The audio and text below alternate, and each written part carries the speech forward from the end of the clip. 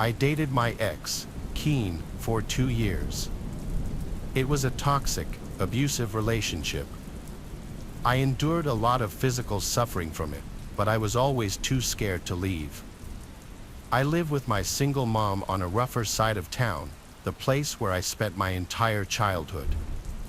Being a girl walking home alone at night here can be sketchy, which was part of the reason why I stayed with Ken for so long.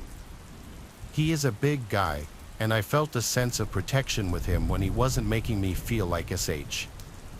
A big reason I stayed with him, though, towards the end, was because I was scared of how he'd take it if I broke up with him.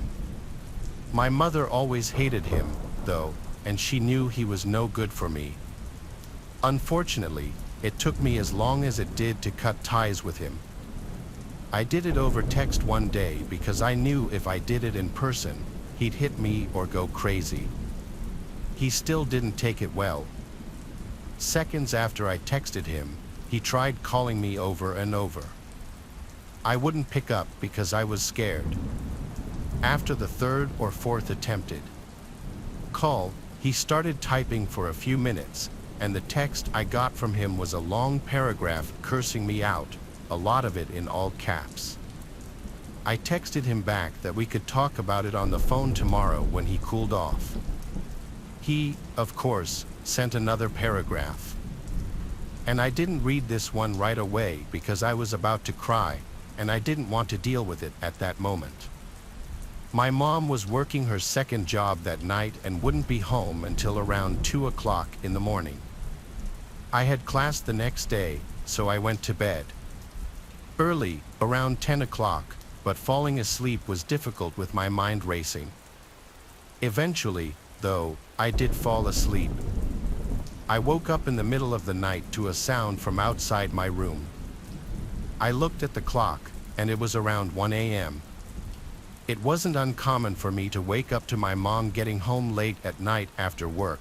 I was just surprised because she was home rather early. This night, I sat up and saw something sitting on the edge of my bed. I realized it was my cat, Nala.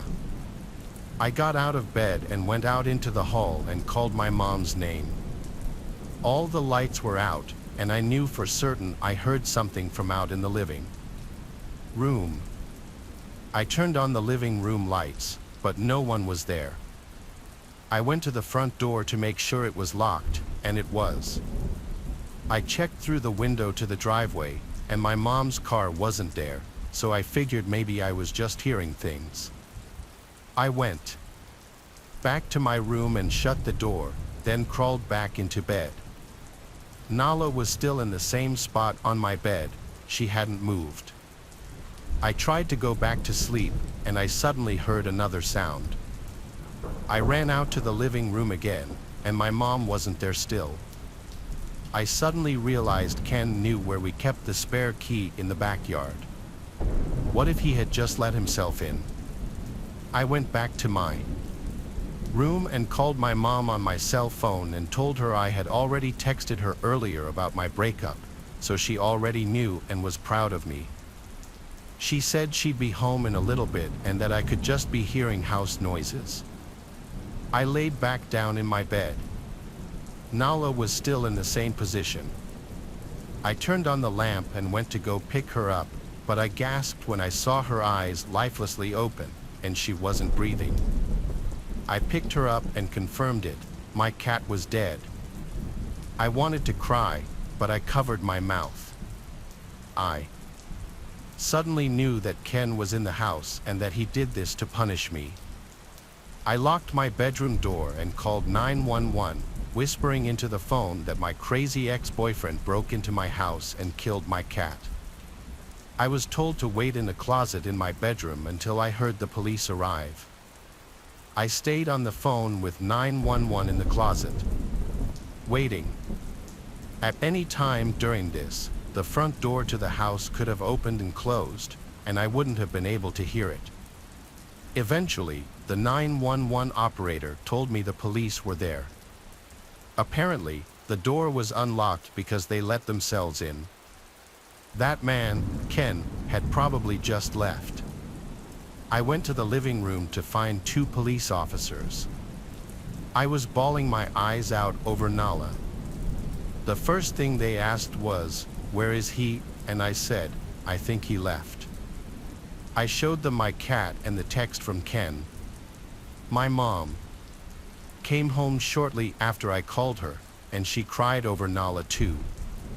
The police were not very helpful at all, saying that without any actual evidence that someone broke into the house, they couldn't just go and arrest someone. Nala had no stab marks or anything, so as messed up as it sounds, we couldn't even prove that she was likely murdered by Ken as revenge against me. The next day, my mom had the locks to the house changed. The spare key in the backyard was still there, but Ken easily could have put it back. I blocked Ken's number and all social media outlets. All the evidence pointed to him having done it.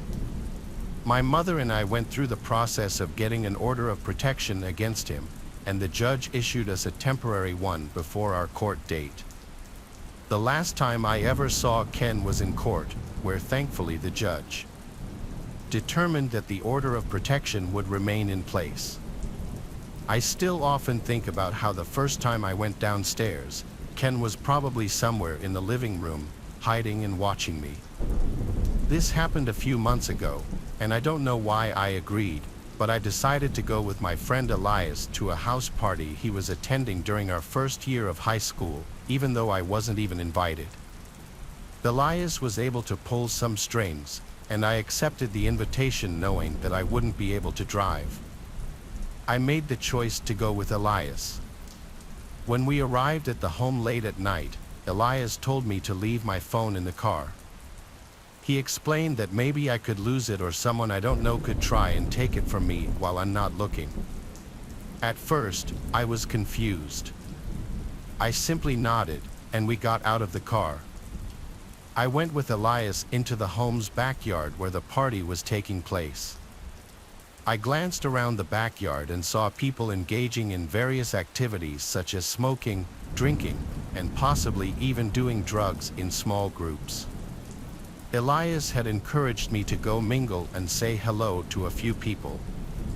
After a few hours, I realized I had had way too much to drink because my vision was completely foggy. After getting closer to the house, I leaned against the wall to support myself. As I did so, I noticed the time on my watch indicated that it was either midnight or 1:30 in the morning. I knew it was time to leave, so I set out to find Elias. Despite my overwhelming need to collapse, I scanned the yard for him, but I was unable to locate him or see him. When I asked a few others if they'd seen Elias, they all said they had not. I decided to call Henry to find out where he was, so I reached inside my pocket to feel for my phone, but it wasn't there. I cursed myself in the back of my mind because I realized that I had left my phone in Elias's car. It had disappeared with him. I realized there was only one way to get home, which was walking. I remembered my house wasn't too far from this house, but the night was chilly because it was fall. I thought about just asking someone else to take me home, but I didn't know anyone else who could help, so I stuck with my idea of walking home in the darkness by myself. I then got to the road and started stumbling down the street. I knew I had too many drinks because I felt lightheaded and dizzy. A few minutes later, I made it to the main area of the street and kept walking. I lazily started thinking about a bunch of different things, like why did Elias decide to leave me alone at the party, or why I decided to listen to Elias's idiotic idea of leaving my phone in his car so I couldn't call him or anyone else.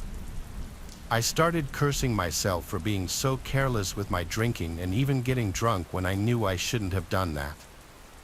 I stopped walking on the side of the road because I was getting tired and crossed my arms over my chest tightly to keep myself warm. Then I remembered something I could do, which was hitchhiking. I held out my arm and stuck out my thumb, hoping someone could see me. I watched as a couple of cars drove past me. They wouldn't stop. As minutes ticked by, I started feeling uneasy, thinking I would have to start walking again. It was past 1 o'clock in the morning, and there were a few cars driving past me, but no one was stopping because they either didn't notice me or didn't care. I hesitated and thought about walking home again, but I realized that in my drunken state, it would be too daunting. I was still holding out my thumb when a gray truck pulled up and stopped in front of me. I smiled as I stumbled towards the vehicle. The window rolled down, and an older-looking man with a beard asked me if I needed a ride.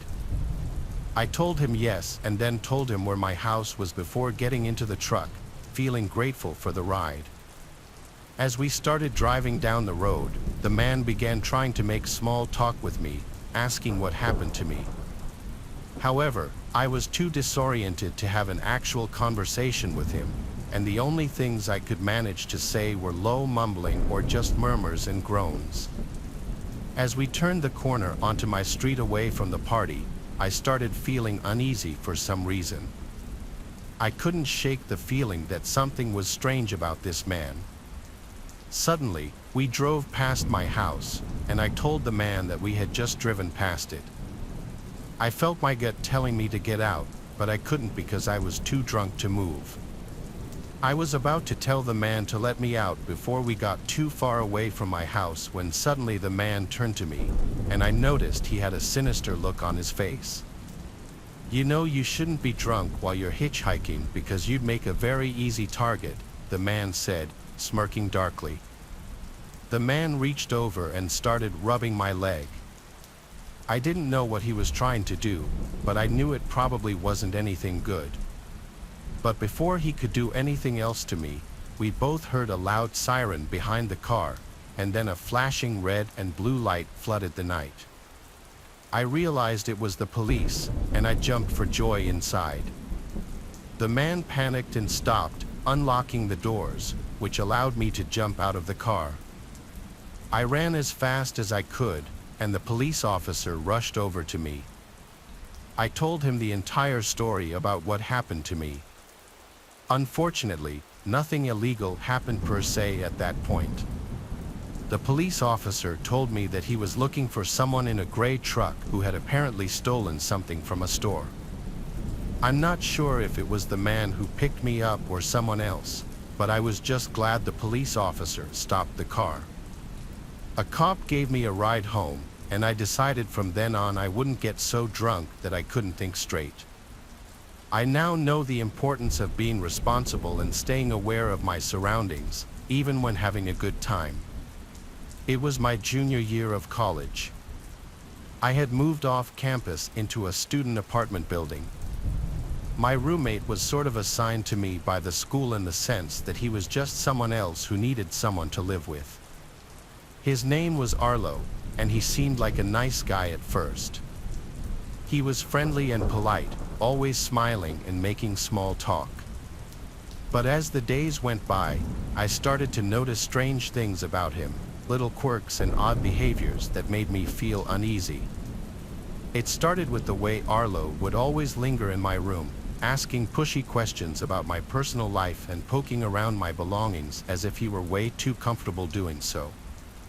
At first, I brushed it off as harmless curiosity, even if I found it kind of weird. But the more I thought about it, the more it bothered me. Then there were the sounds I would hear coming from Arlo's room late at night, talking and shuffling noises that were slightly concerning. I tried to ignore them, telling myself it was just Arlo watching TV or talking on the phone, but deep down I knew something wasn't right. One night, unable to sleep because of the strange noises coming from Arlo's room, I decided to investigate.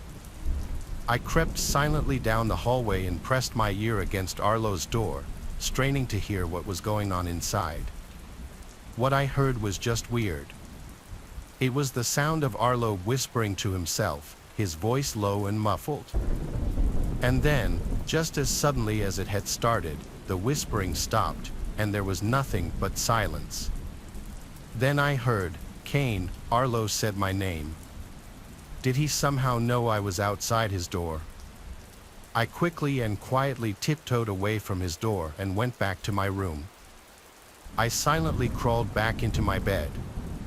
I didn't know what to make of this. Why was Arlo talking to himself? Was he hiding something from me, or was he sleepwalking? But then, how did he know I was outside of his room? I couldn't shake the feeling of uneasiness. The next day, I kept thinking about the night before. As the days went by and the sounds from Arlo's room persisted, my paranoia only grew worse. I couldn't shake the feeling that Arlo was hiding something from me. Arlo's behavior also became stranger. I started to notice little subtle changes in his behavior, like he would make strange glances at me, and his movements seemed a little furtive. One night, I woke up at some off hour in the night and heard Arlo's whispering voice from outside in the hallway, like right outside my door. It was genuinely freaking me out, and I was wondering if he was sleepwalking. I went to the door and put my ear up against it, and like last time, the whispering stopped. Then Arlo once again said, "Kane." This time I replied and said, "Yeah, you good?" He didn't respond. I just heard his footsteps walk away to his room. The following night, I woke up to the sound of my bedroom door closing. I heard Arlo's footsteps walking away in the hallway. This was getting out of hand. The next day, I decided to confront him about his potential sleepwalking. I told him I'd been hearing him walking around late at night and heard him close my door last night. I then asked him if he had ever been known to sleepwalk or have any kind of sleeping disorders. He seemed to not know how to answer at first, but then he said yes, he does tend to sleepwalk sometimes. I wasn't buying it, though. Something was up. I decided to search Arlo's room for answers. I knew it was risky, but I couldn't ignore the nagging feeling that something was wrong. I waited until Arlo was out of the apartment, then I crept into his room. I knew that I might not have much time, so I searched quickly, tearing through drawers and closets in search of anything that might explain Arlo's strange nightly behavior. And then, just as I was about to give up, I found it, a small, nondescript drawer hidden at the back of Arlo's closet. I pulled it open, and my blood ran cold at what I found inside. It was a collection of photographs, dozens of them, mostly featuring me asleep and one other guy who looked to be our age. They were taken from different angles and distances, some of them so close up that I could see the pores on my skin and individual strands of hair on my head. I felt sick to my stomach as I realized what I was looking at. Arlo had been secretly taking pictures of me while I slept, without my knowledge or consent. I couldn't believe it. I had been living with some kind of sick voyeur. He had been violating my privacy and invading my personal space for who knows how long. I wanted to confront Arlo, to demand answers, but I was afraid of what he might do, afraid of what he might say, afraid of what might happen if I confronted him alone. So I took a picture of the contents of the drawer and then took a handful of the photos as evidence to use against Arlo. I packed my things, and the next day, I showed the photos to the department in charge of student housing accommodations, and they told me to let them take the appropriate action. I was lucky and got assigned to a different apartment with a normal person who needed a roommate. I never spoke to Arlo again.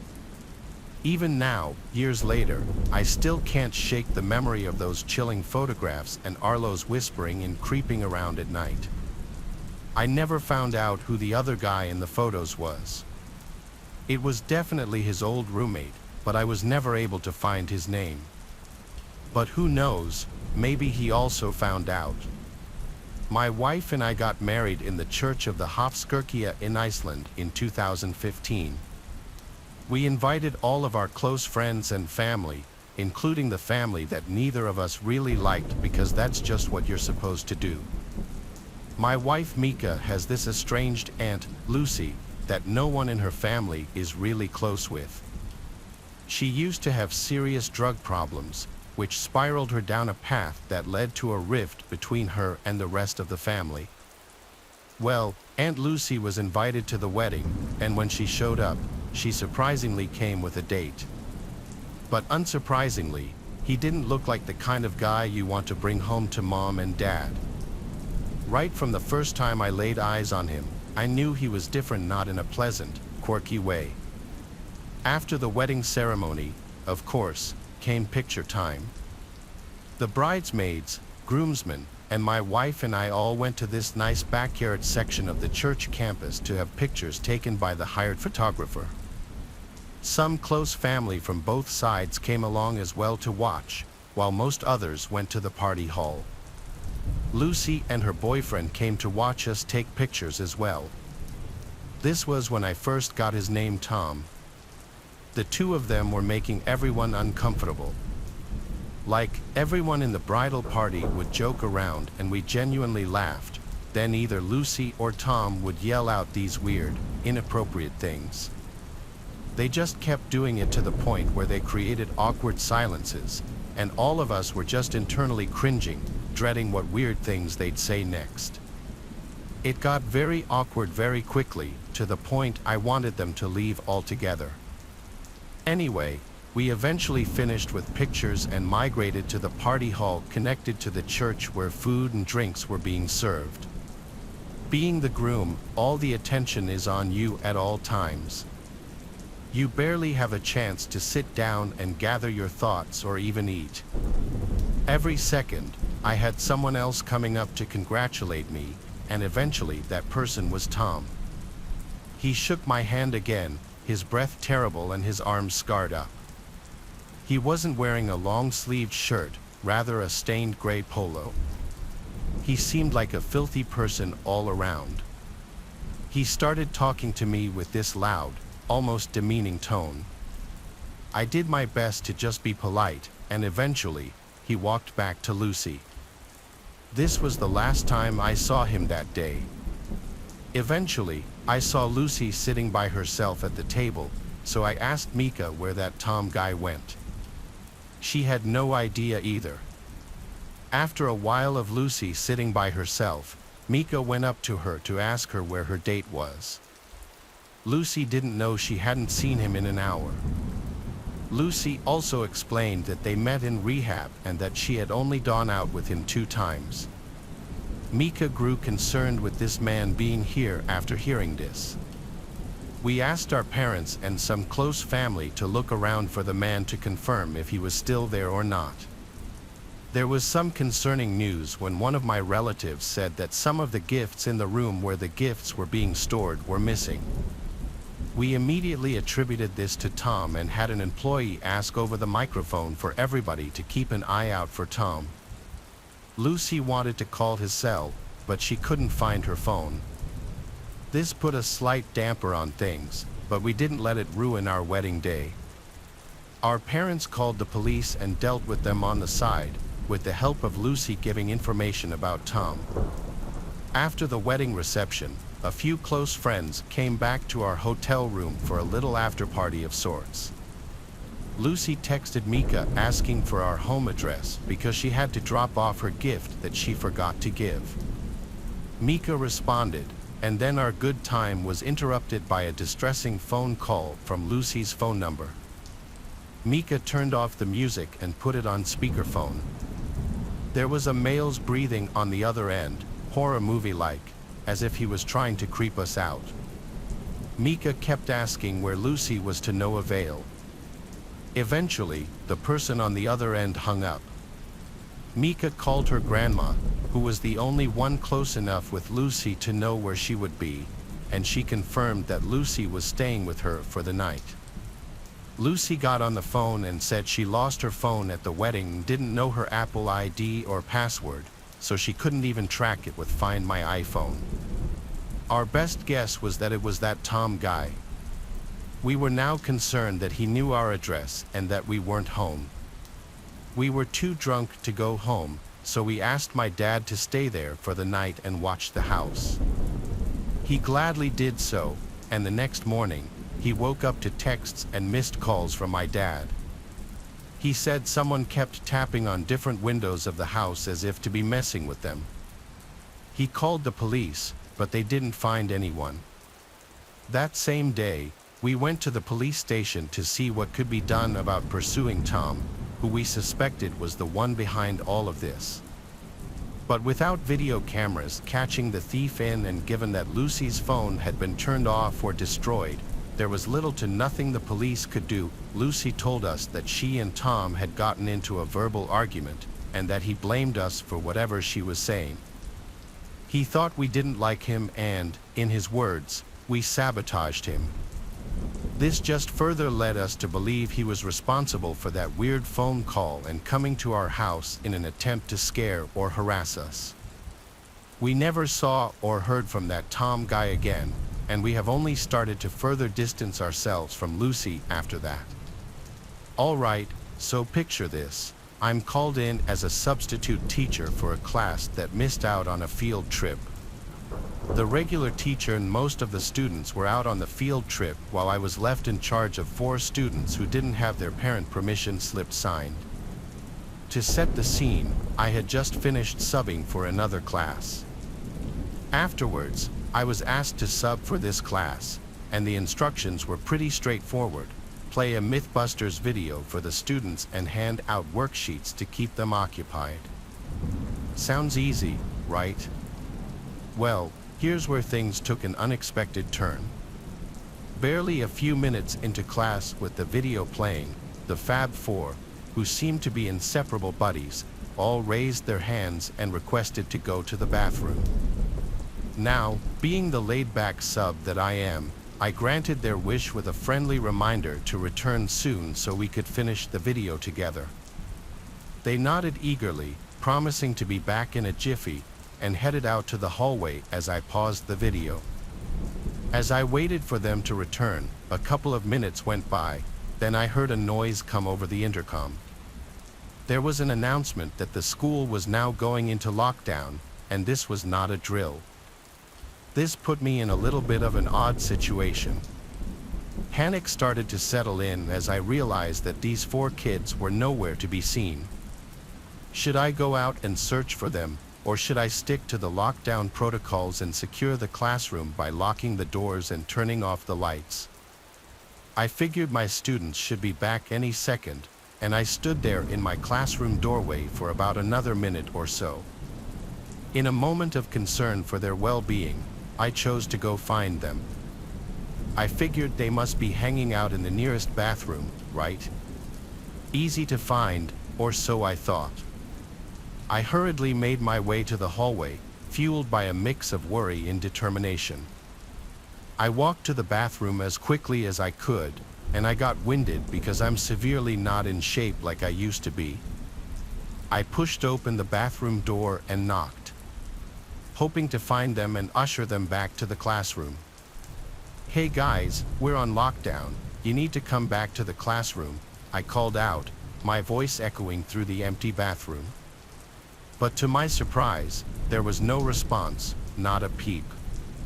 As confusion grew, I cautiously pushed the bathroom door open wider, half expecting them to jump out, but that wasn't the case.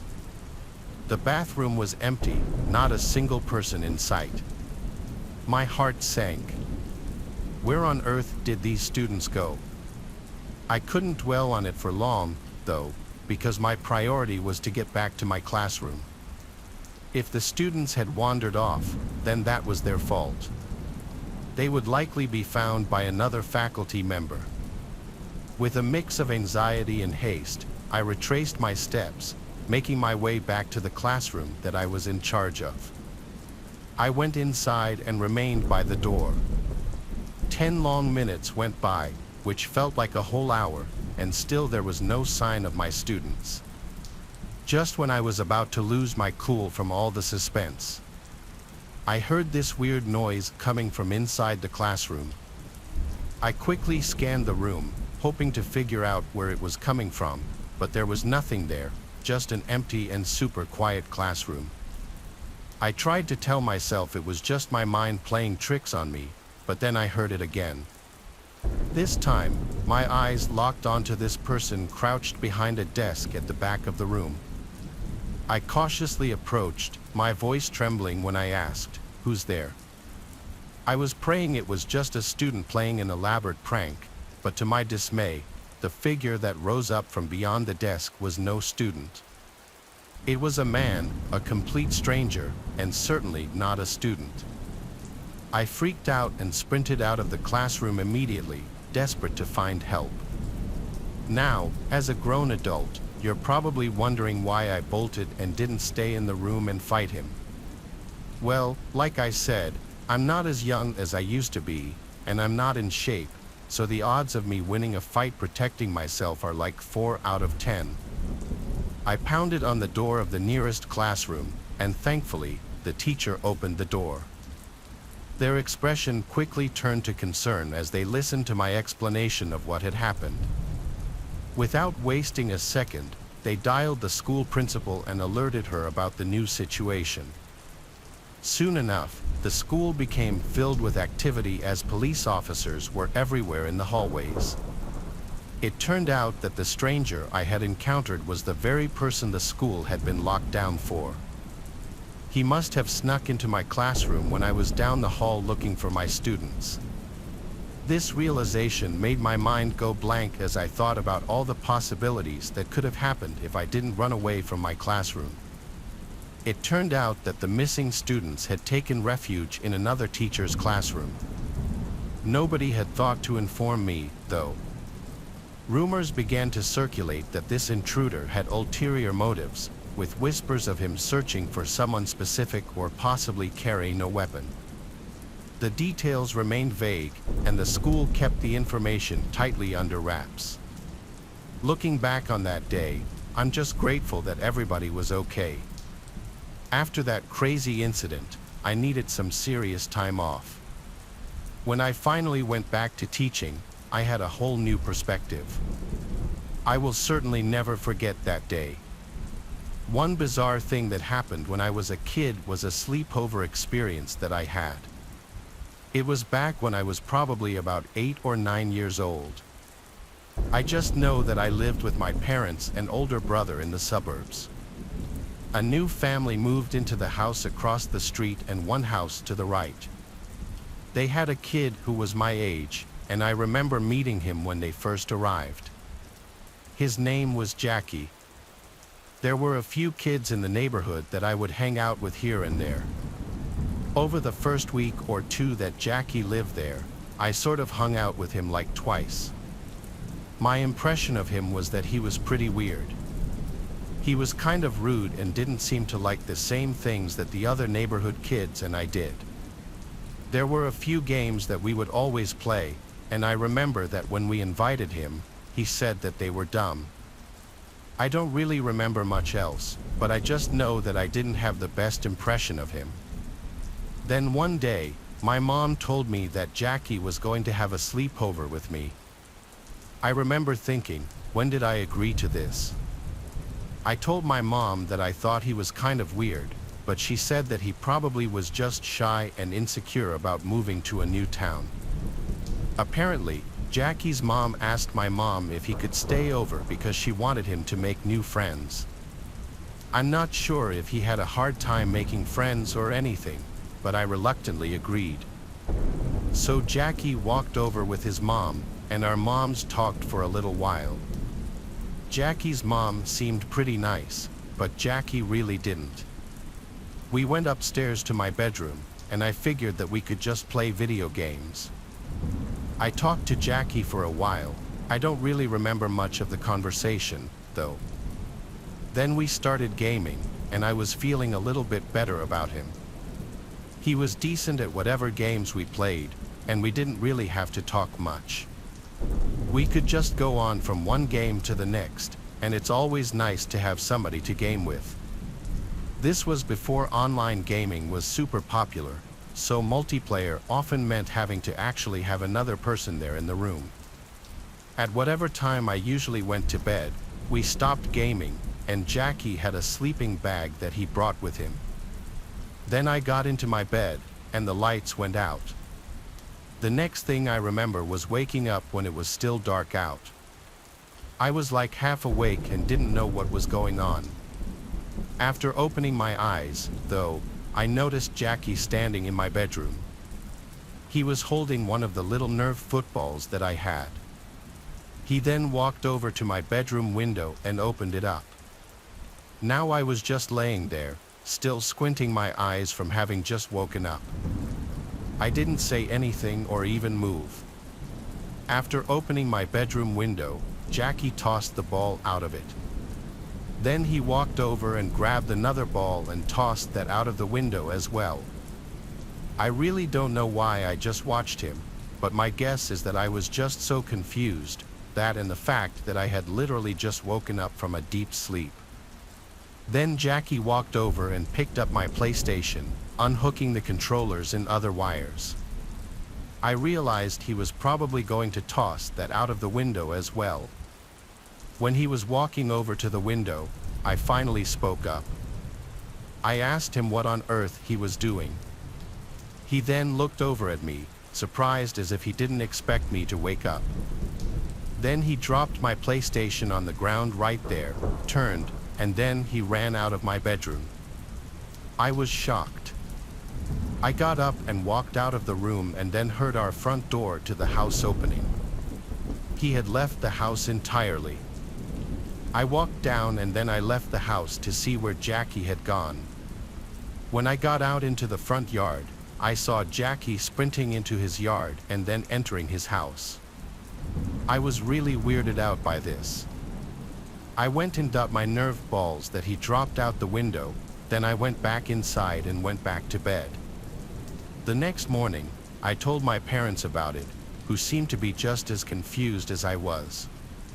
We thought that maybe he was sleepwalking or something, but his parents never said anything about it before or after. For about 2 weeks, I didn't see Jackie at all. I don't recall seeing his parents outside either. Then the next time that I saw him was almost just as strange. One night, I was sitting in my bedroom playing video games like I often did. It was warm, so I went to open up my window to get a cool breeze. My window faced out the front yard, and as soon as I looked outside, I saw somebody standing in the front yard. I looked closer and realized that it was Jackie. He was just standing there at the end of the front yard by the street, right next to the pine tree, and he appeared to be staring right at me. I kept looking at him for probably 10 seconds, then Jackie turned and walked away. I didn't know what this kid's problem with me was. I checked out of my window several more times that night but never saw him again. So these events took place during the summertime. I was expecting that once the school year came around, he would probably be in my class, but his family ended up moving towards the end of the summer. I never did see him again after that. I still wonder why he acted that way and did those strange things. Near where I live, but far out into the sticks, there's a glorified gravel path in the woods called Rube Hill. It runs maybe 3 miles long, and only a half-mile of it is paved. On the south end is the pavement with a few old but otherwise normal houses dotting it, deceptively average at that point. Then the houses end, the pavement ends, and the gravel road shoots up a steep hill.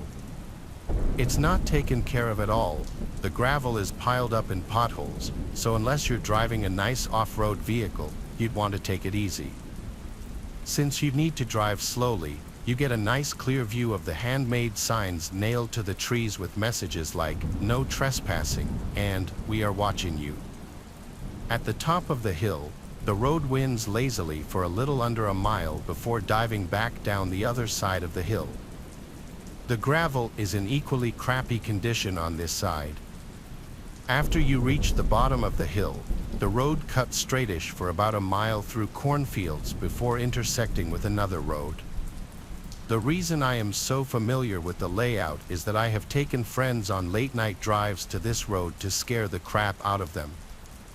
Never an elaborate prank, I just drive slowly and play creepy music to get them amped up and paranoid.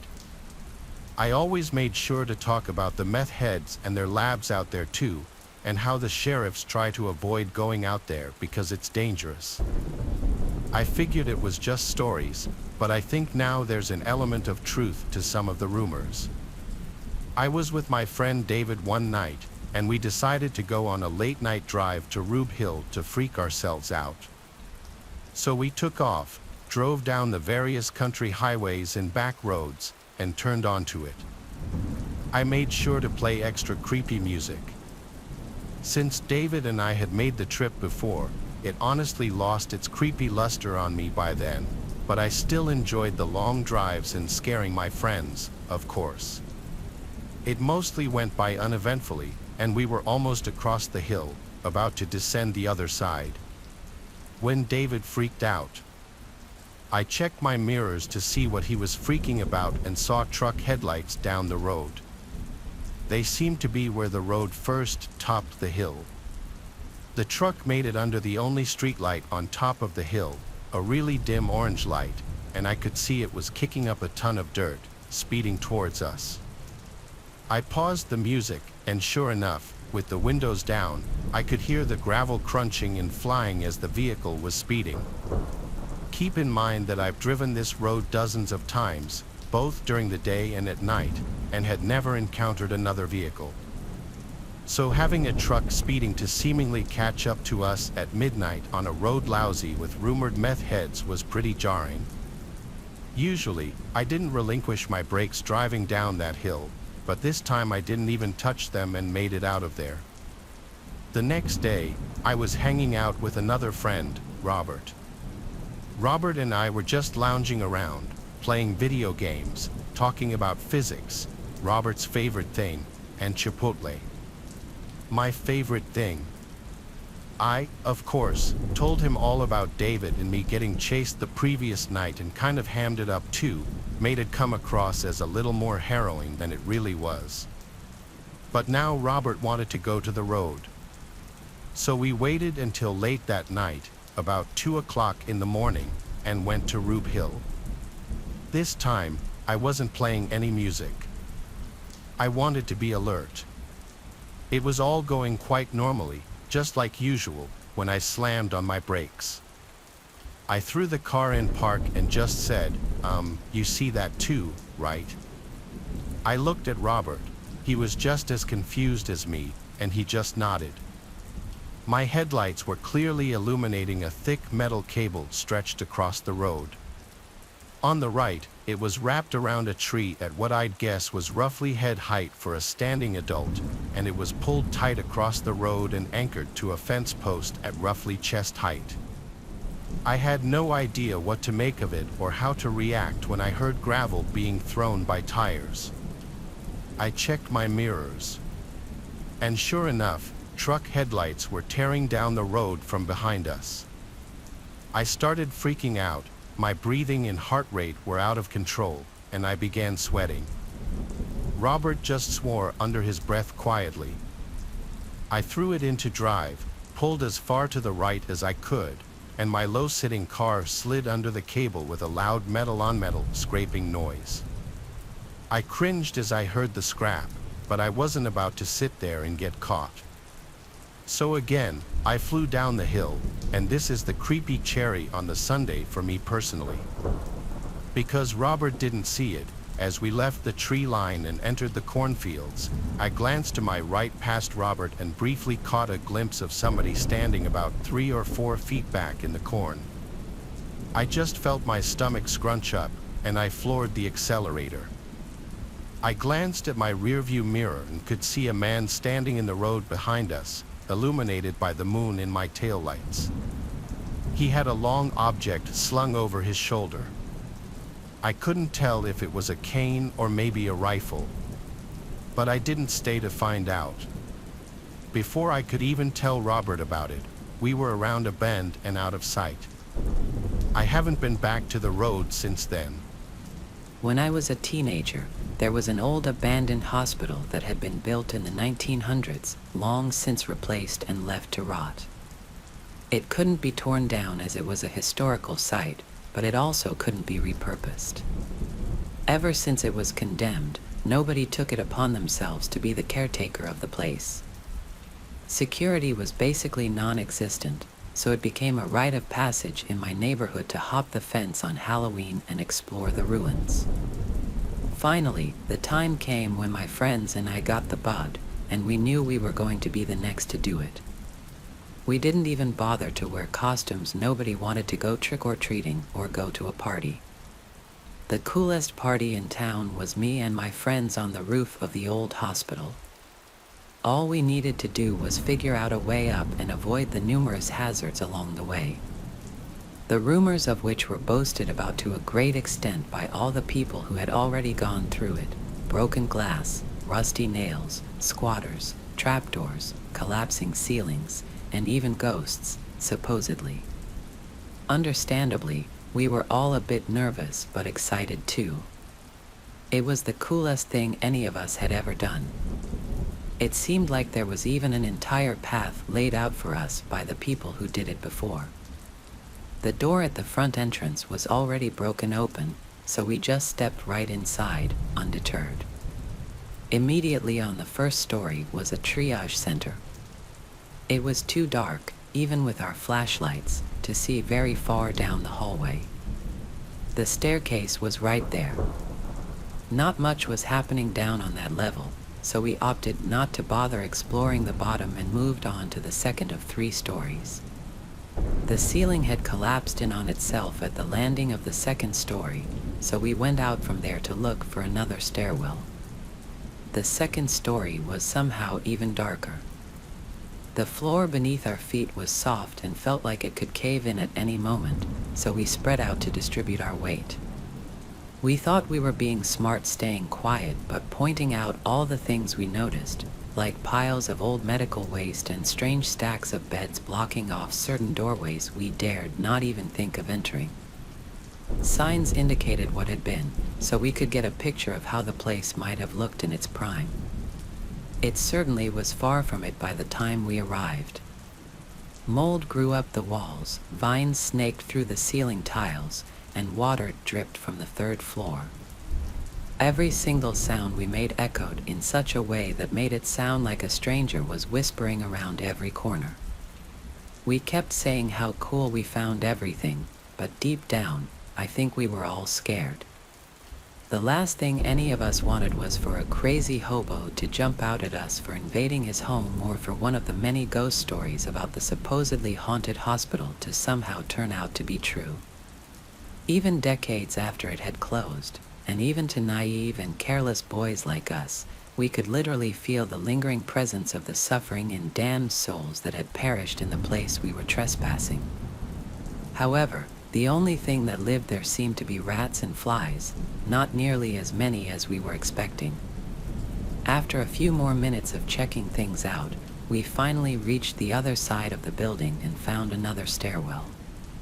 This one went all the way up to the roof.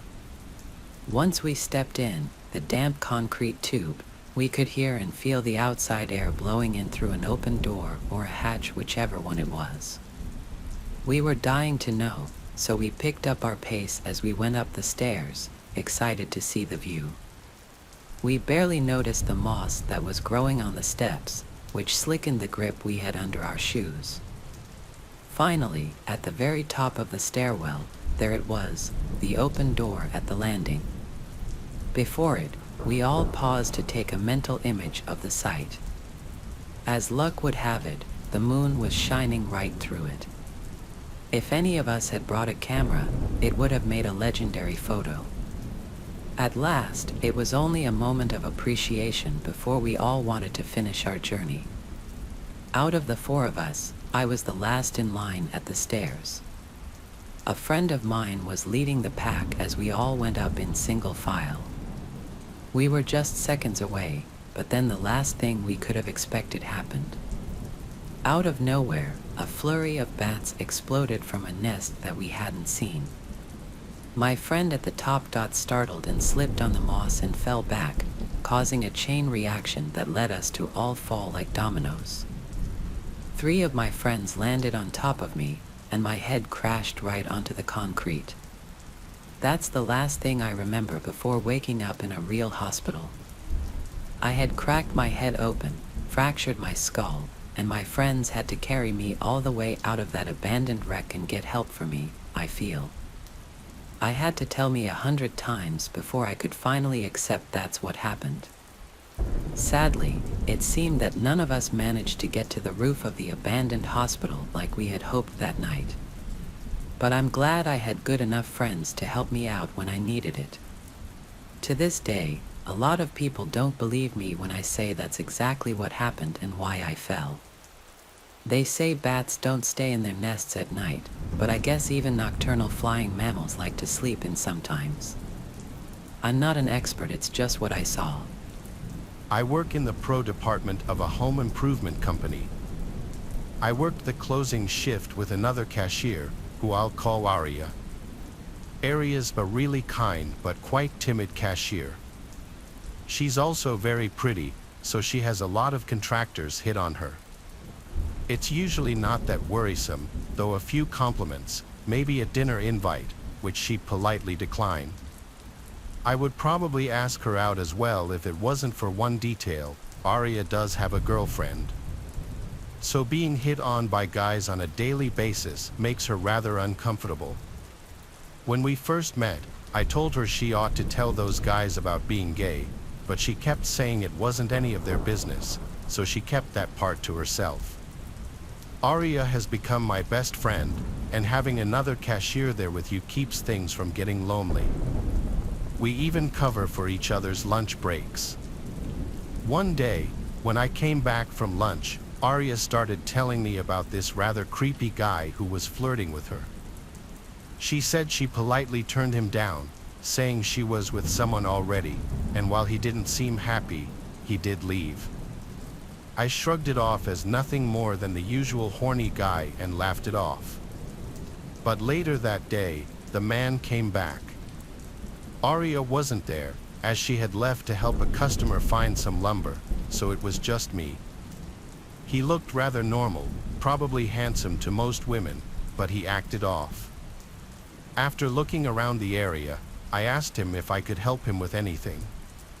"I'm here to see Aria," he told me. I asked him how he knew her, and he said he had come in earlier and asked her out, to which she said yes, so he had come back in to pick her up. I told him she had left for the day, a usual lie everyone tells to cover for their friends. His smile went away as he started looking annoyed. He said he wanted to speak to Aria and ask her out again, which contradicted what he had just told me about accepting his previous invite. I told him he could not do that, which caused him to cross his arms and asked me why not. I'm not the best liar when it comes to making up excuses on the spot, however. I didn't want to tell him Aria was gay if she didn't want him to know it. So I just blurted out that Aria was my fiancée. His annoyed look went to confusion as he asked me how someone as pretty as she is could go out with someone like me. I'm not a Chris Evans for anything, but I don't think I'm that bad looking. I told him it didn't matter and that she and I were getting married in a couple of months, so he needed to back off. He gave me a death look but didn't say anything. After an awkward silence, he left. After Aria had gotten back, I told her what went down. She asked me to describe him, and after I told her what he looked like, she said that was the same guy who came in before. She was a bit creeped out by what went down, but found the fiancé excuse rather funny. She even stated she'd rather be engaged to me than go out with him, which I'm guessing was a compliment. A couple of weeks went by, and we had all but forgotten about the man. At this point, one night after it had gotten dark, Aria and I were getting the trash together so we could close down the registers and go home. Just then, we heard a bang at the door, causing both of us to nearly jump out of our skins.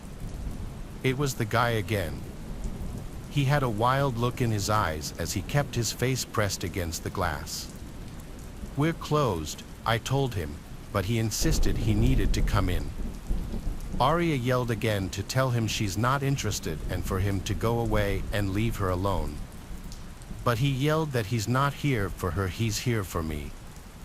He then says that if he can take out her husband, then she'd be all his. Based on that, he wanted to kill me. I told Arya to run to the manager's office and call the police, and I'd stay here and watch him. I won't lie though, I was pretty afraid to be in that tiny little area. If the guy was able to get in, he wasn't the biggest guy, but he could have had a weapon on him. Plus, the store doesn't allow us to have self-defense items on us, so I was on my own here. The guy then started ramming the sliding doors like he was crazy. The doors were rattling. I could have sworn they were going to come off their base. Just then, Arya came running back around the corner with a 2x4 in her hand, yelling that the cops were on their way. Finally, the man decided to leave. The closing manager met the officers when they came, and he took them to review the cameras. Thankfully, the man was caught and arrested, but Arya and I felt unsafe working there any longer. We're still friends and even attend the same college together, but we have separate jobs now while we pay our way through classes. I'm glad she was there to help me with the rogue man, as I hate to imagine what he might have done to me, or worse, what he might have done to her. She says she's glad I was there for her as well, as having a guy around tends to make men like him less confident in what they might try. It was a wake-up call for me as to how dangerous it can be for some girls when an interested guy just doesn't want to take no for an answer.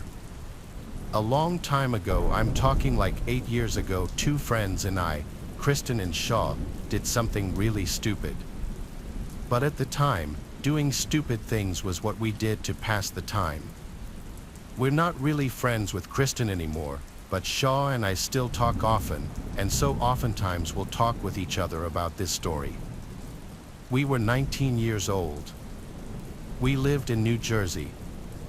Lots of vacant houses in our old town, and atop a hilly road not far from our houses was an abandoned church. Locals knew about the church. It was on a closed-off road and had been abandoned for many years. I'm not sure if it's still standing or what the current state of it is, as I live in Florida now. But Kristen, Shaw, and I, being the troublemaking thrill seekers we were, came up with this genius plan of bringing a Ouija board to the church. Late one night, this was October, so I guess we were doing it in honor of spooky season. Shaw had the Ouija board in his closet, so he brought it. I drove the three of us, so I first picked up Kristen, then Shaw, and we just drove straight towards the church. Since the road up the hill to the church was literally blocked off, we had to park on the side of the road and walk from there. We followed the road up the hill to the church using one flashlight at first, so as not to overdo it and draw any possible attention. But once we were atop the hill, we pretty much all three of us turned on our flashlights. The church was surrounded by woods in basically all directions and had a gravel parking lot alongside it. The church had been broken into 1,000,000 times before and was littered with graffiti, so the big front door was already ajar. Two of us had to work together to pull it open because it scraped on the floor. Once inside, we naturally just looked around the place with our flashlights to make sure no one else was in there. It was definitely creepy being in that place at night.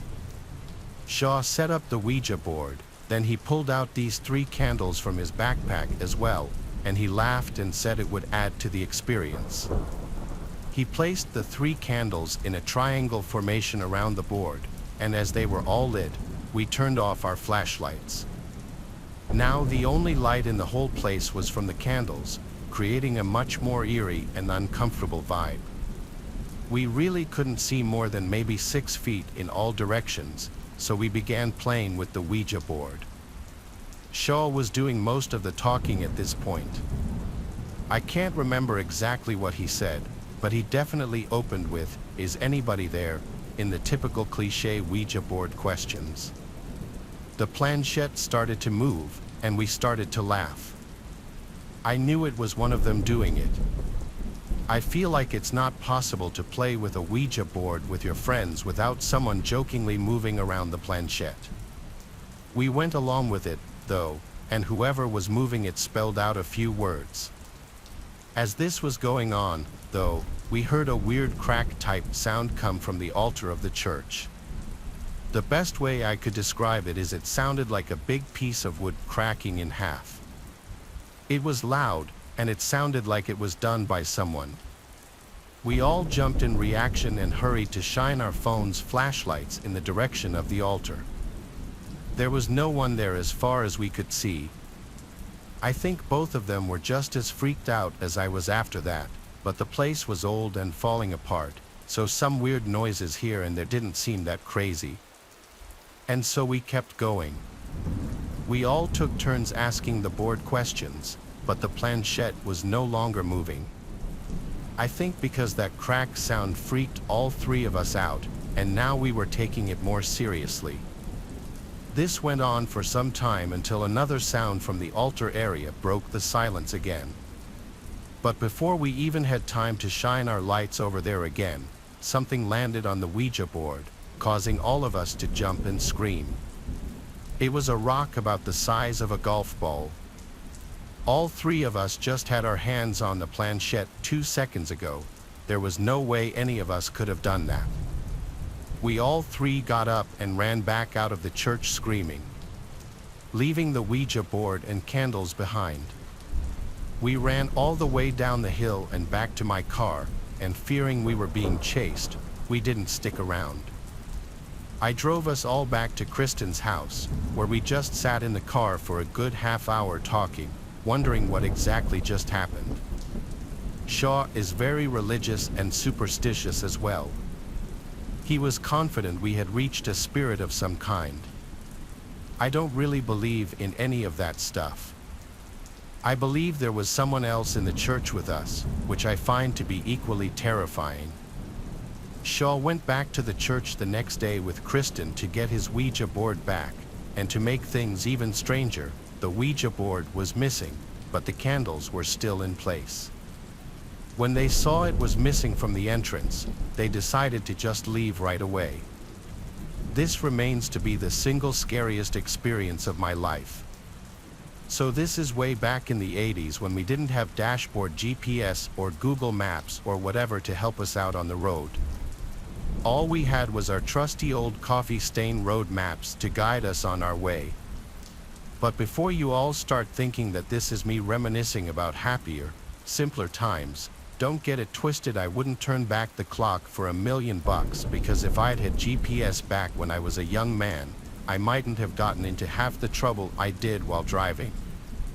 I have 2 incidents to talk about today. The first one occurred south of the border down in Mexico. I was making the 40-mile drive from Morelia to Ciudad Hidalgo, and back in those days there were only 2 routes you could take. One was the National Road, which wasn't all that bad, but then there was the old National Road, which was, I'm pretty sure, designed by an actual sadist. It's a hilly highway known to the locals as Mil Cumbres, meaning 1,000 curves, and for good reason too. That thing is like riding a roller coaster in sections. And I've heard of other drivers getting actual motion sickness when they've attempted to traverse it. But ironically, as horrible as it is to drive, it has some of the best views of any drive you are ever likely to experience. If you take it real slow and careful, it can actually be quite pleasant. My grandpa in particular used to love driving up there. People said he was loco, and he probably kind of was, but he was right about Mil Cumbres. Sometimes the rewards really did outweigh the risks. So on this one particular day, me and my grandfather drive up on the Mil Cumbres, and we're just cruising while we watch the sun go down over Michoacan. When it was full dark, Grandpa decided to take one last run along the highway before we returned home. I'm looking out the window marveling at the stars in the sky.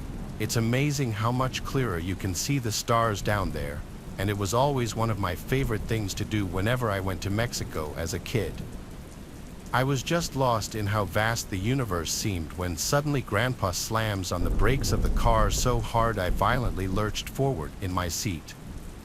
I thought we'd only narrowly avoided an accident or something, but when I looked onto the road ahead of us, there were no other cars to be seen. I asked my grandpa what's going on, thinking it might have been a false alarm or something, but he looked seriously freaked out as he starts backing up and turning us around.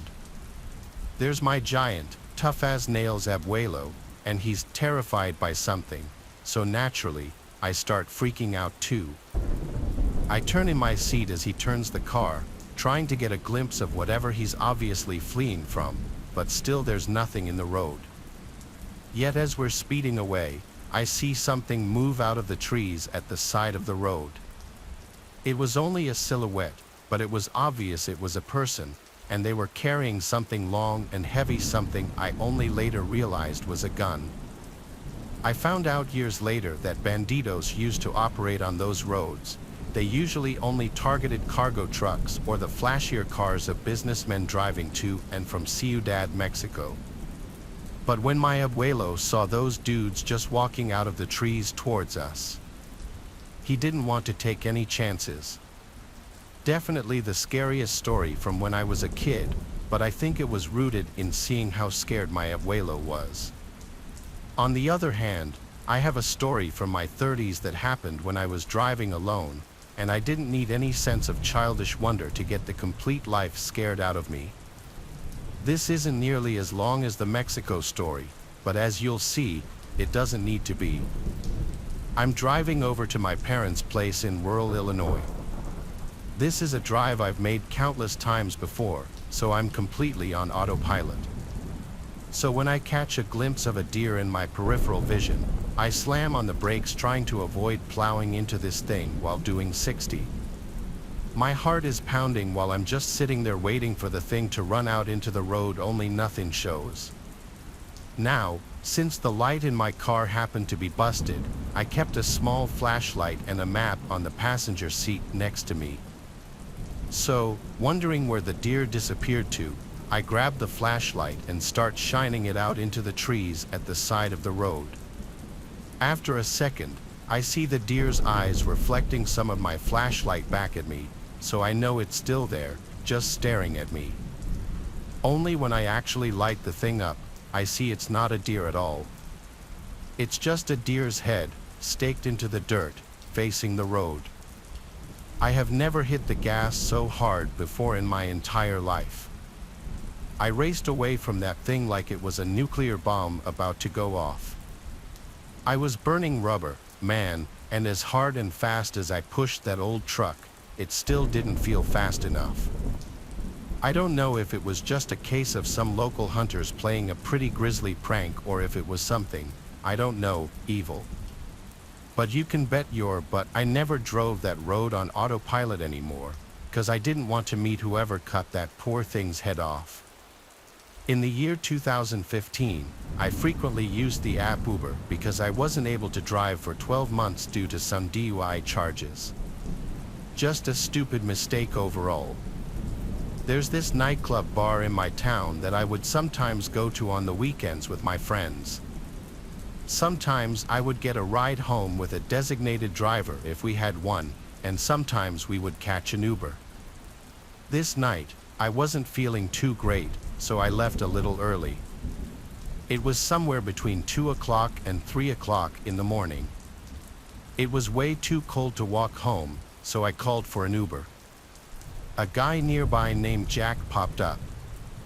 I got to be honest, he was a little creepy looking. He was older, didn't really smile in his picture, and he had a grayish goatee with a black beanie cap on. He was only 2 miles away, so I didn't really care. It said he had a Chevy Malibu, which sounded nice, so I requested he come pick me up. I waited on the bench outside the club next to the bouncer, who stood still like a statue, hands folded together. About 5 minutes later, a silver 2003 or something Chevy Malibu pulled up in front of the club. I stood up, a bit disappointed it was such an old, ratty-looking car. The guy didn't call me over or honk or anything, he just waited by the curb. So I got up and entered the back seat of the car. Right away, things got uncomfortable.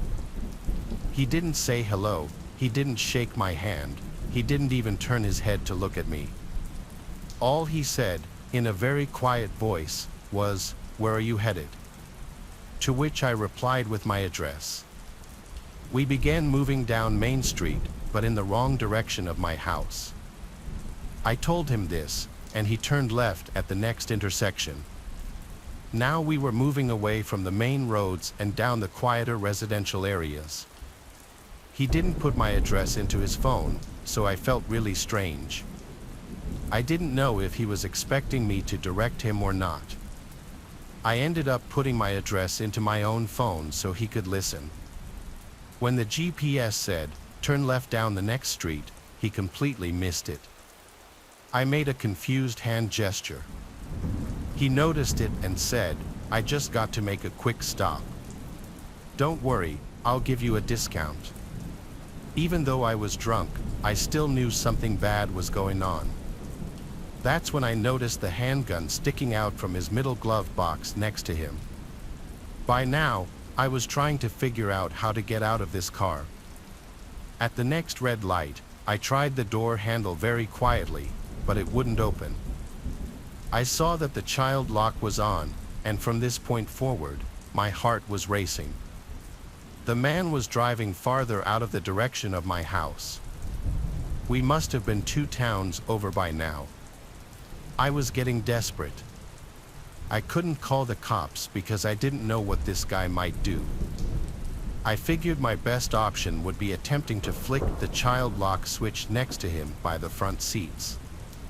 I had to somehow slide over to the opposite side of the back seat behind him without him noticing. This was one of the most tense moments of my life. I lost my sight on his head through the rearview mirror, making sure he wasn't looking. I very casually slid behind him. Thankfully, he didn't notice. Now came the scariest part. I had to reach for the button up front at the next red light before he could do anything.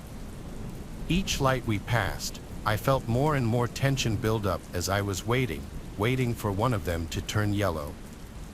Eventually, one finally did. He slowed the car at an intersection that would usually be busy during daylight hours. It was a perfect escape point. The car came to a stop.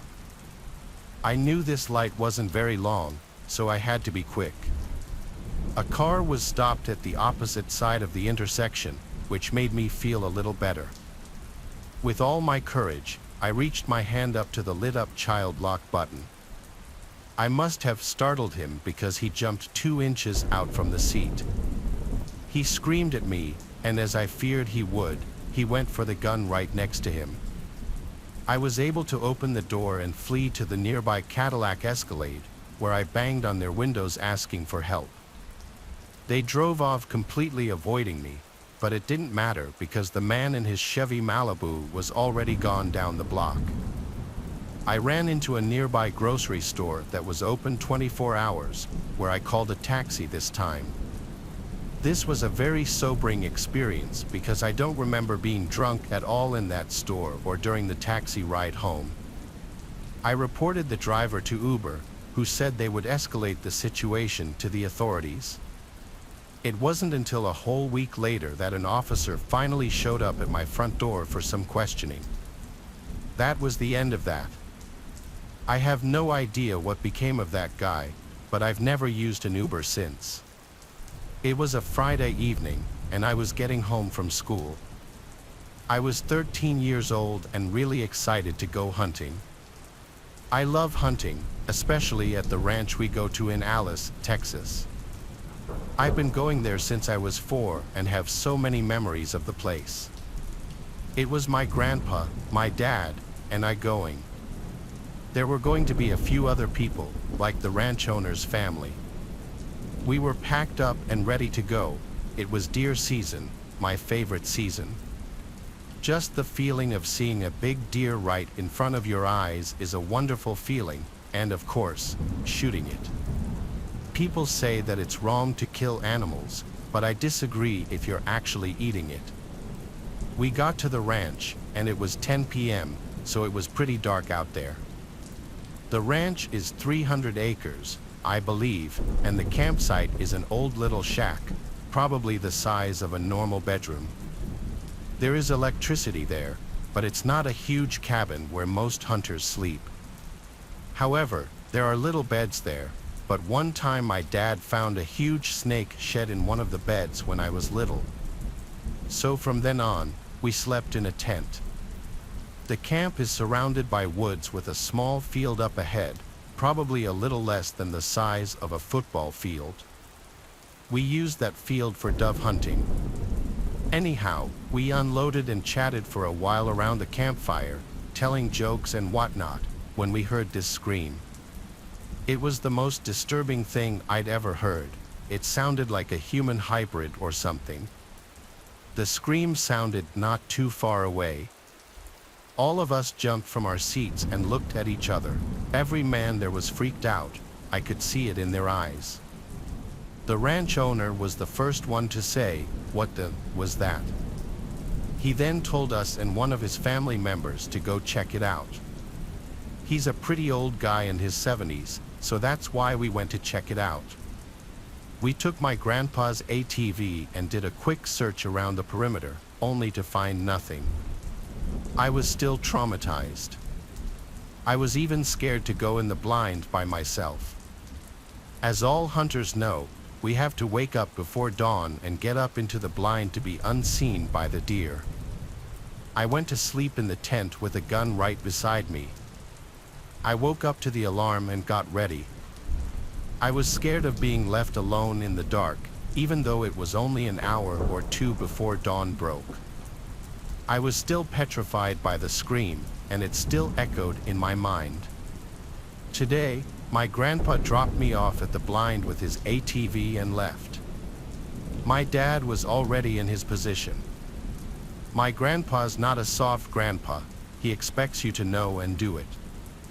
Him being him, he just left me in the dark, expecting me to find my way up to the blind myself. So I began climbing up the ladder and began navigating with just my hands. I got into the blind and waited for the sun to peek out.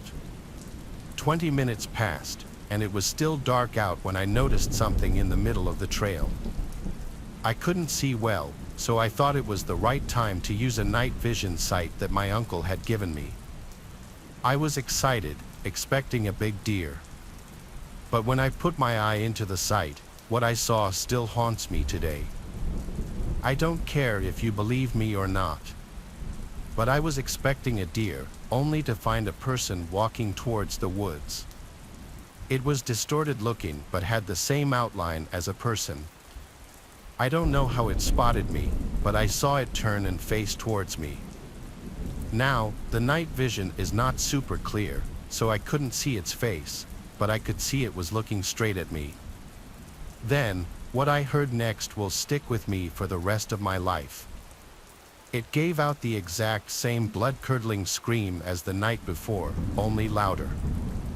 At that moment, I cannot describe the fear I felt.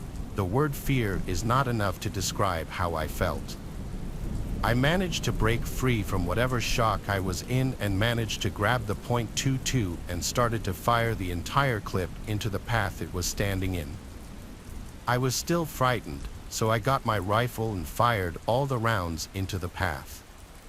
When I looked back into the night vision, it was gone. I started to get texts and calls like crazy, mostly from my dad. I told him what happened, and he had heard it, too, and so did my grandpa.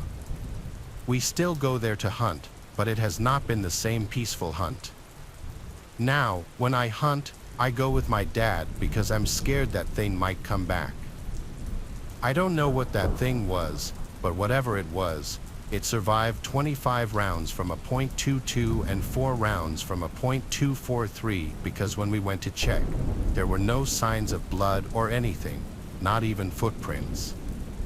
I know it was still dark when I fired all those rounds, but I know for sure at least one of them had to hit whatever that thing was.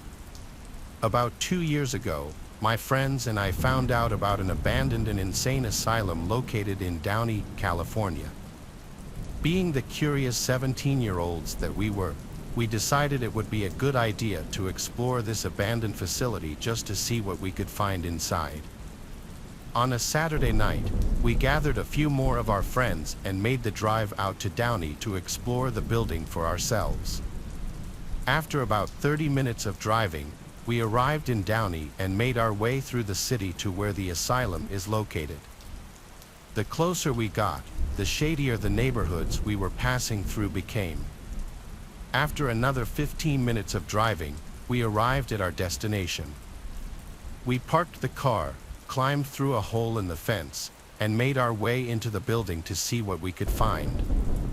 To be honest, it didn't start out being too bad.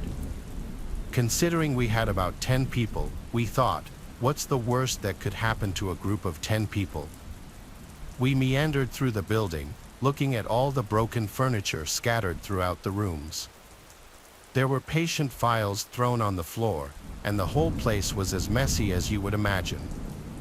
Nonetheless, we were pretty much just having a good time looking around the weird and abandoned mental institution. But this is where things started to get weird.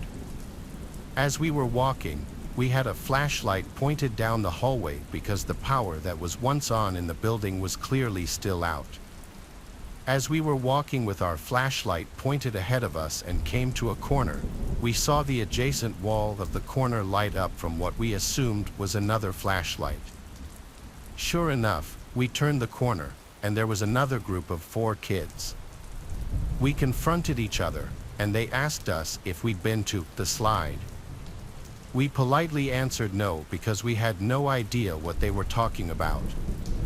They told us that we should follow them. Of course, we declined because we were getting weird vibes from these people. As they were talking amongst themselves, one of the kids came up to me with, I kid you not, a solid 6-inch long Bowie knife looking thing. Isn't this cool? Look what I found, he said as he moved the knife closer to my face. I politely answered, what a cool find that is, and started to back away from him, telling him that we were going to explore the roof of the building. Surprisingly, they said all right, turned the corner, and continued on their way. We made it to the roof, but I was starting to feel queasy about everything. I was seriously beginning to feel weird about being in this place and about how we were definitely not supposed to be there. At that point, I said screw it, and told everyone we should leave. Everybody agreed. Like I said, no one is supposed to be in the asylum, so most of the time, especially at night, they have a police car stationed at the main gate to make sure no one comes in. As we were leaving, we were trying to figure out the best path to get out of there without getting noticed by the police. That's when my friend saw a fire escape ladder coming down off a higher portion of the roof. We decided it was probably our best bet, so we grabbed the small ladder and positioned it in such a way that my friend Jonah could climb up it.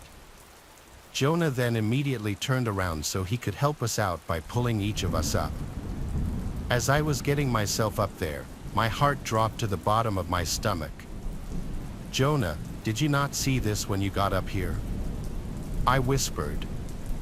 What the heck are you talking about, man? He responded. I looked forward, and he slowly turned to see what was pretty much our worst nightmare. There were about 15 hooded people sitting in a circle up there, surrounding a burning cat and many other dead animals. These people were talking in tongues and making noises that seemed satanic. As we were both climbing back down the ladder, we got noticed by them, and they started talking amongst themselves in this weird language. Before we knew it, these people stood up and started sprinting towards us. I told everyone to ditch the idea of the fire escape, not to worry about the cop, and that we just needed to get the hell out of there. We started sprinting through the building with this cult, or whatever you want to call them, in close pursuit behind us. We surprisingly made it out of the building and started running across the field to the main gate. As we were doing so, a cop noticed all the commotion, turned on his sirens, and came driving towards us. Thank God he managed to cut the cult off from us and started to chase them as we ran away safely. Honestly, I can say this was the scariest experience of my life. What would we have done if they had taken one of our friends? Would we have had to go back in and confront them? Well, I don't know, and I'm glad we didn't have to find out. I used to work for Domino's quite some years ago when I was 18. One night I was out making deliveries and I had finally stumbled to the last house of the night. I was ready to get the night over with as it was getting late and I had school the next morning. The house was only a few miles from town and maybe 6 or 7 miles from the Domino's that I worked at, but the property I was delivering to and the atmosphere around the area made me feel like I was in the boonies. When I pulled into the driveway, right away I felt a shiver fly up my spine. I got this dysphoric-like feeling in my chest too. I just remember feeling very unpleasant. The driveway was a very long and narrow gravel driveway that stretched for probably a quarter mile. It looked like nothing short of a black hole from the end of the driveway before I pulled in. There were tons and tons of trees on both sides of the driveway, and the tree line on each side sat no more than 5 feet from the driveway, making it all the more eerie and dark. I sat at the end of the driveway for a brief moment as I was trying to get myself in check because, if I'm being honest, it was downright creepy and I was spooked. It didn't help that it was almost 10 o'clock at night and I kept hearing something before me in the trees.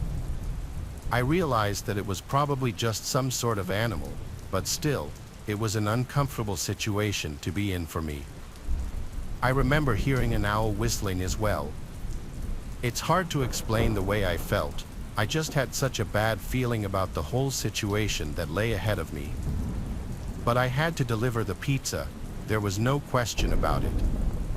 If I went back to my boss with the pizza and he found out that I didn't deliver it because I was scared, there is no doubt in my mind that he would have fired me. So I reminded myself that I was just overthinking and that everything was going to be okay, that all I had to do was drop the pizza off on the porch as the customer already paid for it online along with the tip. As I crept my way down the driveway and got closer to the house, I saw a man sitting on the front porch smoking a cigarette. The only light I could see was coming from the house was the outside porch light, and the man was sitting directly under it. He hit his cigarette one last time and started walking over to me as I was gathering his food and drinks. He had already made it to my car by the time I stepped out. "Hello, sir, how are you?" "I got here as quick as I could," I said. Then the man stared at me for what felt like way longer than he did, with a very irritated look on his face. He asked me why I was sitting at the end of his driveway for 5 minutes, and I sort of shook over my words as he caught me off guard. At this point, he was standing directly in front of me and he ripped the pizza from my hands. Then he started complaining about how the pizza was cold. I was confused about how he knew I was sitting at the end of the driveway for a few minutes, as there is no way he could have seen me from the porch. Thinking about it now, I suppose he could have heard me, or maybe he had cameras that surveilled his property. But in the moment, I was thinking on my feet and I didn't want to upset the customer further. I just really wanted to get out of there, so I told him that I had no clue what he was talking about. The look on his face became even more distraught when I said that, and he told me that he hates liars.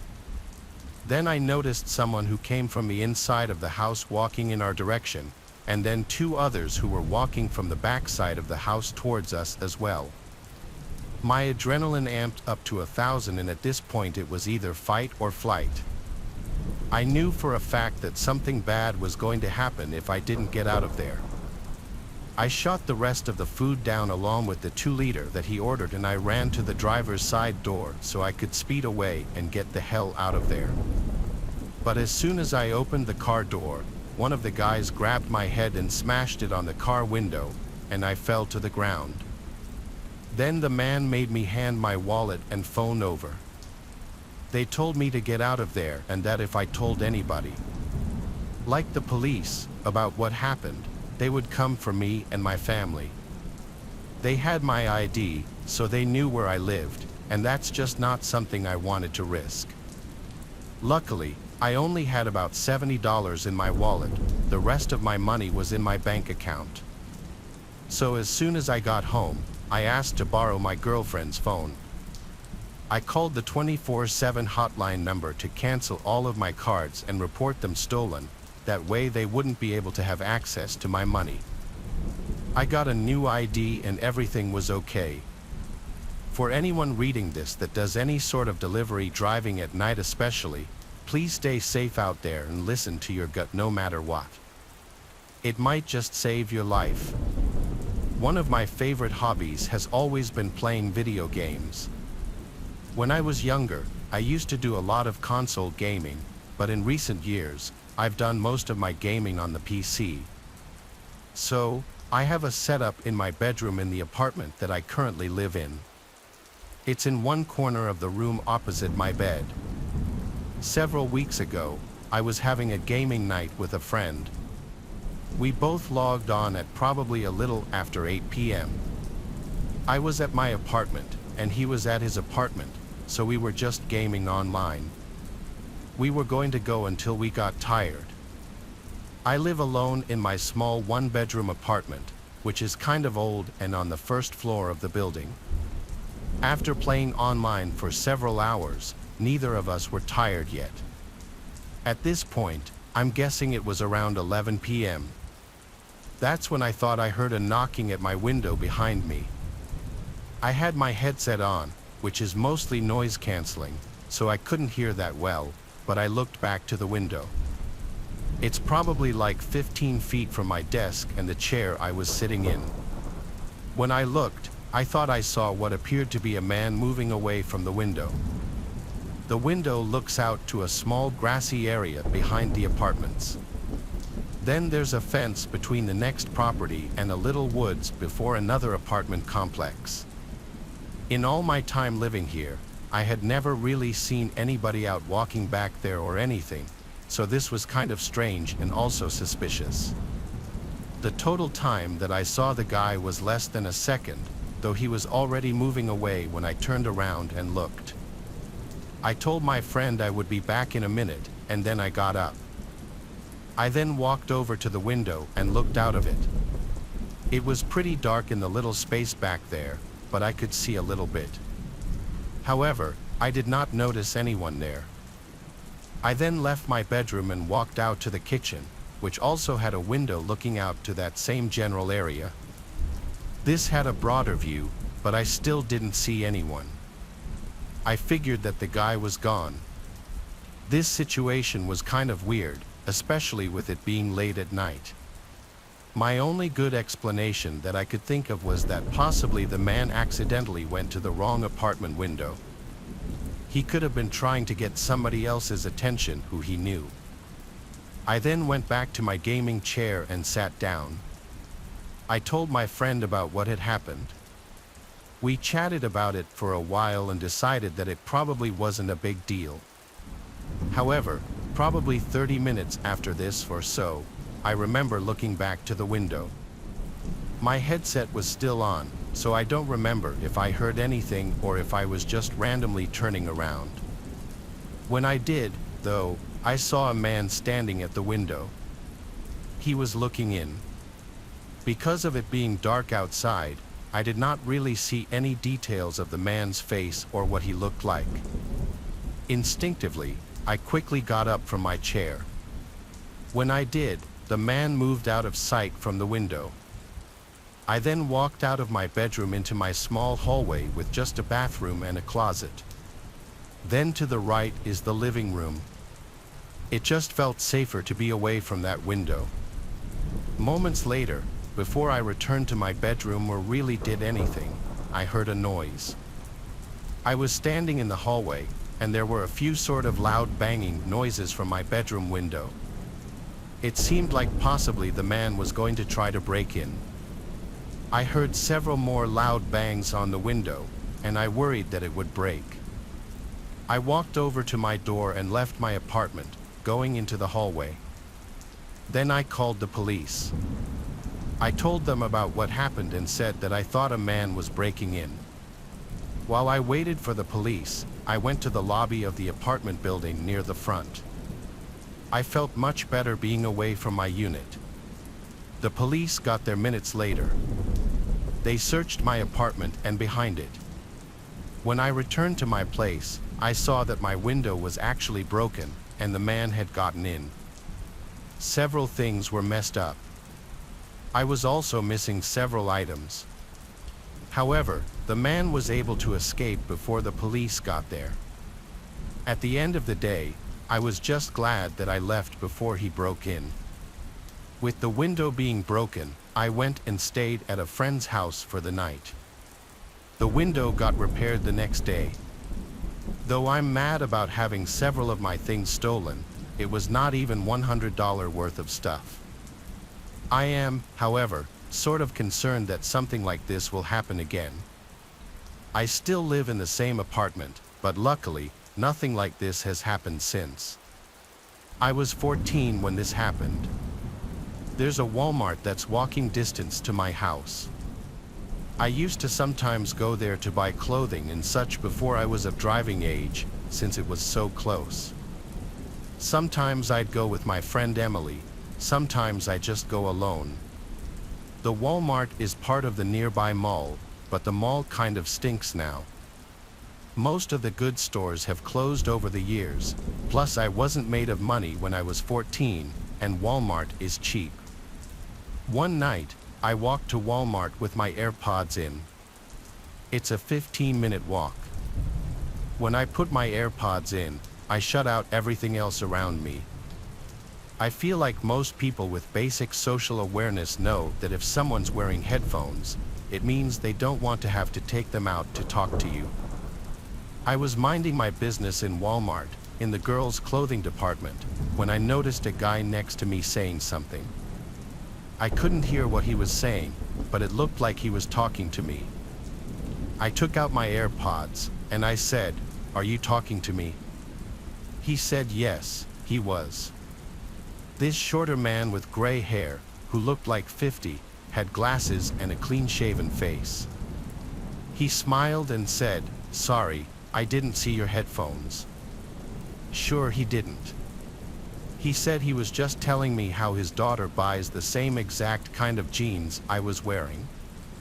I had no idea why he was telling me this, but I'm a very polite person to everybody.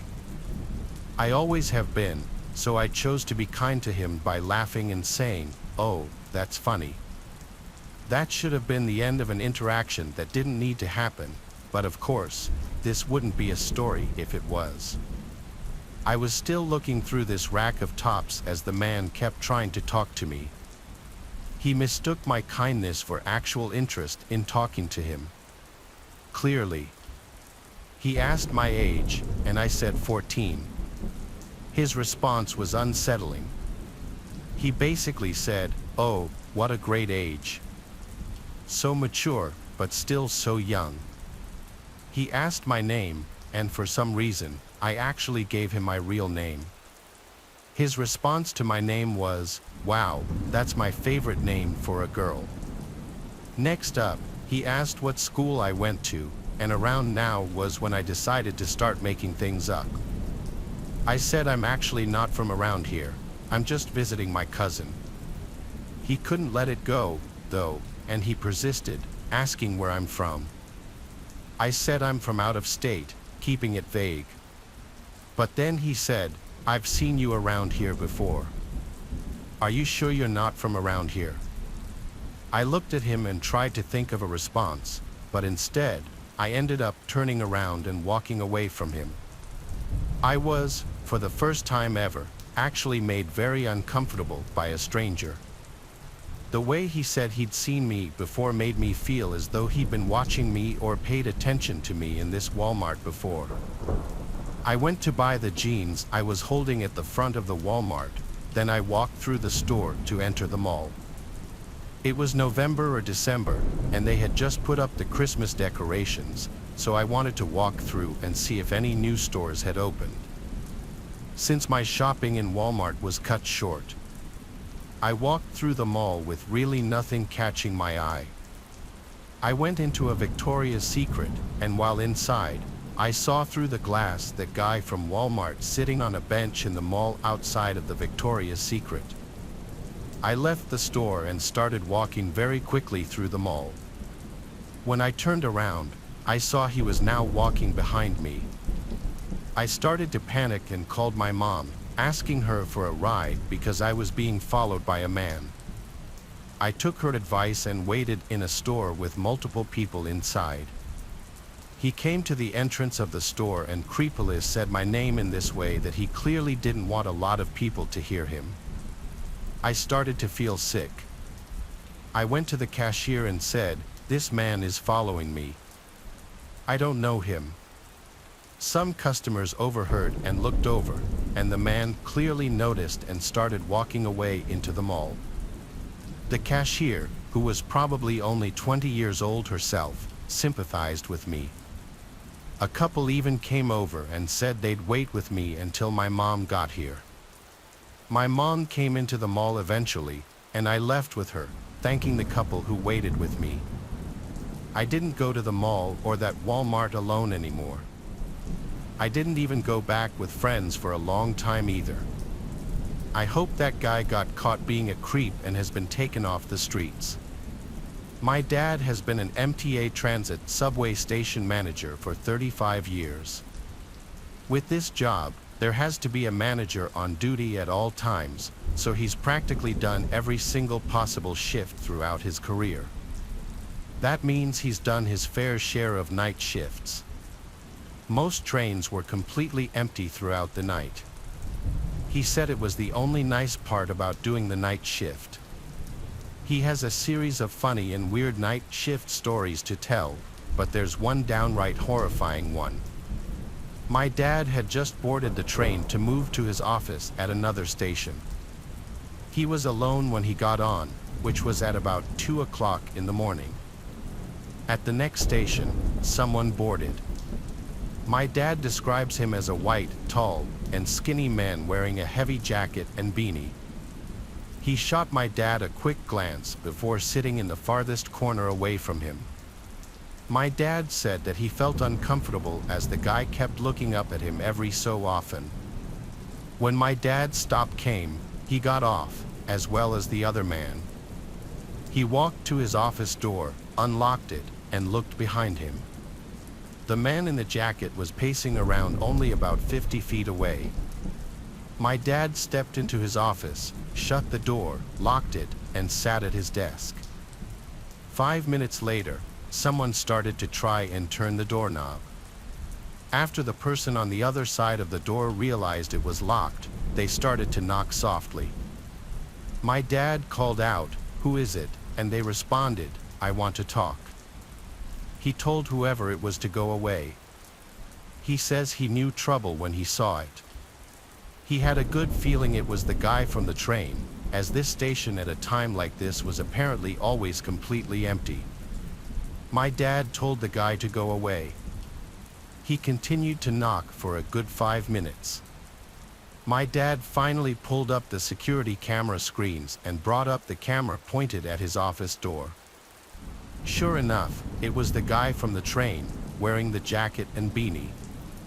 Coincidentally, as soon as my dad brought up the camera, the man walked away.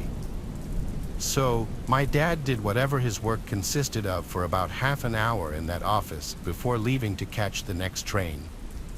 He checked the camera to make sure that the weird guy wasn't out there. He locked up and walked down the stairs to the train platform, where he got on the train right away. Looking out the window, he saw the guy from before walking down the stairs to the platform and then stepping on the train into the same car as my dad. He sat down on the opposite side, a few seats to the right. My dad tried to look away and pretend not to notice him, but he knew the guy was staring at him. He at one point gave in and stared back, giving a slight nod and smile in some sort of truce attempt before looking away again. The man stared at my dad the whole ride to the next station, but my dad never looked back at him once after the first time. Now, you may be asking, why didn't he try to forcibly get the guy to back off? Well, despite my dad's intimidating size, he's always been a complete teddy bear, no bark and no bite. Plus, he says he feared that the guy was armed and that one small motion could lead to death. When the train stopped at the station, my dad practically ran all the way back up to the streets, constantly glancing over his shoulder. And yes, the man from the train was following him. My dad had to find the first public building still open to try and escape. He found a Wendy's that was open and stepped inside. He sat and watched as the guy following him walked up to the window, stopped, and stared my dad down through the glass for about 10 seconds before turning around and walking across the street and then down the sidewalk. My dad said he ate, waited a little longer, then left the Wendy's to get to his third and final station for the night. The scariest part, when my dad was in his third office, as he was checking the security cameras out of paranoia of the situation, he caught the guy from the train pacing around the outside only about 30 feet from his office. He then stopped, looked up at the camera, and, according to my dad, literally froze and stared for no less than a minute. When he finally lowered his head, he walked away out of the station to never be seen by my dad again. My dad doesn't know if he was followed after leaving the Wendy's, but that would only make sense. The guy was clearly disturbed, possibly homeless, or dangerous.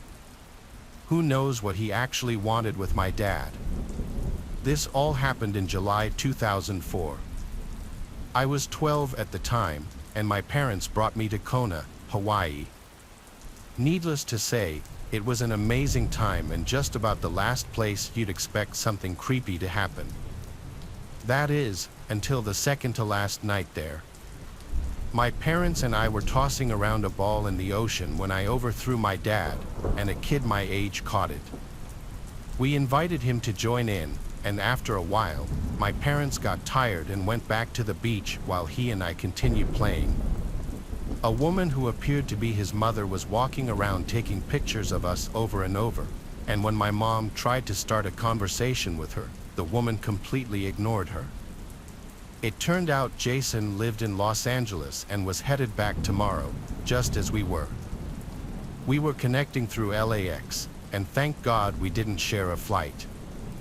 Once it got dark, we went back to the beach and didn't see Jason's mother anywhere. After searching all over the beach, we headed back to the hotel. To clarify, the hotel was directly behind the beach with a pool and bar in between. You could vaguely see the beach through palm trees, depending on the floor, but certainly not your child. We took Jason up to his room to see if his mother was there, and he said hello to a man on the way up as if he knew him. My mom asked if the man was his dad, and he said no, as his father had run off 5 months after he was born. We knocked on the hotel door several times and could hear the TV on, but no one answered. We were all hungry, so we went down to the lobby to use the phone. Jason called up to his room and left a message that we were going to the downstairs restaurant to eat. We had buffalo wings and soda and talked about SpongeBob, etc. He seemed like any other kid. It was a bit strange, though, when we were in the ocean and lost one of our floats. He went swimming after it way too far, and my dad called him to come back. Otherwise, who knows how far he'd have chased it and possibly drowned. Now, it had been at least 3 hours since we saw any sign of his mother until we headed back up to the lobby. She was there by the concierge, screaming at us that she had called the police. Knowing how crazy this was, my dad called them as well. They arrived rather quickly, and we told our story, all the while Jason's mother was shouting, "You're just trash," at us repeatedly. I don't recall Jason saying much of anything. Eventually, the situation died down, and we went back to our rooms, placing a desk in front of the door. Fortunately, we didn't run into them on the way back. When I was a kid, maybe 6 or 7 years old, this was in the mid-1990s. We took a family trip to the beach in Florida. We were staying in a beach house a short walking distance from the beach. One day, we went to the beach, and I was supposed to stay inside of my mom, but I wandered away, and before I knew it, I was lost. A lot of the houses looked the same, and I wasn't sure which one was ours. Plus, I couldn't see my mom anywhere. It started to rain. I came to a path that I was pretty sure led back to our house. Only it didn't lead to a house at all, but instead to a parking lot. There was a big, dirty van parked there. It was the only vehicle around. I was about to turn back when I noticed an overweight woman with brown hair, a hot pink tank top, and those big, clunky, thick glasses that were popular in the 80s waving and smiling at me from the passenger seat of the van. She said something like, "Oh my, it's raining. Where's your mommy? Let us take you to her. It's dangerous to be out here in the rain. You could get struck by lightning." She was very friendly, almost overly so. In the driver's seat was a very overweight man without a shirt on, a hairy gray chest, and some clunky-looking gold chain. He was wearing yellow-tinted Elvis shades and staring at me intently. He was also smoking a cigarette, which I knew was bad. The woman stepped out of the van and kneeled down to me. She asked how old I was. When I told her, she gleefully remarked, "Oh my, we have 2 boys your age at our house. You should come over and spend the night. We've got movies, Nintendo, and in the morning we've got all types. I'm an only child, and my parents are older, so they don't like active vacations but more sightseeing in museums kind of stuff. Of course, I'm a kid who likes to play and wants more fun stuff." The compromise my parents came up with was a Disney cruise. We would depart from our home in New York City for a cruise along the east coast to the maritime provinces of New Brunswick and Nova Scotia, Canada. We would make ports of call at Bar Harbor, Maine, St. John's, New Brunswick, and Halifax, Nova Scotia, in Canada.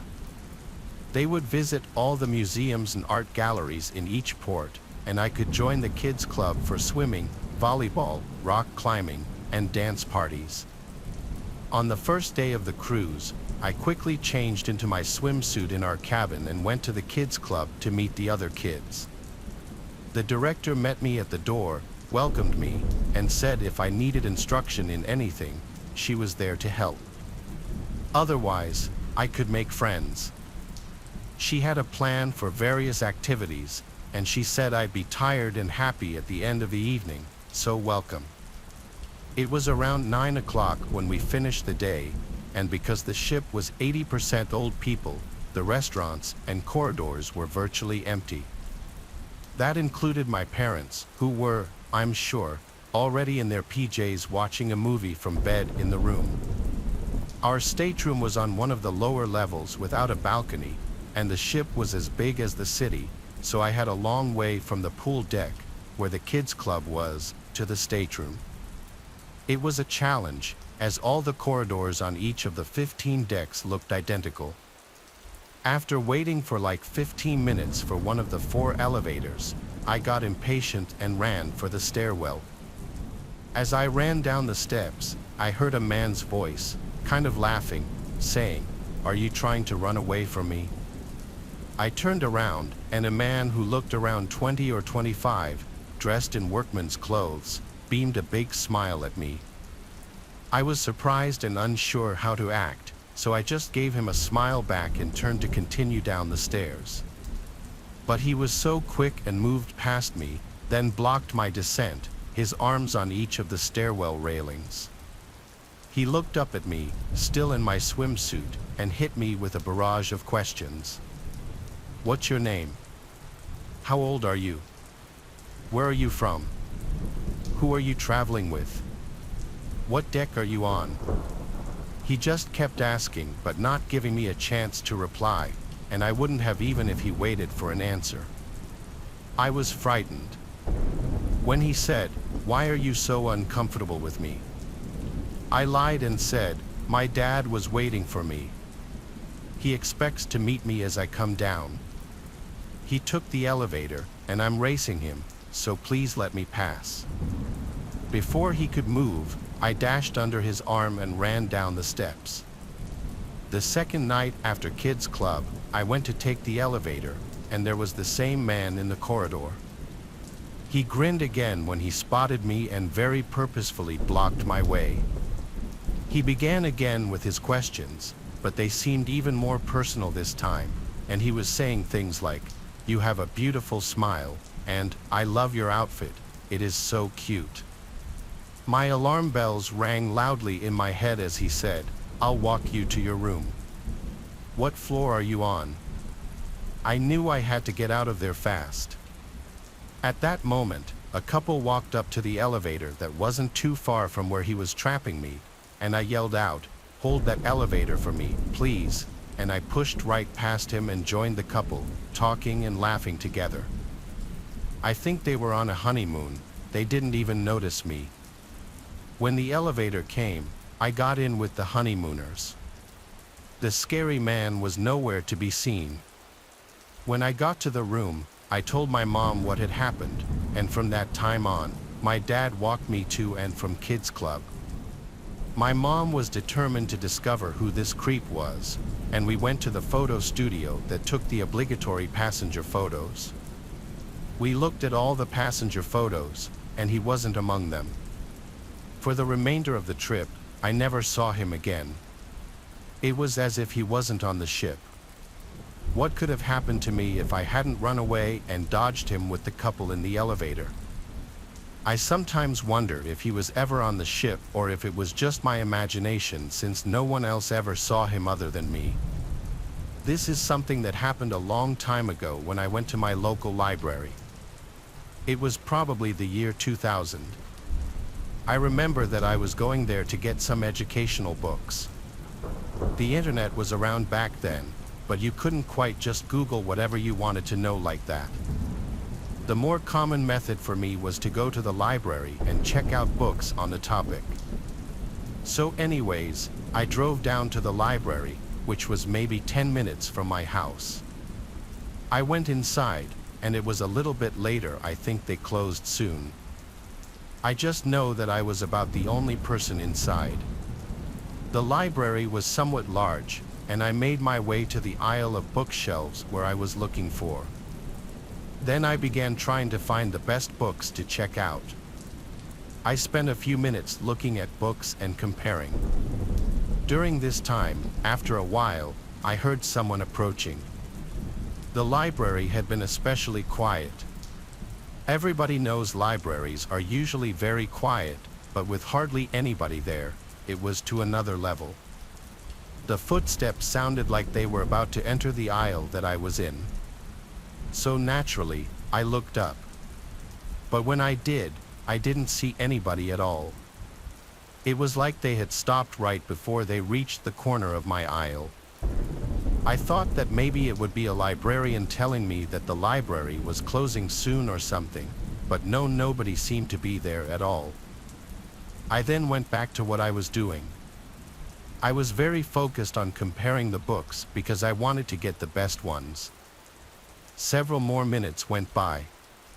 Then I remembered casually looking up and glancing over to the end of the aisle. When I did, I suddenly noticed that there was a woman standing there. She was almost leaning around the corner and looking at me. This woman appeared to be a little bit younger, had blonde hair, but was wearing these strange-looking sunglasses, and she was looking right at me. I looked away because it was just really strange and focused my attention back down on the book that I was holding. But when I did, I realized just how strange this was. I also realized that this was likely the same person who I had heard approaching, but that was like 5 minutes ago. Had she been standing there this whole time? I looked back up again from the book and glanced in her direction. She was still staring at me and hadn't moved. I kept looking at her, surprised and confused. I didn't know what to say or do. Finally, as I was looking at her, she suddenly moved back very quickly and went out of my sight. I then walked over to the end of the bookshelf where she had been and looked out. I was wondering where she had gone, but I couldn't see her. She likely had gone to another aisle. That little situation was very strange. I then hurried up and finished selecting books. I picked out 3 different books and then headed to check them out. When I did not notice seeing the woman at all. I then checked out my books, left the library, and went home. Now, I had these books for about 3 weeks and then had to return them to the library. I remember that night I knew that I was going to be in the area, so I brought the books with me. The library had a drop box outside, sort of near the side of the building. You could just drop the books out there at any time of day. The library did not have to be open. So on the way home that night, probably around 10 p.m., I stopped by the library.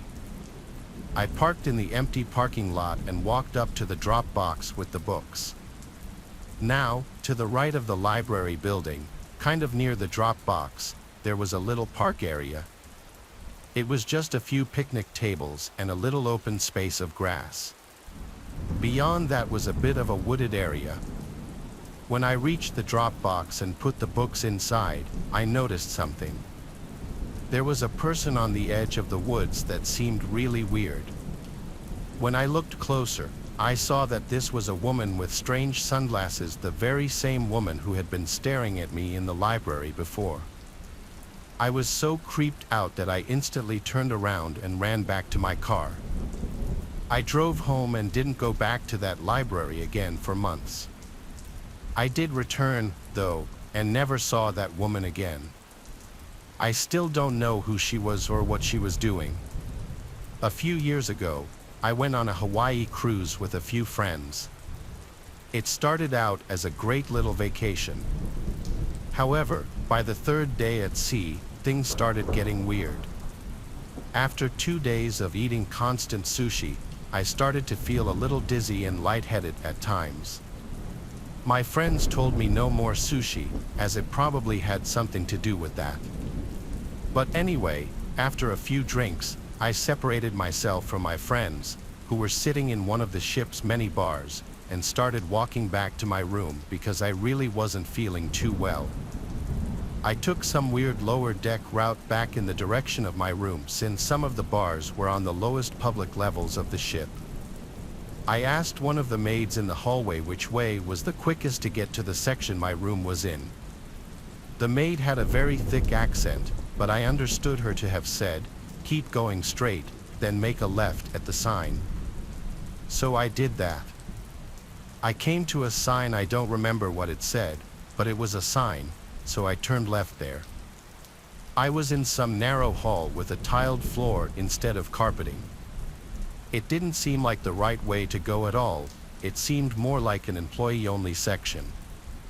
Still, I figured I'd give it a chance before turning back and continued down this narrow hall.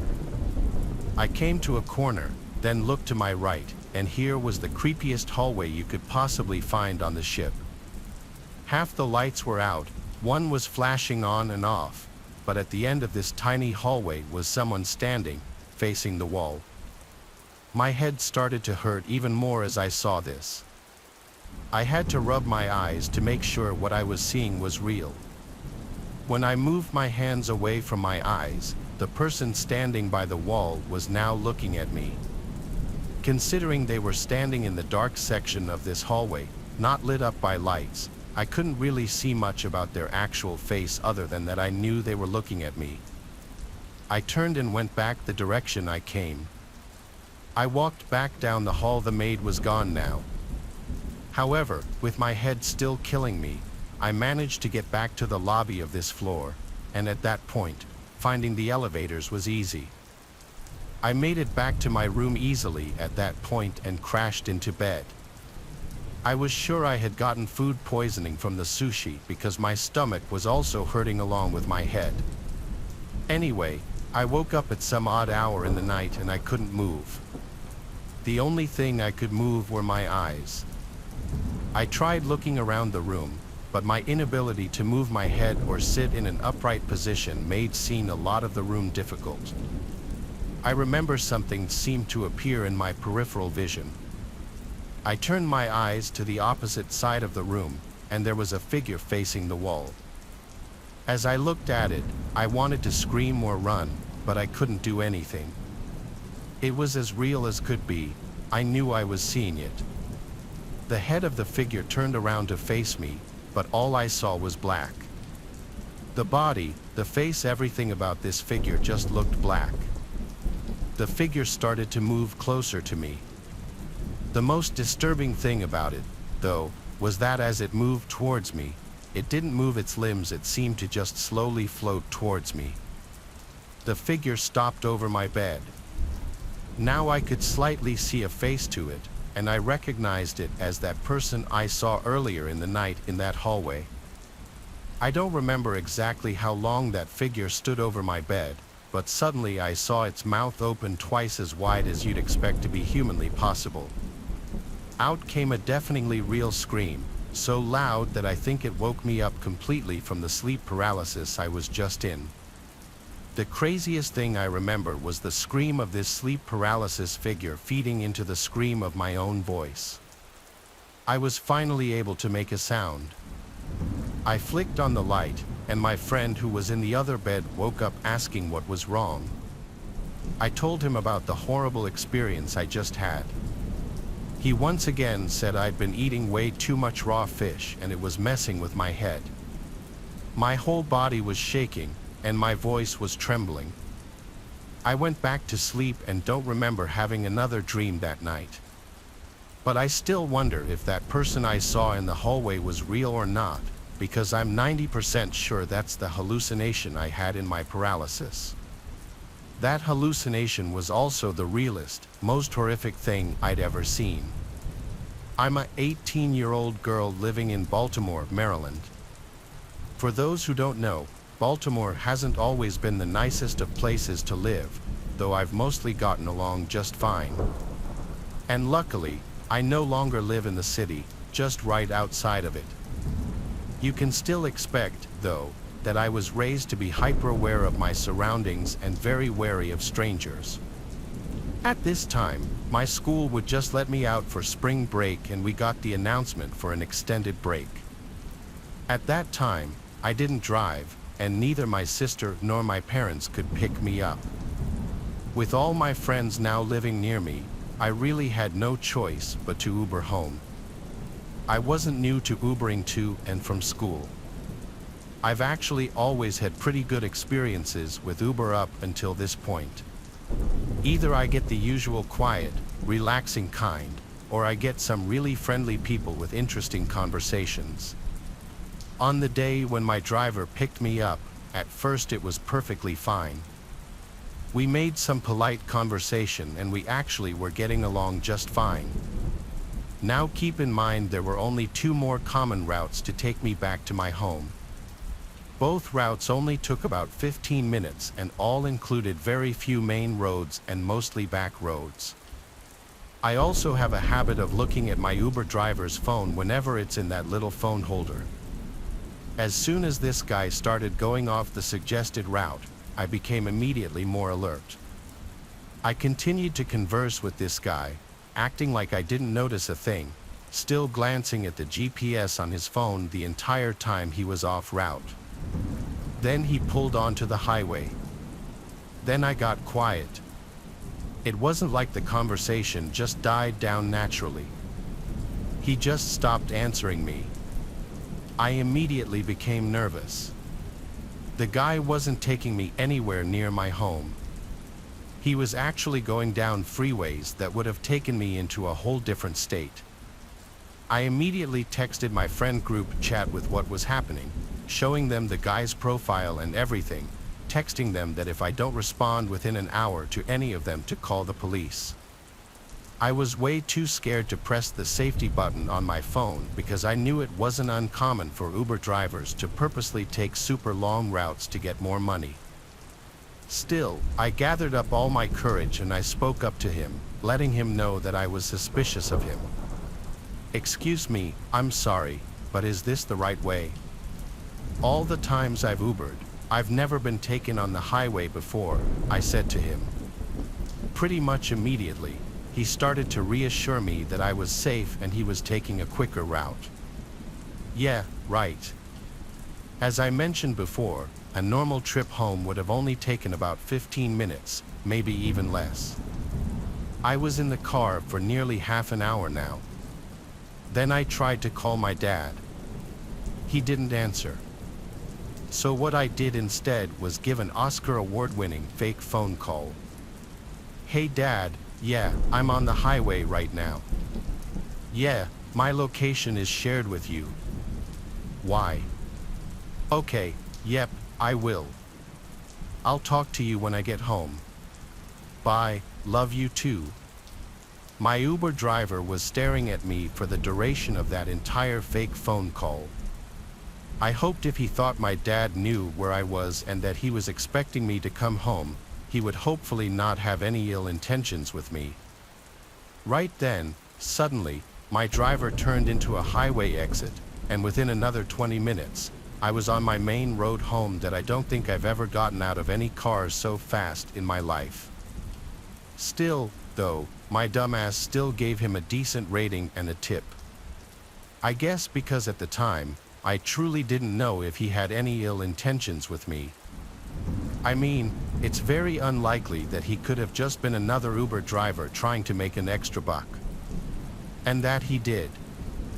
I nearly got charged $20 more for what I usually pay for my ride I usually had to pay on that trip. I still wish that I'd emailed some kind of Uber customer service or something and explained the situation. Needless to say, please stay safe out there when Ubering, guys. If your driver ever goes off route for an extended period of time for no apparent reason, make it known that you're aware of it and that you're onto them. It could just very much possibly save your life. When I was 16 years old, I decided to surprise my parents with a bouquet of flowers for Valentine's Day. We've always celebrated this as a family holiday rather than a romantic one. I didn't have a car to drive to a florist, but my high school was within walking distance of a hospital that had a gift shop selling floral arrangements. On Valentine's Day, I set off for the hospital by myself, cutting across campus to walk through a network of side roads populated with specialty doctors' offices that keep odd hours. The sort of buildings where traveling doctors mainly hold surgery consultations or prefer small procedures a few times a month. The trip there passed without incident. As I was walking back, though, I noticed an unkempt 1990s car close behind me. While my memory of the car is hazy, I am left with the impression that there were at least two men inside whose faces I could not see. Initially, I assumed that the driver was simply afraid of hitting me, which is why they weren't passing by. So I made a point of dramatically walking further into the grassy shoulder of the road, demonstrating to them that they could safely drive ahead.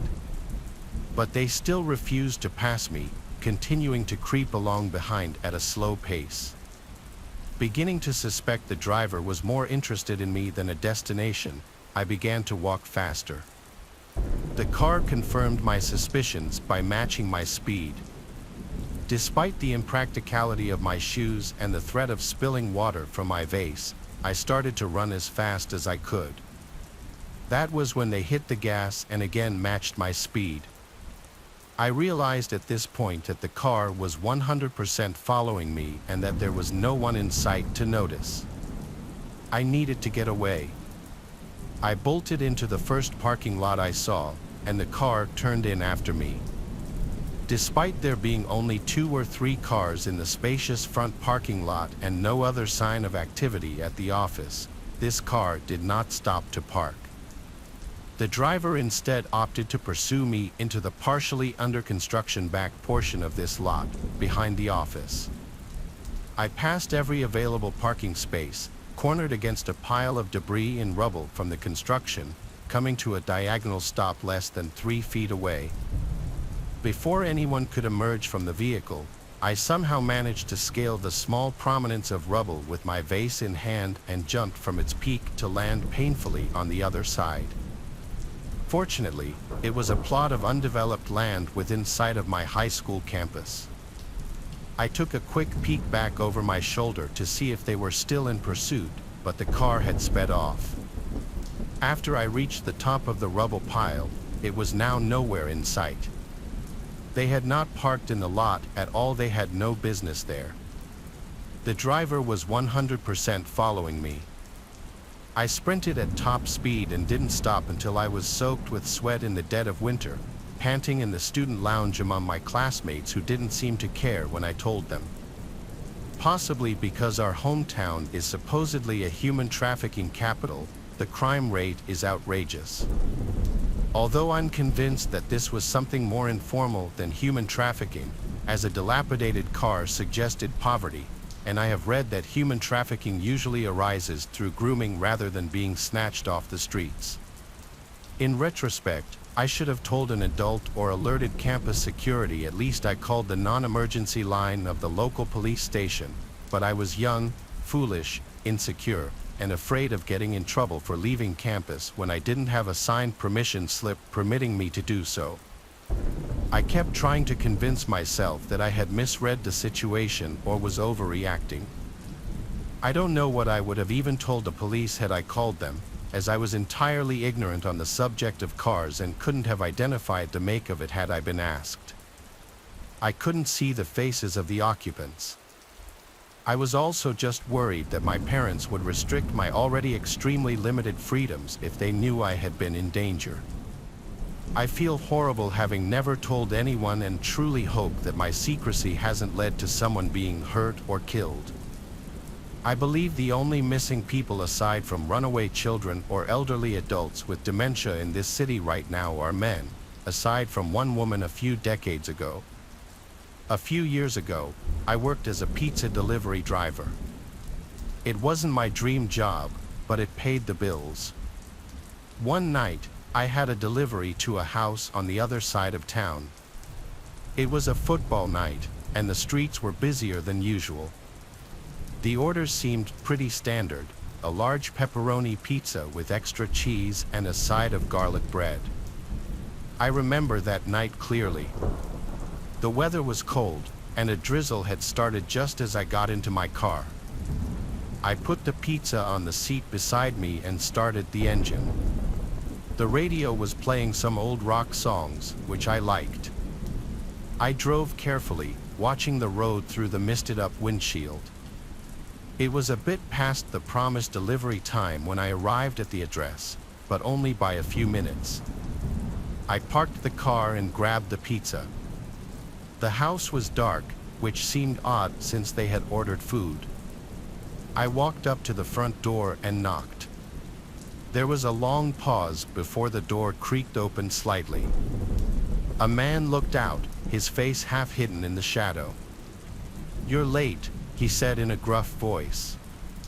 I checked my watch. "Only by a few minutes," I replied, trying to stay polite. "Sorry about that. It's $18.50. The door opened wider, and I saw there were 3 other men behind him. They all looked rough and intimidating. I suddenly felt very uneasy. The first man stepped forward, and before I knew what was happening, he grabbed my shirt and pulled me inside. "Hey," I yelled, but my voice sounded weak and scared. They pushed me against the wall. The man who had pulled me inside now had a knife in his hand. He pressed it against my neck, just hard enough to make me freeze in terror. "Give us your money," he demanded. My heart was pounding. I reached into my pocket and handed over the money I had earned from the night's deliveries. It wasn't much, but it was all I had. The man with the knife grinned, showing yellowed teeth. "Is that all?" he asked. I nodded, my throat too dry to speak. He stepped back, still holding the knife, and the other men closed in, checking my pockets for anything else of value. They found my phone and took it too. "Please," I managed to say, "just let me go. I won't tell anyone." They laughed. One of them slapped me on the back hard enough to hurt. "Sure you won't," he said sarcastically. I don't know how long they kept me there, taunting me, but it felt like forever. Eventually, they seemed to lose interest. The man with the knife looked at me one last time. "Get out of here," he said, and I didn't need to be told twice. I stumbled out of the house and ran to my car. My hands were shaking so much that I had trouble getting the keys into the ignition. Finally, the engine roared to life, and I sped away, not looking back. When I got back to the pizza place, I told my boss what had happened. He called the police, and I gave them a description of the men in the house. The police took my statement and said they would look into it. For the next few days, I was on edge, jumping at every little noise. A week later, the police called me. They had caught the men. It turned out they were known for causing trouble in the area. I was asked to come down to the station to identify them, which I did. They were the same men who had robbed me. A few months later, I got a call from the police again. They told me that the men had been found guilty and were going to prison. They also said they had recovered some of my money and asked if I could come by to pick it up. I went to the station and was handed an envelope with my earnings inside. It wasn't a lot, but it felt good to get it back. More importantly, I felt a sense of closure. Those men were off the streets, and I could go back to my life without that constant fear. This happened a few years back on Halloween night. One of my friends and I had plans to go around the neighborhood and do the usual trick-or-treating kids our age would do. We were both 12 at the time, so not old enough for it to be weird to still go trick-or-treating, but old enough to be able to go without our parents. I remember being pretty excited for this reason alone. It would be the first year we would be able to go trick-or-treating with just ourselves, and this gave us the opportunity to choose our own route that hit all the good houses. The night was going like any other Halloween night. We got our bags like halfway full when it started getting late. I want to say it was around 9 p.m. by that point, around the time people started turning off their house lights to signify they would no longer be answering the door. My friend suggested we start heading back, but I was stubborn and wanted to take advantage of every last house we could. We ended up agreeing to visit one last cul-de-sac before going back home. Now, we live in a nice neighborhood, but for whatever reason, there was a huge lack of streetlights, and considering a lot of the houses now had their lights off, it was getting more and more difficult to see as we continued our walk. Seemingly out of nowhere, we both noticed the silhouette of a man walking towards us. Not like other trick-or-treaters, but rather some lone full-grown man. As we got closer, we realized he was a police officer, and as we walked past him, he introduced himself. Shortly after, he pointed to a house further down the road and explained how there was an older man living there who had been attempting to lure trick-or-treaters inside. He further explained that someone called it into the police, and that's why he was there in the first place. Throughout the short conversation, he would continually explain how his police car was just over there, like that's actually what he said, just over there, and pointed in some random direction. Even at age 12, the whole encounter felt extremely unnatural. But what the officer said next caught both of us completely off guard. He said he needed to talk to the man, but that because he was a police officer, the man wouldn't open the door for him. Though, he said if we knocked on the door, the man probably would open it, and after the man attempted to lure us inside, the officer said he would jump out of the bushes and catch the man in the act. My friend and I just looked at each other. We were both speechless. To better put this into perspective, you need to understand just how outlandish this request was. This supposed law enforcement officer was requesting two 12-year-old kids intentionally walk up to the house of a man reported to have been luring kids inside. He was essentially asking children he had just met to act as bait. Neither of us responded for a while. Eventually, the officer broke the silence with something along the lines of how we needed to do this quick. By this point, we hadn't even agreed yet. I wanted to speak up and say no, but I just couldn't bring myself to do it. Just then, a large group of teenagers came around a bend in the street. They were heading in our direction. That's when the officer said he'd be right back and not to go anywhere. He went off in some random direction. As the group of teenagers passed us, one of them asked us if we knew that guy. We said we didn't and briefly explained what had just happened. Obviously concerned, the group agreed the situation was weird and offered to walk us back home. We took them up on the offer, and that was pretty much that. My friend and I wouldn't really tell anyone about our experience, but over the years, I've started to regret not making a bigger deal about it and reporting the situation to the police. We still don't know whether that was a real cop or not, but the older I get, the more I think it wasn't. And I mean, even if it was, putting two 12-year-olds in such a potentially dangerous situation is not acceptable as an officer of law enforcement or as anyone, for that matter.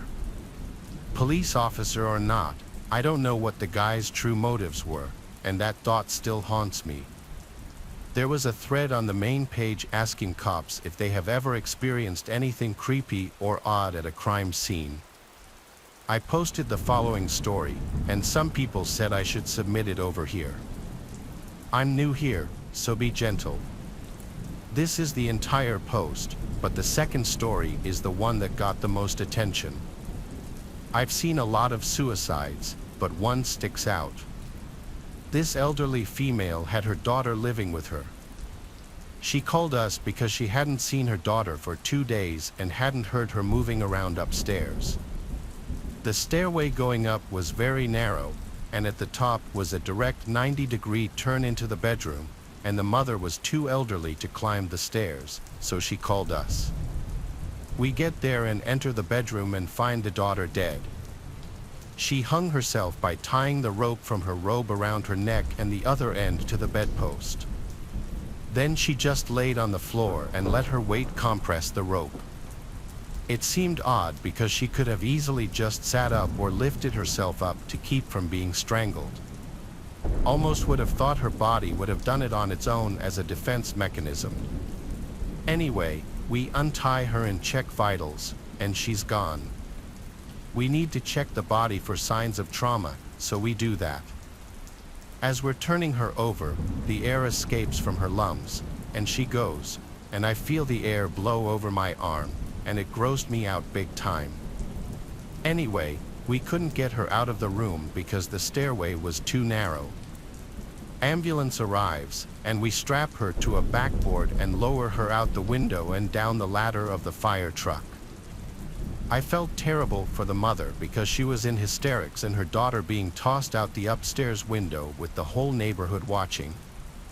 I never found out any details about her body afterward, so I don't know if she took pills and then laid down and passed out, etc., but that method of suicide struck me as very odd.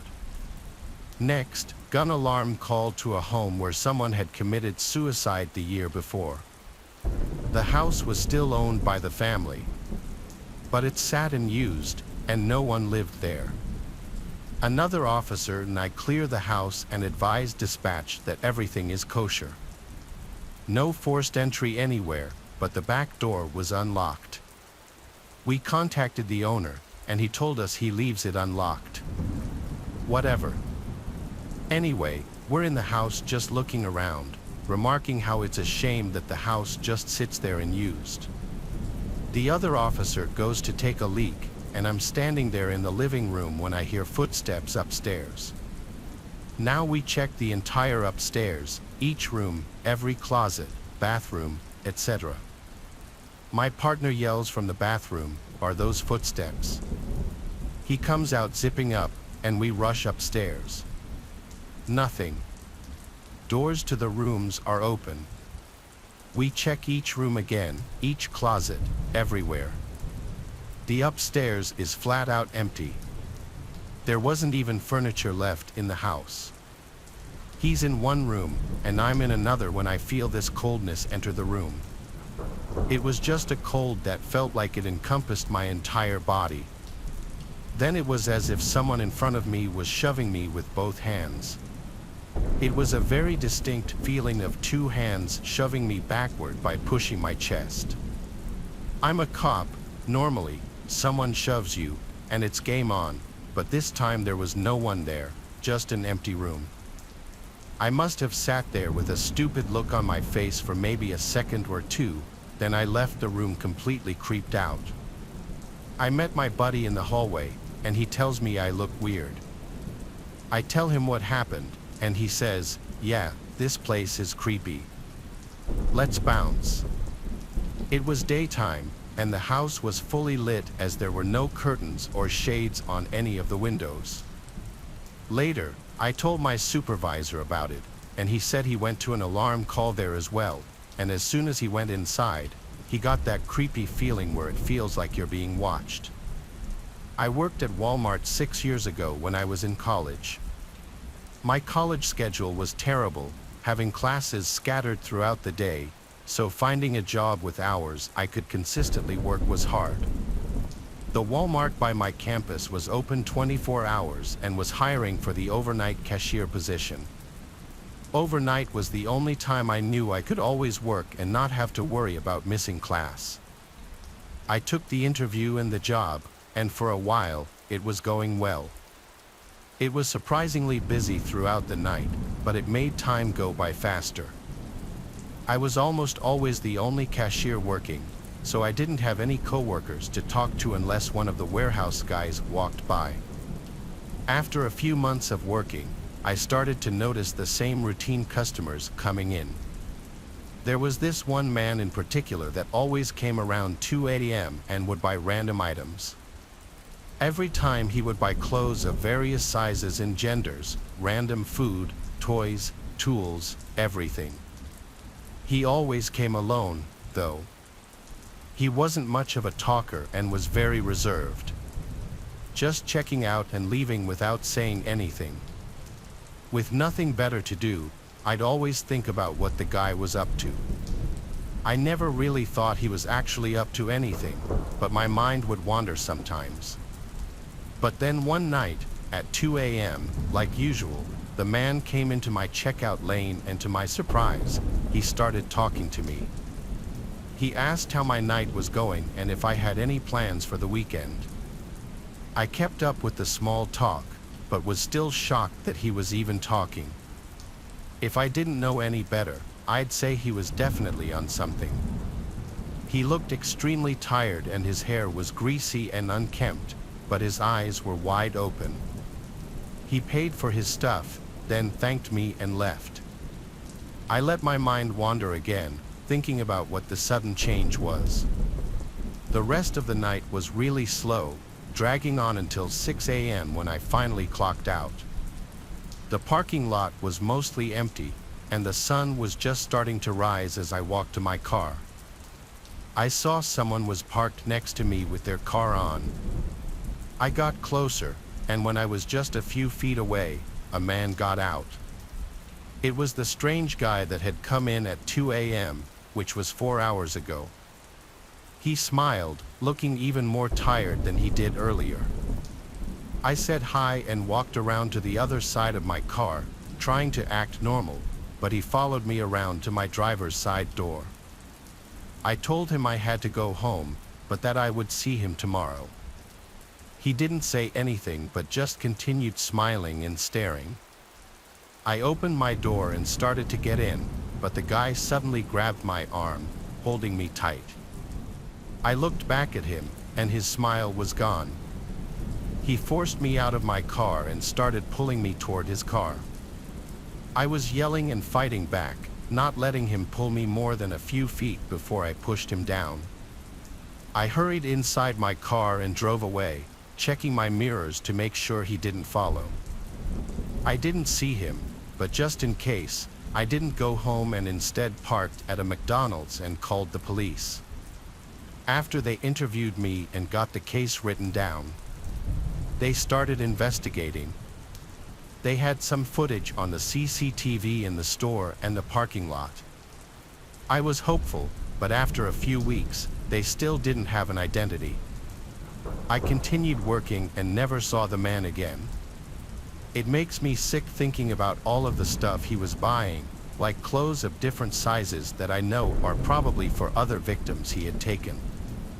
I'm lucky to have gotten away, but I still feel terrible.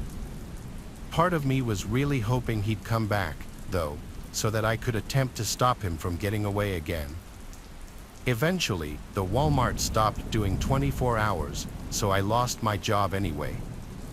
It's been 6 years, but I hope he got caught somehow or does soon. I had a single dorm my first semester of sophomore year. It was in the corner of the floor, kind of secluded from the rest of the dorm rooms since it was in its own little section. You had to turn a corner to even see the door. It was nice because I'd be able to still talk with friends on my floor, invite people over to my room, and still have privacy when it was time to do homework or go to sleep. A few weeks into the semester, while studying for a bio exam, the silence was interrupted by a noise. It took me a bit to realize it was a light tapping on the door. It was so light that I almost didn't even hear it. I yelled, "Come in," but the door didn't open, so I got up to open it. Nobody was there. I walked around the corner to look down the hall. Nobody. Somebody was obviously messing with me. I went back to my bed and continued studying, this time leaving the door open. Nobody came back. The next night, a few minutes after shutting the lamp in my bedroom to go to bed, the tapping on the door returned. Only this time it was much louder, more of a knocking sound. I called out, "Who is it?" and again the knocking stopped, and nobody answered. I got out of my bed quickly and opened the door to see my small private corridor was void of any people. Again, I ran the 10 feet from my door to the corner to look down the main hallway of the floor. Nobody. The next morning, I asked some of the other kids in the dorm if they had been messing with me. Everyone said no. The next night, I woke up after having been asleep for 3 hours. Someone was knocking on my door again, this time louder than ever. I had trouble deciding whether to open the door or not. With a bout of courage, I hopped up and opened the door. Nobody was there, as I was expecting. But this time, I full-on sprinted down the tiny corridor isolating my room, and when I turned the corner, I saw the back of somebody disappearing behind the far corner on the opposite side of the hallway.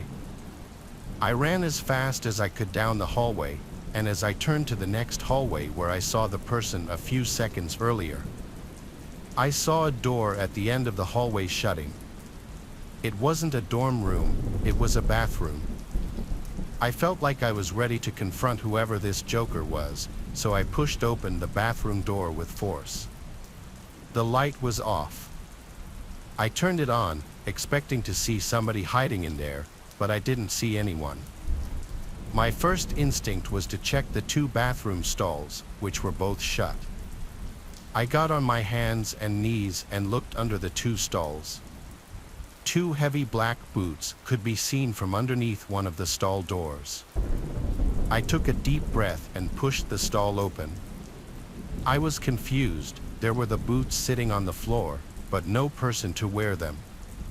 And then I heard a creepy giggling noise. Thank you, not a feminine or a childlike one. It was a kind of laughing that I could only imagine to be that of a really old, crazy man. For some reason, my confidence was gone, and I was scared shitless. Therefore, I ran back to my room and shut the door. I hopped back in my bed and started texting every friend I had. Of course, everybody was asleep, though. The knocking happened one more time that night. I ignored it. It went on for about 30 seconds before whoever that person was finally gave up. I spoke to everybody on my floor the next day. Nobody else heard any knocking, and everybody swore they weren't pranking me. Everybody seemed sincere. I don't know why this person chose to harass me or who this person was. Judging by the boots and the laughing I heard, this was an older man, though, and that disturbs me. This is a story about my uncle and my dad that they've told countless times at family gatherings, and it still creeps us all out. It was the 80s, and my dad and Uncle Jack have always been avid fishermen. They'd go out deep-sea fishing at least a few times a year in my uncle's boat. He had a 70s two-cabin cruiser. I've seen pictures, and the thing was huge. My uncle used to live in Cape Cod, Massachusetts, where he'd dock his boat. My dad would go up there for a weekend once in a while to go out to sea for a night with my uncle. I've never been into fishing. My dad tried to get me into it, but it's not my thing. I'm also not going to pretend to know much about fishing, but I know the fish you catch will be bigger and more abundant the deeper into the ocean you go. I think they primarily go for striped bass, tuna, and cod. They'd go about 20 miles out to sea and just catch whatever they could fit on the boat. They used to be so obsessed that my uncle's walls in his house to this day are still covered 90% in pictures of him and my dad holding fish. This one time, though, it was a very unexpectedly cloudy night, and it was a new moon. They were currently in the cabin having a beer together, playing cards after supper, when something went wrong with the boat and the lights died. My Uncle Jack had to check the circuit panel, but doing so in the dark with nothing but a crappy flashlight was difficult. Upon checking the circuit panel, my uncle learned that something caused two of the fuses to blow, conveniently eliminating almost all the lights on the boat, including the running lights. They didn't really have much of a choice other than to call it a night early and wait till dawn to head back to the shore. But within an hour was around the time they started to hear a humming-type sound coming from around 20 meters in the horizon. They went out onto the deck of the boat. My dad always says it was nearly impossible to tell if his eyes were open or closed. That's how dark it was outside. There was a strange humming sound coming from behind the boat. Both my dad and uncle stepped to the stern of the boat, and they realized the humming sound didn't sound like any kind of fish. They said it sounded like a person groaning, but even with the flashlight, they couldn't see beyond maybe 5 meters in front of them. It was starting to rain, so the two of them went inside the cabin. It would have been a horrible idea to try to drive the boat in pitch blackness in the rain, so they went to sleep. The next morning, at the crack of dawn, my uncle woke up my dad and told him to come outside to the deck. Through the thick fog, they could see another boat floating in the near distance. My Uncle Jack drove the boat closer to the vessel and then blew the whistle he had on board to try to get anyone's attention who may have been in the cabin. The boat looked like it could have been abandoned, though, so attaching a rope from one boat to another, my uncle jumped onto the boat. The cabin door was unlocked. He stepped down into the cabin and smelled the disgusting, sickening smell of death. He saw a man hanging by a rope in the cabin. He ran back out and back onto his boat and tried to throw up into the water. My dad says he didn't even dare go down and see the body after his brother told him what he saw. My dad and Uncle Jack marked their current coordinates and contacted the nearest Coast Guard station through the VHF radio.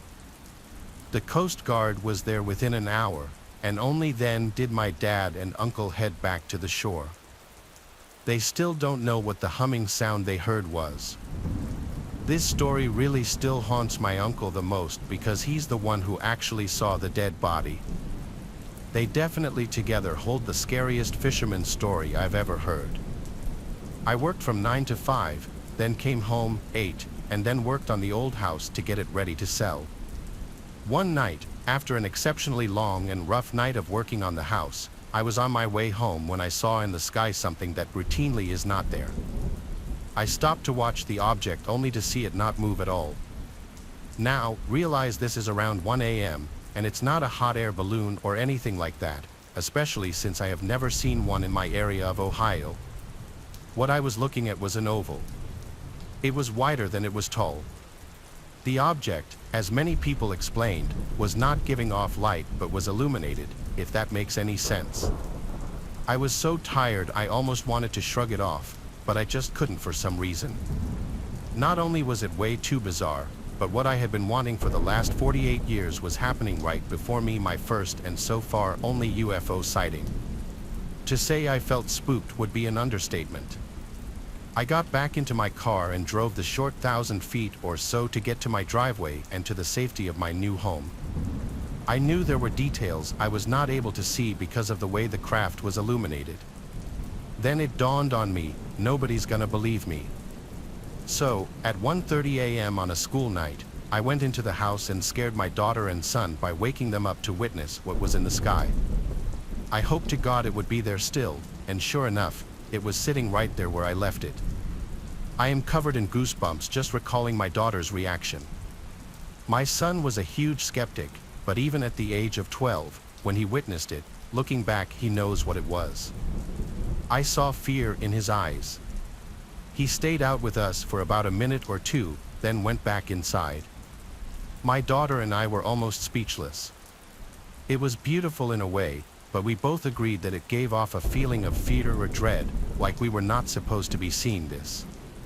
Then it struck me, I should get some binoculars. I happened to know right where they were because I did most of the boxing for our move. I grabbed the binoculars and was stunned at what I saw. The best I could describe it was it looked totally old on the bottom, like it was made from old clad iron ships long ago, pounded out metal, like with rivets and seams. The top looked very modern, I guess you could say. I remember it had something that resembled what I would call headlights on the back window, like some old cars. I also remember the top almost being shaped like a genie's lamp. My daughter looked through the binoculars and had a terribly similar description.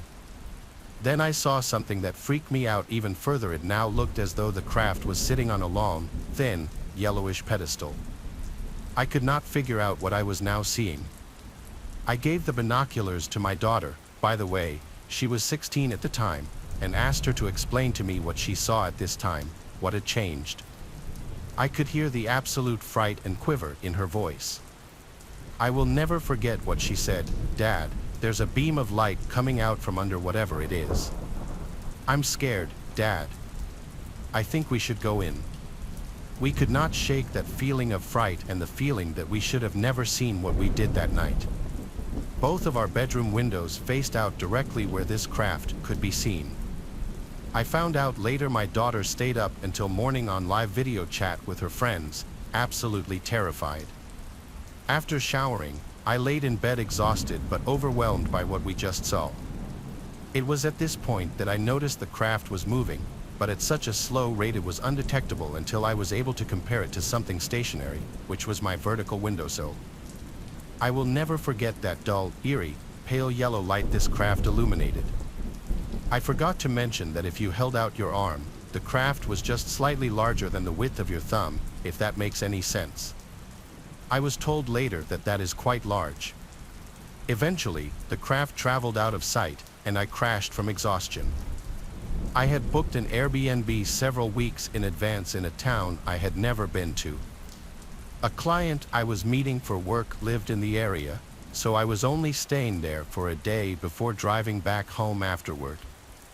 The drive was 3 hours, and when I pulled into the driveway and got out, I noticed the neighborhood was very quiet. Most of the houses had their lights off, and trees covered the lawns, blocking out most of the view. The only thing I really saw was a person walking down the road. They were far down, and nothing really looked off about it, but for some reason, it just gave me a strange feeling. I went up and unlocked the door, going inside and situating myself. It was a very average house, nothing really special about it, but it was great for what I needed. After making my rounds and checking the place out, I opened the front door to get my other bag from my car.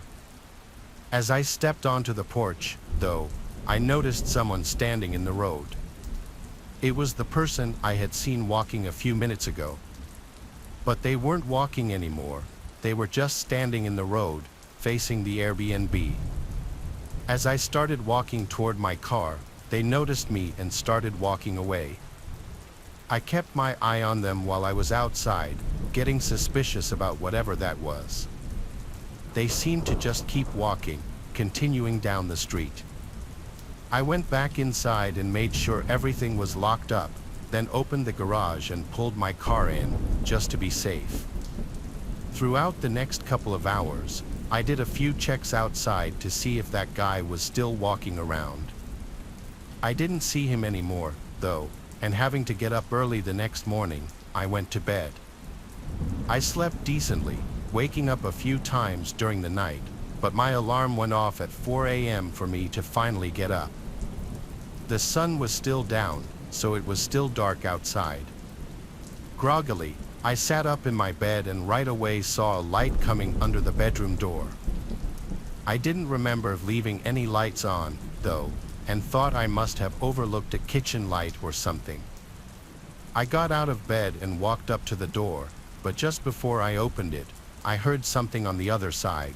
It sounded like something moving around at the end of the hallway.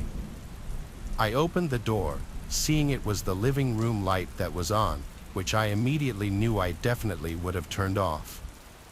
The sound continued, though, as I walked down the hallway and looked into the living room. A guy was in the corner searching through one of my bags. He had a black hoodie and ripped up jeans, which was exactly what the person I had seen walking around was wearing. I only looked at him for a second before he turned around and faced me. He didn't look startled at all, it was almost like he was expecting me. He dropped the bag on the ground and yelled at me to stay where I was. He began making his way over, and I only had a split second to decide what to do. I turned and ran back to the room, slamming the door shut just before he caught up to me. He rammed into it and tried to kick the door down, then started messing with the lock on the other side. I thought quickly and opened a window, jumping out and running away. By the time I was able to get the police there, the man wasn't in the house anymore, and my bags were gone, too.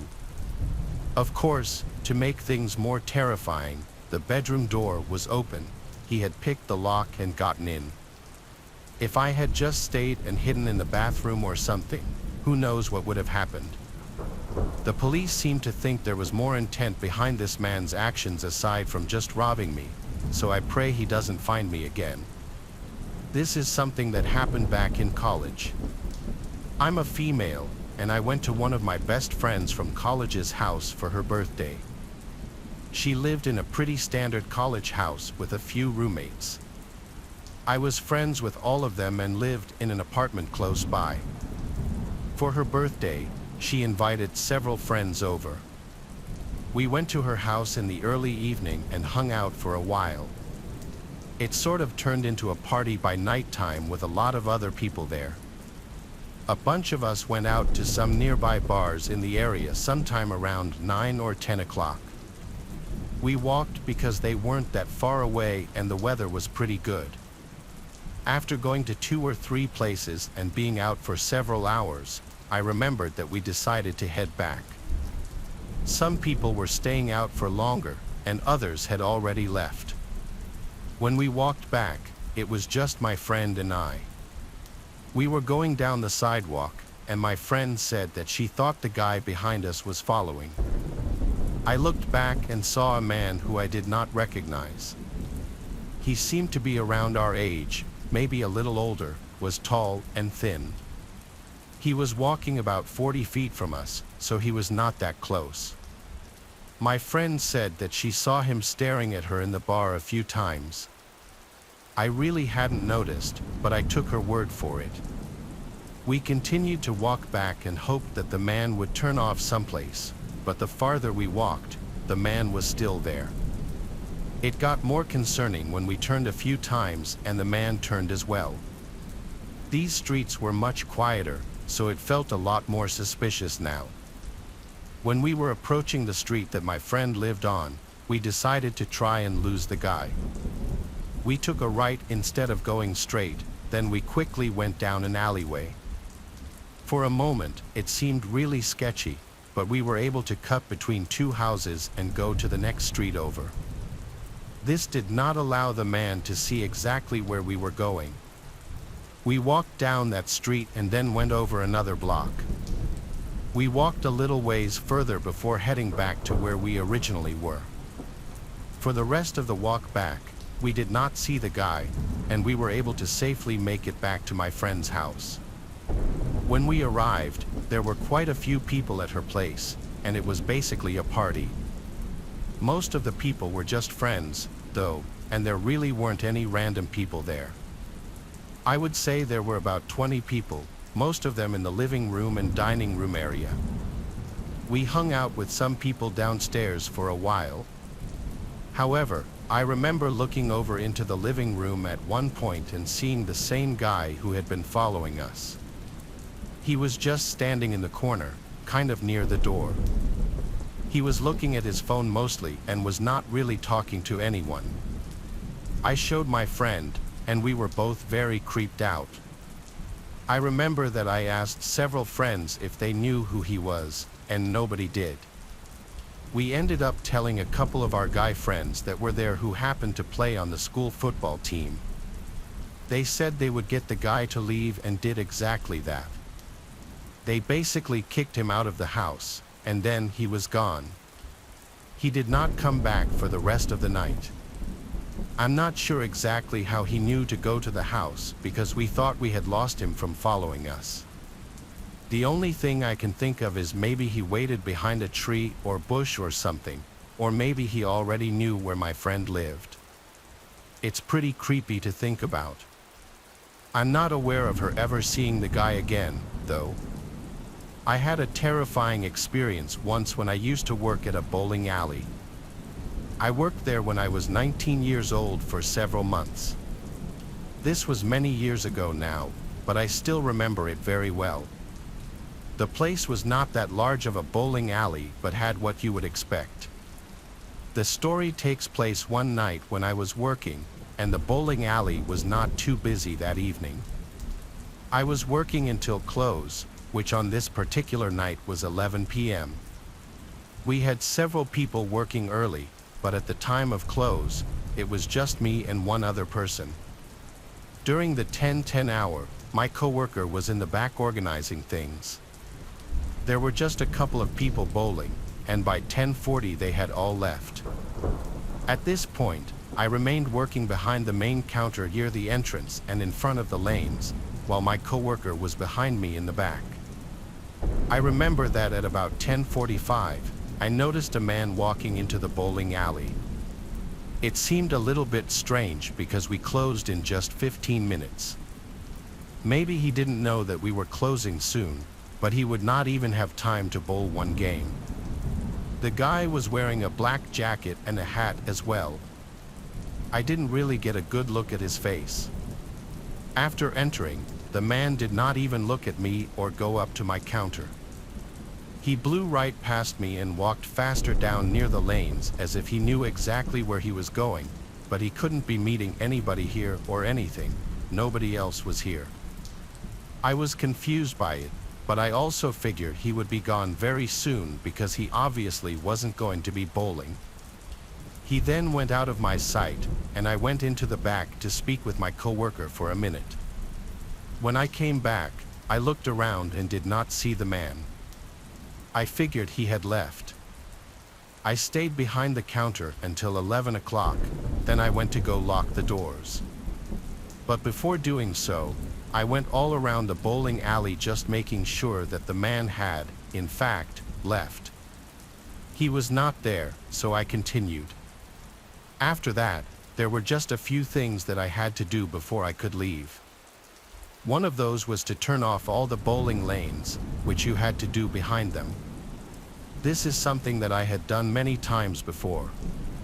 So I walked around to enter the small back area behind the lanes near where the pins are.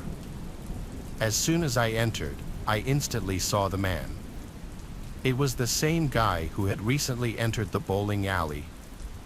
I did not know what he was doing back there. The guy looked right at me. I was so surprised about seeing him at first, I didn't know what to say or do. After staring at each other for a few moments, I was about to tell the guy that he wasn't allowed to be back there. But before I could, he started to aggressively charge towards me. He was maybe 20 feet away, so I quickly moved back and out of the room. I got back out into the walkway next to the lanes. I did not hear the guy leaving, but I ran all the way to the back room where my coworker was. I closed the door and told him about the guy back there. We both decided to call the police. Then we waited where we were in the back. We did not hear anything from the rest of the bowling alley and didn't dare leave the back room. When the cops got there, they searched the entire place, but the man was gone. He must have left some time while we waited. After that, my co-workers and I were able to finish closing up and leave. My dad served in the Vietnam War from 1965 to 1967. For the longest time, he didn't tell anyone outside of the family this story. But he's in his mid-80s now, and he doesn't care about me sharing it with anyone. Not that I intend to release any of our names. I've heard this story told by him 5 times now, and each time I learn about new details he hadn't mentioned the time before. He didn't like to tell this story for obvious reasons. I think not only is thinking back to any of those events probably traumatizing, but also he would always say he felt it would be an inappropriate family gathering discussion. My dad did a lot of things in the war. At one point, he was what was known as a tunnel rat, which was a soldier who performed underground search and destroy missions, usually in underground tunnels. My dad and 2 of his comrades were crawling through a deep tunnel, expecting to hit a booby trap or run into an ambush, but the tunnels were surprisingly empty and silent.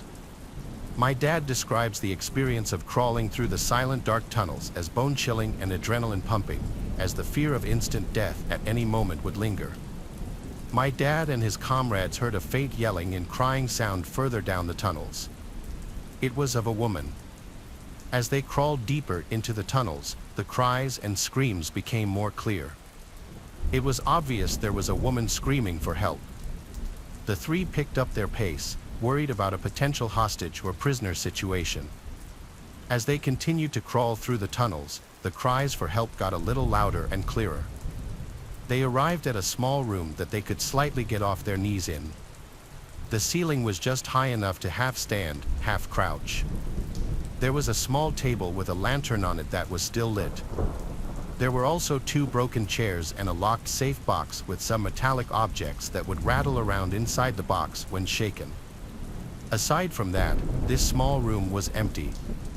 However, the tunnel continued past this room, so they continued deeper into the tunnel, but the screams for help had stopped at this point. My dad described this horrible, familiar stench of death that soon became overwhelming in the tunnels. They entered one final room with no further tunnels.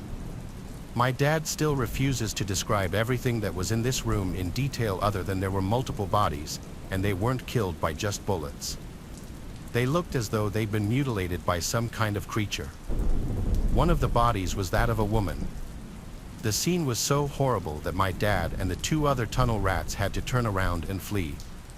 They had no explanation for what could have done what was seen in that room. When they crawled back out of the tunnels, they started hearing the cries for help from that woman's voice again. My dad says he and his comrades froze and looked at each other with wide eyes and obvious fear on their faces. They had made it to the end of that tunnel. There were no living things from there to the end of it, yet those screams for help were coming from the direction that they just were. They picked up their pace even more. My dad was in the back of the group of 3, and he says he would look back every 10 seconds, thinking he was hearing sounds from behind him, fearing he would see someone or something approaching from the darkness. They made it back to the surface eventually and marked the entrance with a flag that signified to his team that the tunnel had been searched and cleared. Most tunnels would be interconnecting as a means of underground transportation and cover, but my dad says this tunnel was unusual to abruptly end. He says it was easily the most gut-wrenching, horrific, nightmare-inducing thing he'd experienced in his entire 2 years in Vietnam. 20 years ago, I was living in New Jersey and worked as a pizza delivery driver. I worked at this neighborhood joint called Domino. The shop was at this corner on the edge of town. The area would be pretty busy during the day, but not so much at night. Obviously, we were open pretty late, with it being a pizza shop. One time, I was working until 2 a.m. At about 1 o'clock in the morning, there was a delivery for me to make. I was sitting inside the shop and left out the back door to go to my car. I parked in the small lot behind the place, which was where employees would park. As I walked out the back door, I saw this guy standing near my car outside. He started moving away, and I asked him what he was doing. The guy quickly moved behind a couple of dumpsters that were back there. He had gone out of sight as quickly as I had seen him. I figured that he had left the property and went into the alley behind the dumpsters. I just knew that I couldn't see him anymore. I went to my car and didn't notice anything out of place. I got inside my car with the pizza and then left to make the delivery. I was able to do so without a problem. After getting back from the delivery, I went back inside. A while later, I got my next delivery to be made. I left through the back door again. This time, when I left, I did not see anybody by my vehicle. But when I was walking towards it, about halfway there, I heard footsteps behind me. I looked back and noticed the same guy. He was walking in my direction. I went faster and got inside my car with the pizza. The guy kept going towards my car quickly. I thought that he was either going to try to get in my car or talk to me, and the way he had been at my car earlier made him seem really suspicious. He got within a couple of feet of me but did not try opening my door or knocking on my window. He just kind of stood there. I didn't wait around to see what he wanted, and I started up my engine and quickly left. I went out and made the next delivery. I was gone for probably about 15 minutes or so. Then I went back to work again and parked in my usual spot. After getting out of my car, I was starting to walk back to the back door, but I quickly noticed that the man was still there. He came out from behind a nearby vehicle of a coworker. He was then standing near the back door to the place. I didn't know what he wanted, and I decided to walk away instead of going to the back door like I usually did. I went around on the edge of the parking lot. I then walked around to the front door, which was locked by now. I rang the bell, and a coworker saw me and unlocked the door. I quickly went inside and told them about the sketchy guy. We ended up calling the police to report him, and nobody left the store until they arrived. They checked out the area, but the man had gone by then, I guess, because they couldn't find him. After a while, they left. I got another delivery that night and didn't see him at all. That was the creepiest thing that ever happened when I worked there. I'm a single dad balancing 2 jobs and 2 kids. Things got a little easier when my eldest son got old enough to watch after my youngest, but working all day makes everything a pain. Anyway, I got home from my second shift around 10, but tomorrow I had another full day of work and I knew I didn't have anything for them to eat while I was gone, so I had to make a quick trip to Walmart. They were the only store around that was open until 11. I got there just before 10:30. I hated to be that customer that walked in right before closing, but I didn't have much of a choice. I went straight over to the grocery section and looked around for some frozen meals for the kids, but after a minute I realized there was someone watching me. It was this creepy-looking man standing on the other side of the aisle. Every time I'd look at him, he would look away, playing dumb, but it was super obvious he was staring at me. I grabbed a couple boxes and went down to the next aisle, but the man followed. I looked back at him and watched as he pretended to look around, occasionally checking if I was still looking at him. He seemed to be in his late 40s, but it was hard to tell because he was wearing a heavy jacket and a hat. "You good?" I said, hoping he'd get the hint to leave me alone. He immediately walked away, not even looking at me again. I thought to myself, he was just some random strange Walmart customer, like you always hear about, and tried to not think about it any more than that. I picked up a box of cereal and some milk, then headed to the self-checkout lane. I kept my eyes open for that man, but he wasn't around anymore. I guessed I really did scare him off. I scanned everything and paid, then walked out. It was dark and the parking lot wasn't very well lit, but from far away I could tell something was off about my car. Walking up to it, there were scratches and dents all over it, and 2 of the windows were shattered. I was in shock. Then I heard footsteps coming up quickly behind me. I turned, seeing 2 men rushing at me, one holding some sort of metal pipe in his hand. I tried getting my keys out and getting in my car, but I realized I was taking too long and took off running instead. I ran straight back to the store and I heard their footsteps stop after a short chase. I watched by the front entrance as they beat in my car some more, then got in a nearby truck and drove away. I of course called 911 and they helped me with my car and giving me a ride home, but nothing could be done about it. At first, a month later, though, the same thing happened to someone else at a different Walmart a few miles away. The man who got attacked was armed and managed to detain one of them, and this eventually led to both men being arrested. One of them I recognized as the man I'd seen looking at me in the store, but I don't know about the other one. Neither gave any reasons worth noting as to why they did it. There's just some sick people out there, but I'm glad these 2 won't be around anymore. I went to work one day, and the lights of the bowling alley flickered ominously as I made my rounds, checking on the deserted lanes. It was late, and most of the customers had long since gone home, leaving the alley eerily quiet, except for the faint hum of the machinery. I was lost in thought when I heard it, a soft, almost imperceptible rustling coming from the corner of the alley. My heart skipped a beat as I turned to investigate. My senses were on high alert as I approached the source of the sound. A chill ran down my spine. Standing in the shadows was a figure, dressed in a tattered clown costume, its face obscured by a grotesque mask twisted into a sinister grin.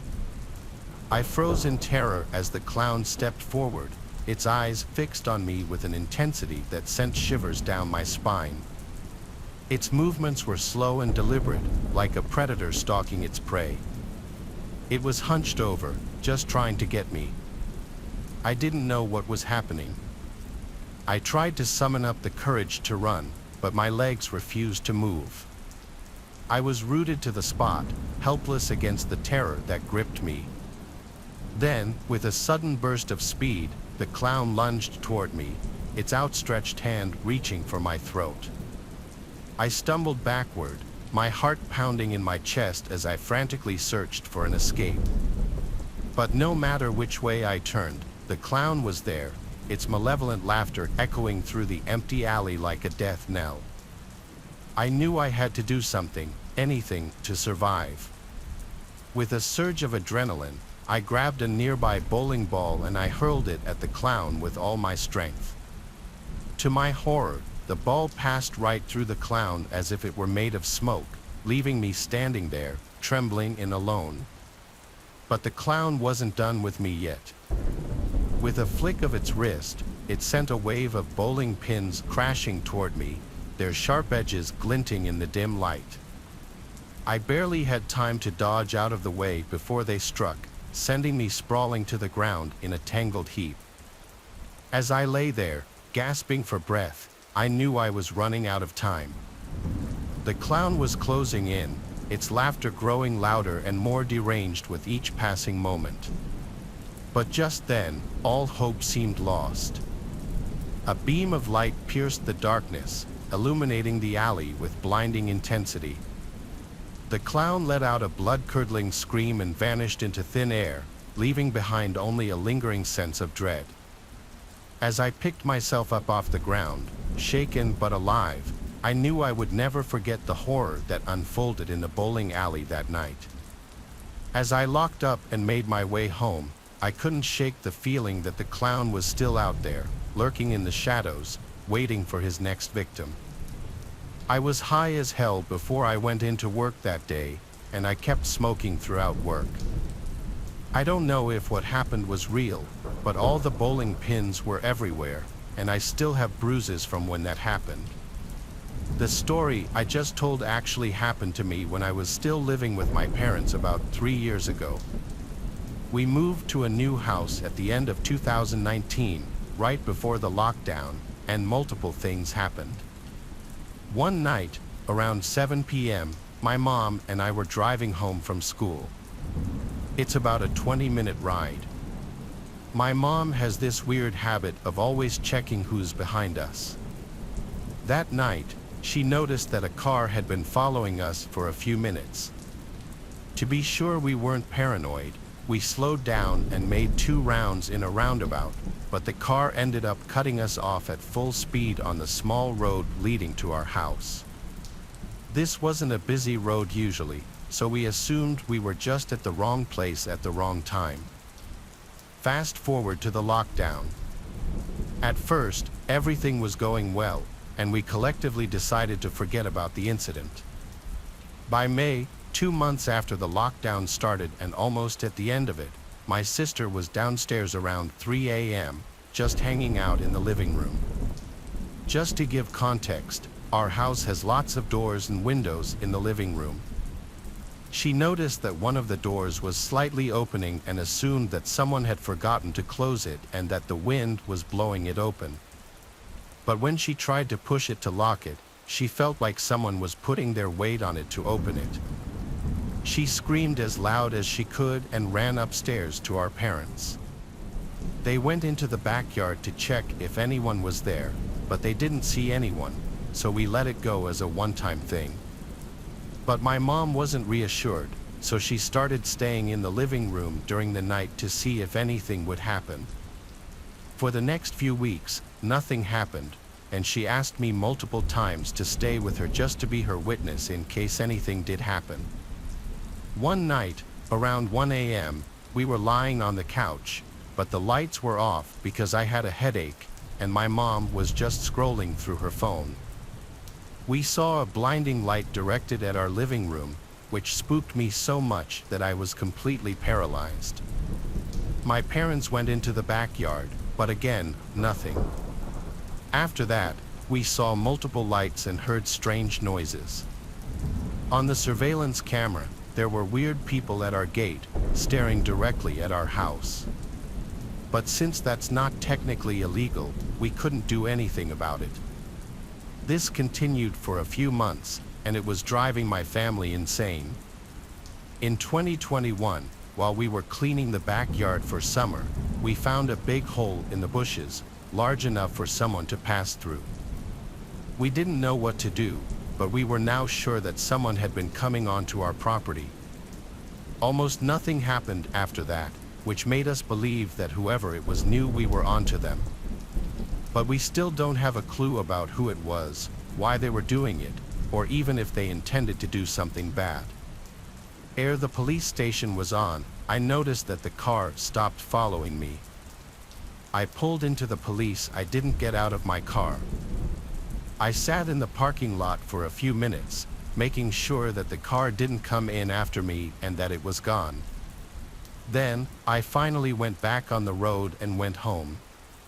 For the rest of my drive, I did not notice the car directly behind me or anything. There were a decent number of other cars on the road, but it wasn't all that busy. Eventually, I got back to my house and pulled in. My street was usually pretty quiet, but as soon as I parked my car in the driveway, my phone started to ring again. I jumped when I heard it. When I looked, it was the same number as before. I decided to answer it. When I did, I heard the same man's voice speak. He said, "You shouldn't have gone to the police station. You should have just gone home. I know where you live." This really freaked me out, but just then, things got worse. I suddenly heard a car approaching and saw headlights entering my street. I turned and ran from my house as fast as possible. I got to the door and unlocked it just as the car reached my driveway. It pulled in and parked behind my car, and I made it inside my house. I locked the door behind me. I took out my phone and called the police. Meanwhile, after parking in my driveway, I saw a man get out and start to walk to my door. I ran back into the living room, which is away from the door. The man then knocked on my front door and tried to open it. After that, he stayed on the front step, just standing there. I really wondered if that guy was crazy. He called me again, but I didn't pick up. I let it go to voicemail, and he did not leave a message. The good part is that he did not attempt to break in. He just stood there right outside my front door the entire time. Finally, the police got there. They talked to the man and were able to get him to leave as well as give him a citation. I hoped that that would be enough. It was certainly one of the scariest situations in my life. That man was very sneaky. I really don't know how he got my phone number or knew where I lived. I think he waited for me around the corner of the police station or something, then kept a distance so I didn't notice him. It was dark out, so I couldn't see all the other cars very well. Either way, whatever he did, it blows my mind he was able to do it. The good news is that I haven't seen him since. Me and my 3 friends were in New York around Christmas time. We didn't finally decide to leave until about maybe 2 o'clock in the morning.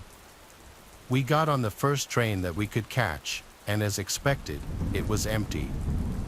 We were pretty sobered up by then. Then there was a sudden commotion in the next car over. We had peeped through the glass in between the cars, and there were 2 hooded men, or maybe teenagers, standing obnoxiously close to a woman sitting in one of the seats who was screaming for help. I suggested that we go over and kick their asses, but as me and a buddy got a closer look, we saw they were armed with handguns. I pushed all my friends to get to the next car over, away from the armed men. I took a look back and saw one of the men pointing at us before starting to follow. We ran through at least 3 different cars with the men following us before the train finally stopped at the next station. We all booked it through the old station to the nearest place we could hide. I got separated from my friends, so I went to hide behind a garbage can. I could hear my chaser's shoes hitting the tiled floors, so I knew I had no time to find a better hiding spot. I peeked through the opening at the top of the bin. I could get a better look at them now. One was black, the other was Indian, and they were both really young looking. I was sure they were only trying to rob us until I heard one of them say, "If you find them, kill them." I hope you understand why I almost gave away my position in reaction to hearing this, with a gasp and almost pulling the garbage bin down with me as I returned to cover it. I consider it a miracle neither of them caught me. They left the area. I took notice that they didn't have their guns drawn at that moment. I ran in the opposite direction of the two and quickly caught my friends who were waving me over from behind a large pole. I took cover with them behind another pole not far from that one, and we waited for as long as we thought necessary. The big shock to the story, though, was when we caught a glimpse of the woman from the train, who we thought was being threatened by the two men, walking over in the direction of the men and then calling something along the lines of, "Where are they? Don't tell me you didn't get them." The two men reappeared from beyond a corner, walking over to the woman. The rest of what they said was too low to pick up on. They walked back down the stairs to the platforms and, as we could guess, waited for another train to run their trap again. At the very least, we called the police and reported what was going on, but I have no idea if they were ever caught. A few years ago, I was on the outs with a very dependent girlfriend. What started out as just casual dating turned into her practically living at my house, needing to constantly be in contact with me and always trying to spy on my social media accounts. She was extremely depressed and used my sympathy as a weapon to keep pulling me back whenever one of her crazy actions would push me away. It took my stupid younger self a long time to see the pattern. When I finally did and she realized that she was losing me, she ran over my dog, thinking that the grieving process would bring us back together. The worst part is, it kind of did.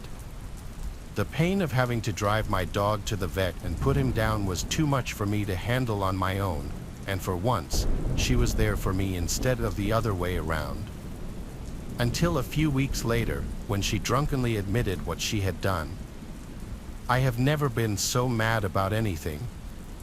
I was brought up to never raise my hand to a woman, but my morals were serious. Why test it at that point? I couldn't get the trip to the vet to put the little guy down out of my head.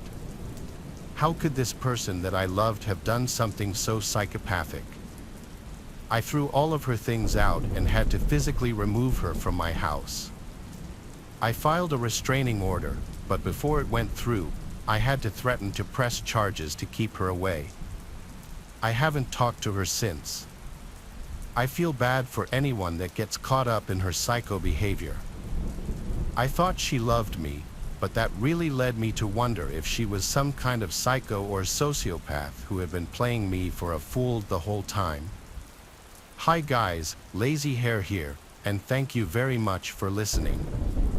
Special thanks to Eden and Lady White Rabbit for narrating the female perspective stories in this video. I thought that would make things a bit more engrossing, and given the subject matter, I thought it worked really well. So make sure to check out both of their channels by following the links down below or by clicking on air icons on the screen right now. Stay spooky, and remember, the best things happen in the dark. As a child, I always found attics to be mysterious places, filled with forgotten treasures and hidden secrets. But what I discovered in the attic of my childhood home would forever change my perception of those dusty, cobweb-covered spaces. It all started on a lazy summer afternoon, when my parents decided it was time to clean out the attic and rid of the clutter that had accumulated over the years. As we climbed the creaky stairs and pushed open the heavy attic door, a wave of nostalgia washed over me, mingled with a sense of trepidation at what we might find hidden in the shadows. The attic was a labyrinth of old boxes and forgotten relics, with dusty furniture and forgotten memories scattered among the cobwebs. As we began to sift through the detritus of years gone by, I couldn't shake the feeling that we were being watched, that some unseen presence lurked just out of sight, waiting for the perfect moment to reveal itself. And then, as I reached the far corner of the attic, I saw it, a small, nondescript box tucked away behind a pile of old blankets.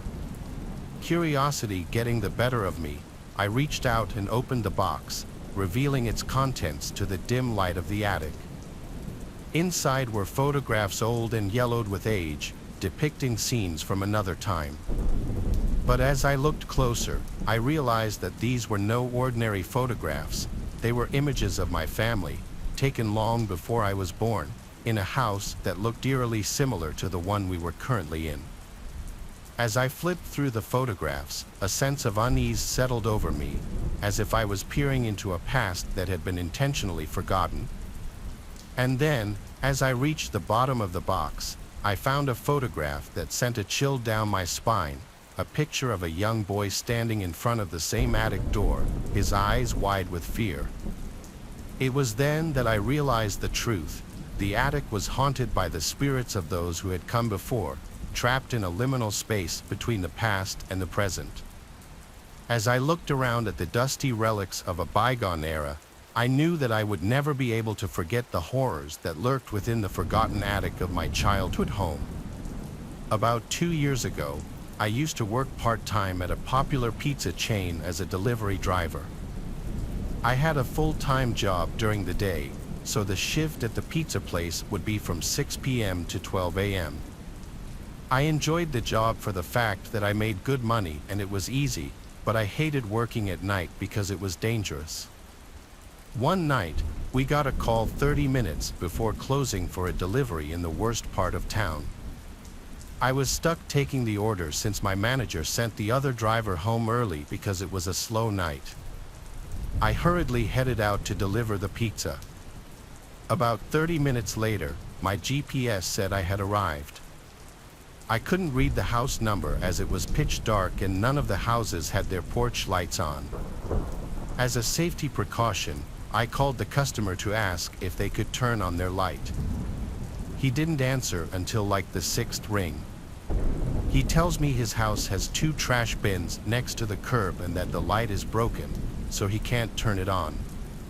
He hangs up the phone. I start walking through the front yard to the front door when I see a man staring at me through the window.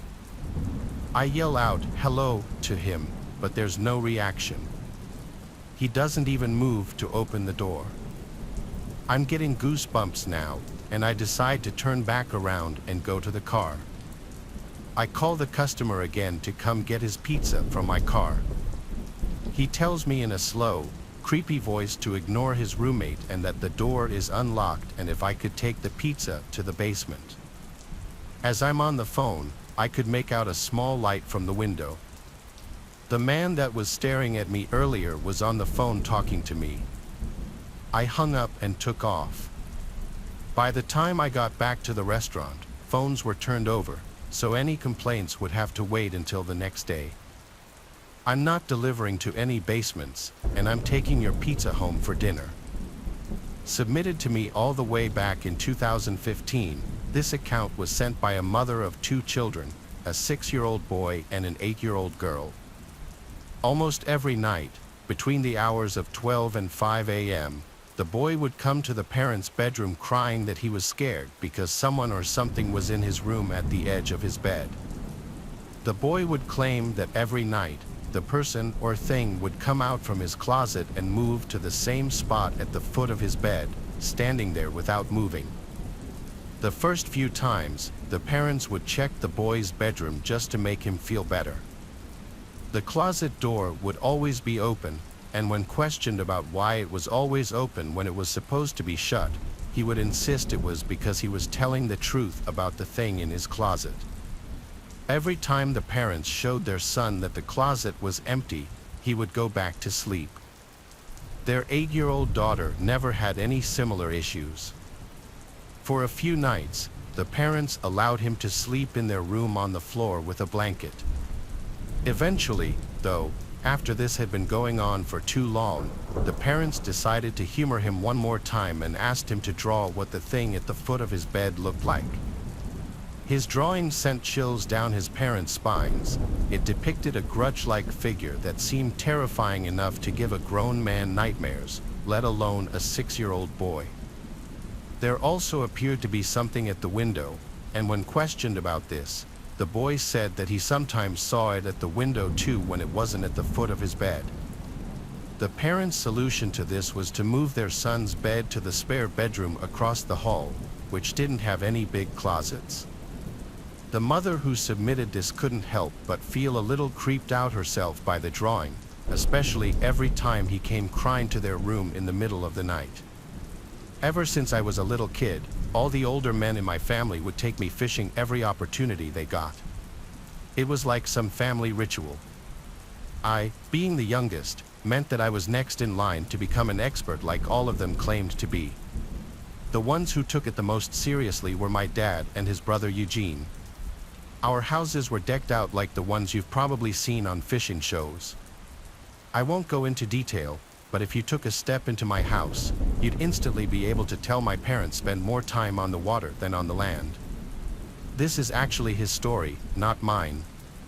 My dad's a pretty hard guy to scare, but let me tell you, whenever he tells the story, it's like he's a different person. He doesn't like talking about it, but every so often at a family gathering or a special occasion, one of my relatives will ask him to tell it, and he will. My dad's name is Gwyn.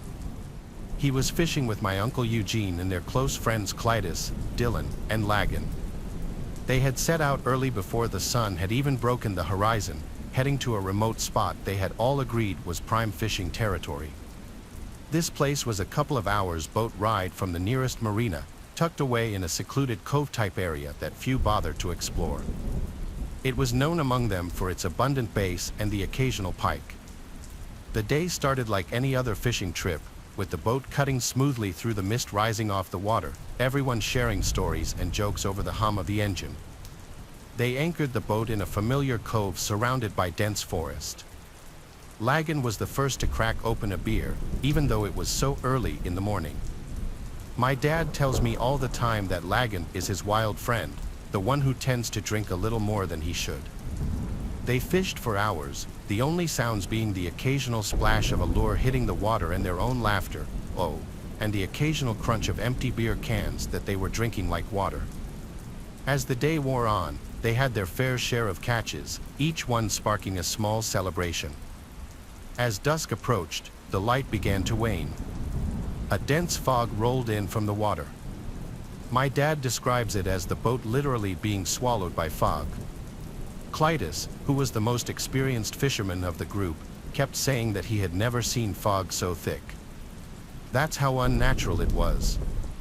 Dylan, the jester of the group, was almost as drunk as Lagan, both of whom were seemingly unfazed by the fog that had ensnared them. It was starting to get dark.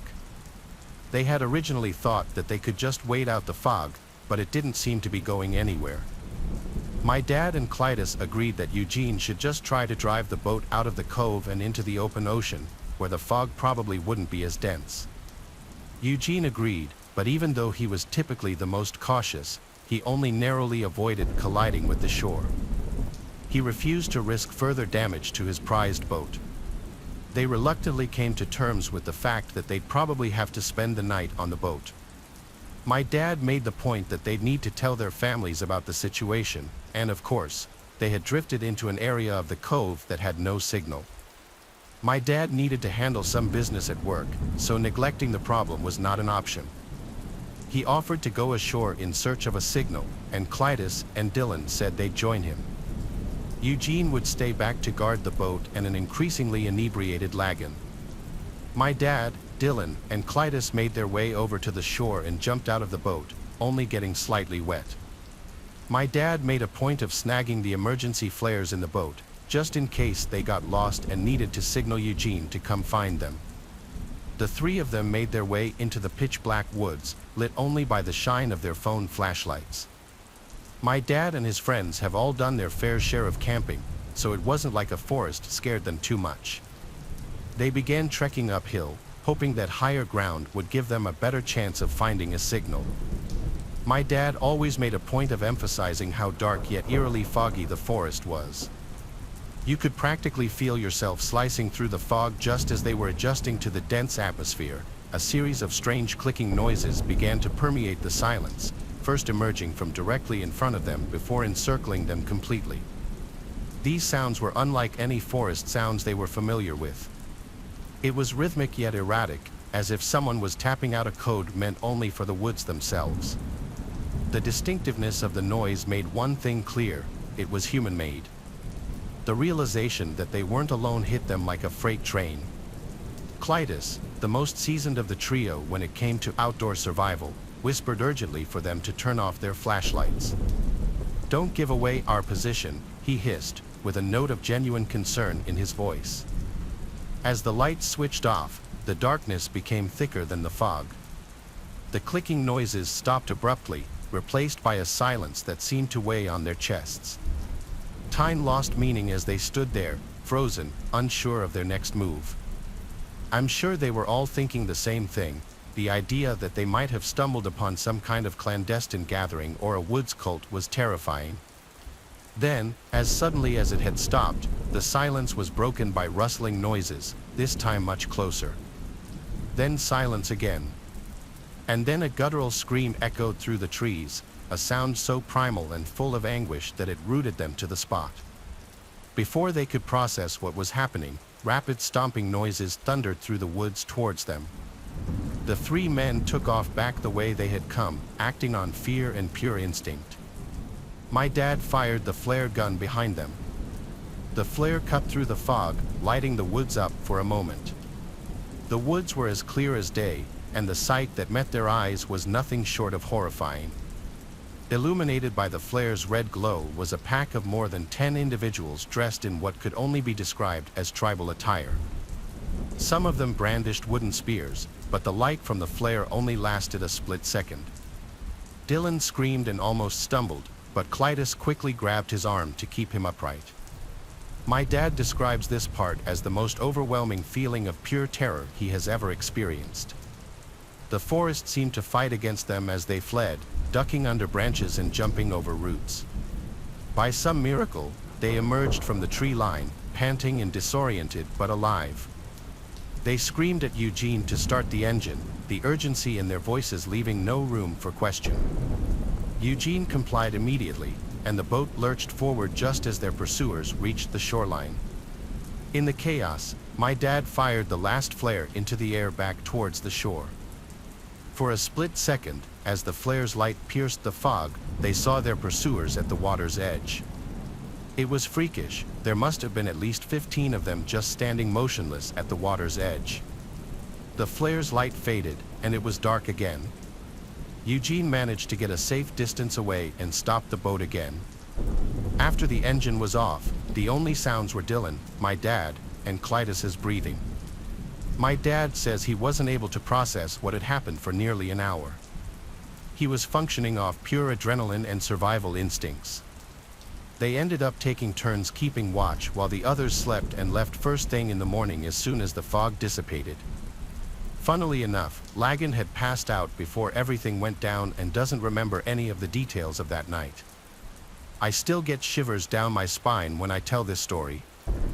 I can only imagine what my dad must feel when he thinks back to it. It was a Memorial Day weekend, so my friend group rented a lakefront house for the weekend 3 hours away from home. It was cheap because it was in the middle of nowhere in North Carolina. It was Callista, Cara, Zelda, Mia, Cheryl, and myself. We all piled into Cheryl's truck. I was the one to find this place on Airbnb, and what was most appealing about it was the big deck with the hot tub on it that overlooked the lake. There was also a fire pit right by the water with a bunch of Adirondack chairs around it. Everything about it seemed perfect for a few days and nights of getting wasted with some friends. The Airbnb host told me that when we got to the property, there was a hidden key behind the mailbox to unlock the front driveway gate. The driveway was made of gravel and dirt, and it cut through a small opening in the woods, bringing a slight uphill to a bigger opening where the house was. Cheryl parked the truck right next to the front deck. The deck wrapped around the entire house, which was pretty cool. The first thing I did was walk to the back part of the deck and look at the view of the lake. It was very beautiful and peaceful. Too bad we were about to be blasting music and partying. Right as we were done unpacking, everyone cracked open beers, and we wasted no time letting the weekend begin. We played beer pong, cornhole, barbecued, and blasted music for hours. We were really loud because, as far as we knew, this was the only house around here. It's not like there were any nearby neighbors to complain. The phone connection out there was very spotty, so we really were just living in the moment, socializing with each other, not distracted by social media and whatnot. As it was getting darker and we were sitting by the fire pit, we all got startled when a voice came from the edge of the woods. It was some middle-aged woman with short hair. She started yelling at us to lower the music, so someone lowered the volume of the music. The woman started more or less lecturing us, saying how we out-of-towners always come here, litter in the lake, and create nothing but noise. She seemed like genuine white trash. I apologized on behalf of all of us, and one of the girls asked the woman if she lived nearby and if she could hear the music. The woman responded, still in a yell, that she couldn't even hear herself think. She didn't acknowledge the other question regarding if she lived nearby. Then, she just walked away into the woods, like literally into the dark woods. It was so strange. When we were sure she was out of earshot, we all erupted into laughter. As bizarre as the encounter was, we had to make light of it, but it also did put a slight damper on things considering we thought for sure we were far enough away from any neighboring houses to blast music and be loud. But we continued to drink, and pretty soon that concern was forgotten about, and we got loud again. Some immeasurable amount of time passed before a song ended, and it went quiet for a second, and we heard a voice calling out from the lake. We paused the music and listened, and sure enough, a voice was calling out for help in the middle of the lake. We all looked at each other nervously. I stood up and went to the water and yelled out, "Who's out there? Are you in the water?" The voice called back, "Yes, help." Adrenaline started to kick in. There was a kayak leaned up against the deck by the water with 2 sets of paddles. Cheryl and I agreed to paddle out there in an effort to save whoever was out there. We yelled out at them to keep calling out, but as we got in the water, the calls seemed to get further away no matter how deep we got into the lake. After like 5 to 10 minutes of rowing out to the complete darkness of this lake, calling out repeatedly for that man, we heard it was just utter silence. All we could see were the lights from the house sitting at the edge of the lake, and then just darkness in every other direction. It was only the sound of the light splashes of water and then screams, female screams, coming from the direction of the house. They sounded gut-wrenching, like genuine screams of danger. It sounded like more than one, at least 2 of the girls' screams. We immediately started paddling back, even more panicked now. The screams stopped long before we got back to the shore. We screamed out for our friends, but we checked inside and outside of the cabin, and all 4 of them were gone, vanished without a trace. We tried texting and calling them, but we had no bars, of course. Cheryl's truck was still there, so we took it and drove up the road looking for the nearest neighboring house. We found it, a similar opening in the woods that led up a hill and onto a property where we saw a house with the lights on. We went to ring the doorbell multiple times, but no one ever answered.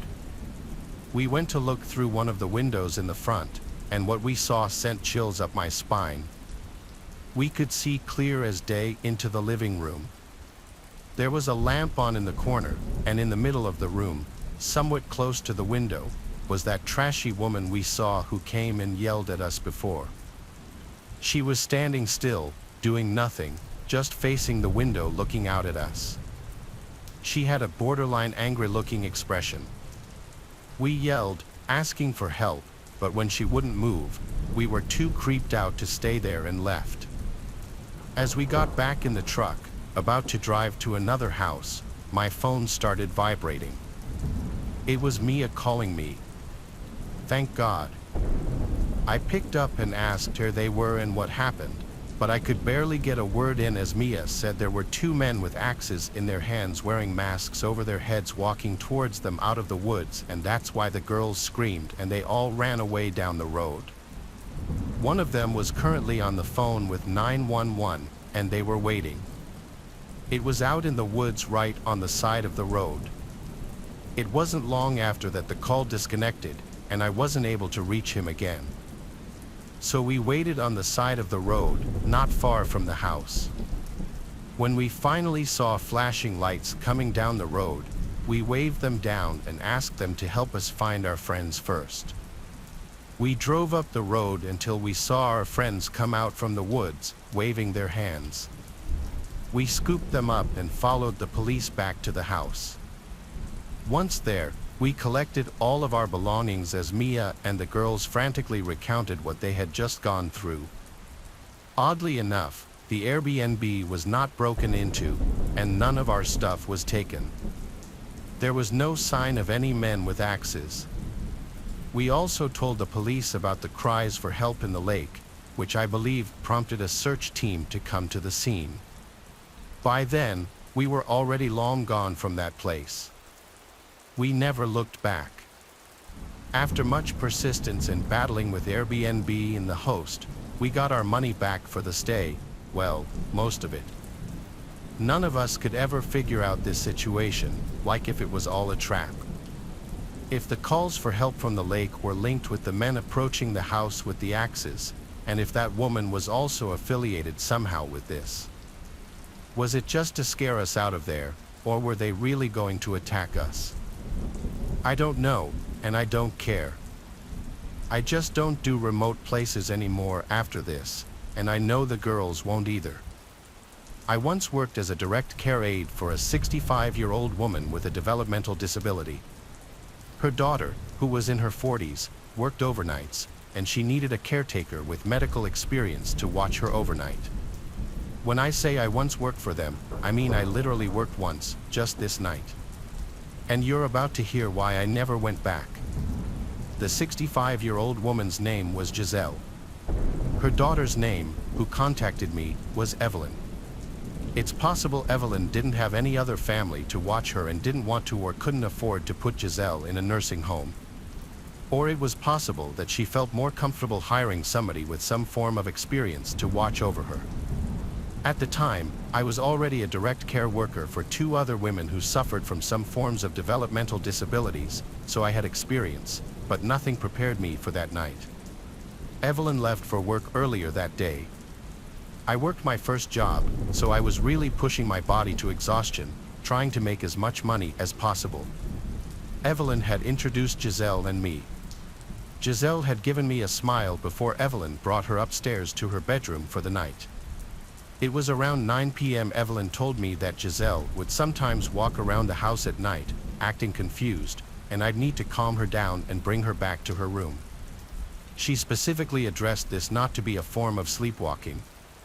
When I asked, she said it's one of the symptoms of her mother's dementia. I told her to rest assured that I'd know how to handle it. I spent my time initially in the living room, catching up on my show. These jobs aren't super glamorous, and for the most part, it is a lot of sitting around. I heard footsteps from upstairs. I went to the stairway and looked up the stairs, then called Giselle's name, asking if she needed anything. She didn't answer. I heard her footsteps go back to her room, and then the door closed. Maybe she went to the bathroom. I went back to the living room and watched some more TV. It was maybe an hour later that I got up to grab my sandwich that I brought from the fridge. As I left the kitchen with a plate and my sandwich to go back to the couch, I nearly had a heart attack and dropped the plate when I saw Giselle standing at the doorway, glass shattered everywhere. I apologized to her and asked if she was okay. She started yelling at me, "Who are you?" I reminded her who I am, that I'm her direct care worker here to make sure she's okay. Everything she said at this point was in a loud scream, "Why are you here? I don't know you." Things of that nature. I reminded her that we had just met and that her daughter Evelyn hired me to watch her and the house. This seemed to work for long enough for me to get her to come back upstairs with me and to her room. I brought her up a glass of water and some melatonin. I made sure she took both before going back downstairs. After a few hours, I was absolutely exhausted. I had to get a couple of hours of shut-eye. There was a spare bedroom upstairs with a twin-sized bed where Evelyn said I could rest if needed. I felt like at this point, Giselle was asleep for the night from the melatonin. I fell asleep within minutes, but I was asleep for only maybe an hour. I woke up to a sound from downstairs. It was this repeated slamming every 1 to 2 seconds. Something from downstairs was being slammed. I jumped out of the bed. I had left the bedroom door open so that I'd hear anything if Giselle got up, case in point, right here.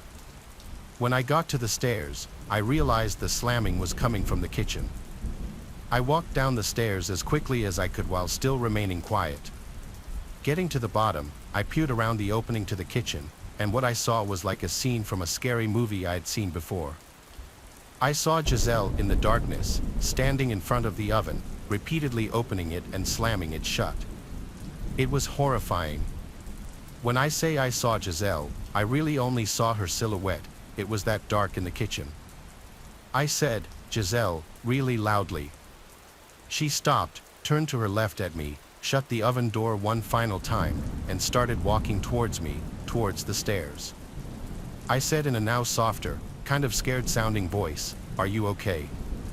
She got close enough to me where I could now see her facial features, and she looked at me with this blank expression, then walked right past me and started walking up the stairs. I followed her upstairs, but as soon as she got to her room, she slammed her door shut. I knocked on the door, saying, "Giselle, are you all right?" She didn't respond. I quietly opened the door just to peek inside, and I saw Giselle at the side of her bed, just standing facing the wall. I've seen a lot, but this was some pretty unsettling behavior that I feel like is the exact kind of stuff you'd see in some scary movies, like I mentioned before. I walked over to her and gently eased her into the bed. When she was lying down, I covered her, and for what I was hoping would be the final time, I said, "Good night, Giselle," and shut her door. I went across the upstairs to the spare room and went back to bed. I purposely tried not to fall asleep for at least half an hour, just in case she'd wake up again, but I don't even know if I made it that long. All I know is I fell asleep pretty freaking quickly. I woke up once again, however, much later.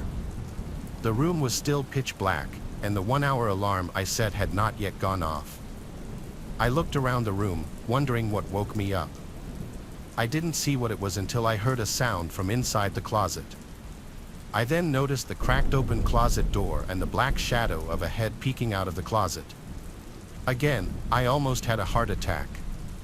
I said, "Giselle." She didn't answer. I kept saying, "Giselle," a bunch of times until she pushed the door open, and I saw her approaching the bed slowly. She started saying what she was saying hours ago again, "Who are you? I don't know you." As she got closer, I tried calming her down, reminding her who I am. I reached for the lamp next to the bed and fumbled with it until it turned on. Giselle was holding a huge kitchen knife in her hand. At this moment, everything changed. Giselle was now a threat to my life, and I had to worry about myself, not her. I screamed at this point, "Giselle, put the knife down." I guess my scream stressed her out because she got closer and started screaming back at me, still repeating, "I don't know you." I wasn't going to attempt to calm down a knife-wielding dementia patient. That was not in any job description. I mapped out a way to run around her in the bedroom, and I went for it. I jumped off the bed on the side further from her, and she screamed again, "Who are you?" She swung the knife at the air as I ran past her. It was a slow and weak swipe from what I saw, but nonetheless, it showed that she had intentions of actually using it. I got downstairs, grabbed my shoes, and went outside. Instead of calling 911, I called Evelyn as she requested I do if there was an issue. I was courteous in doing this because getting law enforcement involved is never doing anyone any favors. Evelyn was yelling into the phone at me not to leave her.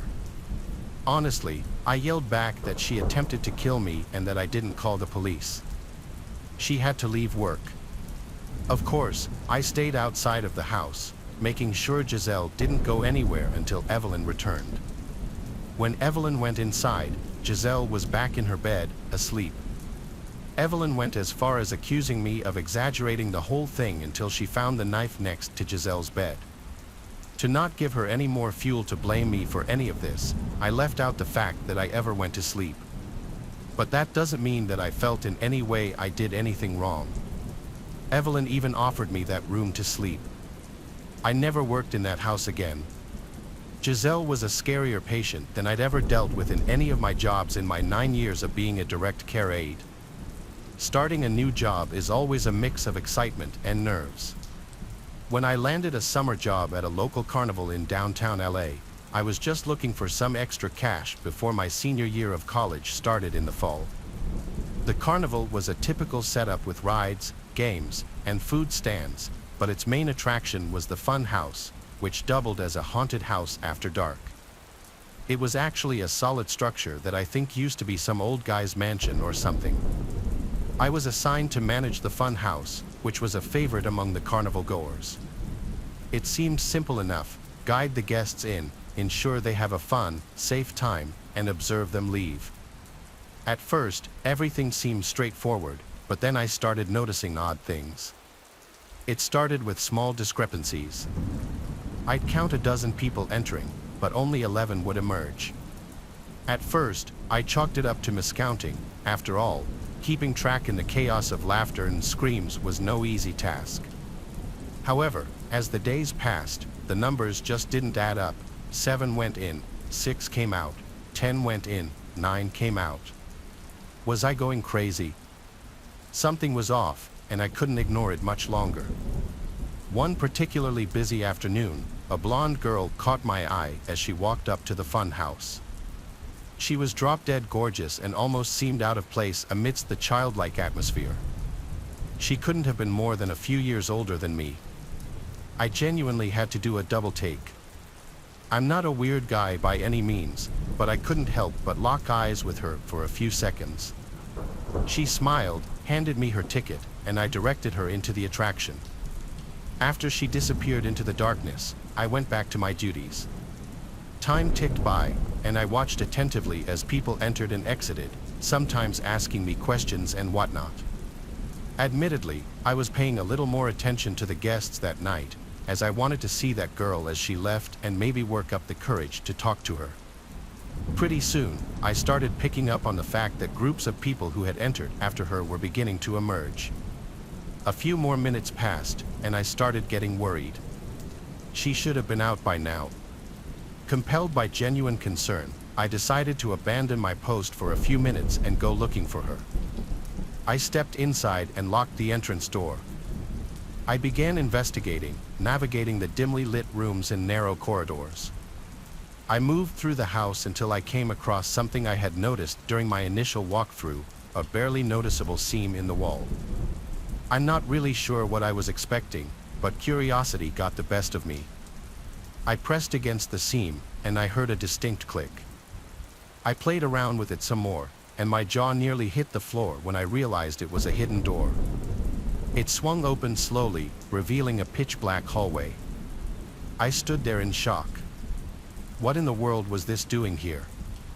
I was definitely going to have a long conversation with my boss about this. I walked into the hallway with my phone's flashlight guiding the way. I didn't have much brain power to spend being nervous because I was still so shocked about the whole situation. I got to the end of the passage and found another door. I flung it open, and to my surprise, it was a concealed exit that led back to the carnival grounds. I breathed a sigh of relief as this discovery proved I wasn't going crazy. All those people I had noticed leaving the attraction had probably stumbled across that secret door by accident and assumed it was the correct way to go. As I walked back the way I had come, I couldn't help but feel a little bummed out that I wasn't going to get the chance to talk to that girl. I'm not sure what came over me, but I decided to keep exploring the fun house instead of returning to my post. I think a part of me just wanted a few extra minutes of this impromptu break I was taking. I walked through a couple more rooms, and that's when I noticed it. On one of the walls was another faint seam identical to the first one I had seen. I again played with it until it clicked and swung open. I could immediately tell this one was very different. The putrid smell was the first thing I noticed. More concerning, though, was the fact that there was no corridor in this one, but a ladder. A ladder that led downwards. I was more confused than anything. This door was on the ground floor, and I was told specifically that this place didn't have a basement. I debated climbing down, but I just felt awful about the prospect that the girl might be down there. So, against my instincts, I began the descent. The smell only got worse as I climbed down into the darkness. I was expecting to find a basement, but what I found instead was far, far worse. I got to the bottom and pulled out my phone's flashlight. I was frozen in shock. I was literally standing in a tunnel that extended into the darkness. There was literally no way that this was part of the house above. The rational part of my brain screamed to turn back, to forget about it, but the mystery was too compelling. I ventured further, being careful not to make any noise. The walls were damp, and the tunnel was completely silent. As I explored, my flashlight beam fell on something unexpected. A white glittery purse was sitting in the middle of the corridor. I picked it up, turning it over in my hands. It looked familiar, and then it hit me. It was that girl's purse. I was sure of it. I started to panic. Was she really down here? I doubted there was any way a rational person could find this tunnel and not turn around, but the proof was literally in my hands. My mind started racing. Was she hurt? Lost? And then a more terrifying thought hit me, was she alone? I didn't feel safe anymore, but I was in too deep. Violating every survival instinct I had, I yelled out into the tunnel for that girl. I waited. Nothing. I was just about to shout again when I heard the sound of rapid footsteps echoing through the tunnels. My first instinct was to run. I had every reason to believe whoever was running toward me was hostile. I turned around and bolted back to the ladder. I got halfway up and slipped, falling back to the bottom. The footsteps were basically right on top of me now. I knew I was done for. I braced myself for a fight, and then a voice rang out, a girl's voice. Her voice. She gasped, clutching her side as if in pain. I yelled at her to climb up, but she insisted that I follow her back into the darkness. For some reason, I told her there was no chance I was doing that and basically forced her up the ladder. We got to the top, and I slammed the door shut. I asked her how in the world she ended up down there, and she couldn't really give me a straight answer. She kept saying she didn't really remember how it happened, just that she suddenly realized she was underground. She said she started hearing things moving in the dark and that there were voices calling to her. I didn't know how to process this.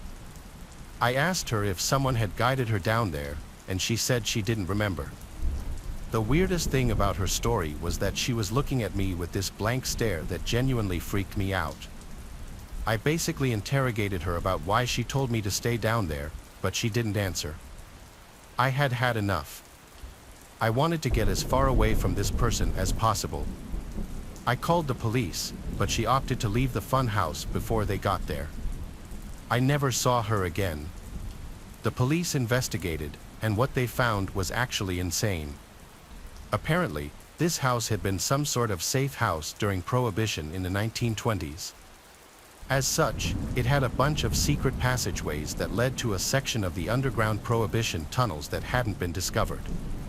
The owner claimed he had no idea about the house's history, but I was skeptical. I quit my job and got as far away from there as possible. I still have so many questions. Did the owner know about this?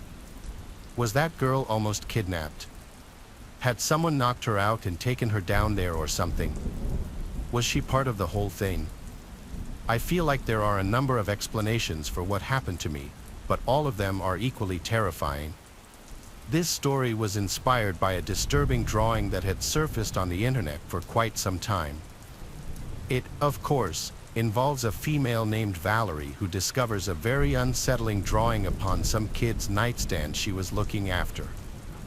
You won't believe what went down that night as Valerie was literally trapped in a house of horrors. Here's what it looked like. I'm currently in college and live on the res. When I come home for the summer break, I take on odd jobs from house sitting to babysitting just to bring in some extra cash to save up for the fall semester. I've been babysitting every summer since I was 15, so the families in my hometown were quite familiar with me. I run an ad on Craigslist for my services, so I was accustomed to getting calls from all sorts of area codes. Unfortunately, business was running a little slower than usual, but through word of mouth, I was recommended to babysit for this new family that had moved into town. They had a son named Lucas who was around the age of 7 and needed to be looked after every Friday. They were posh and elegant folks that lived in a large upscale house.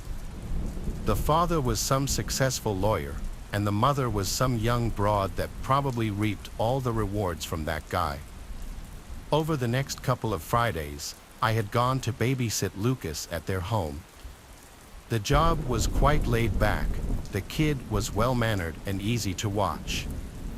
He was punctual when it came to his bedtime, and after reading a couple of bedtime stories of his choice, he was out cold. The parents came home, paid me, and off to my house I went. Considering the family paid me an incalculable amount for just a few hours on a Friday night, I usually took any offer they threw in my direction. But one day, the mom called me and pitched an unexpected offer that went against my policy. "Hello, Valerie, it's Mrs. Holloway. I've got another job for you. Mr. Holloway and I will pay you a flat rate of $200, but we need you to stay the weekend with Lucas." "Oh no, I'm sorry, Mrs. Holloway, I don't do overnights." "Are you sure? What if we offered a flat rate of $400?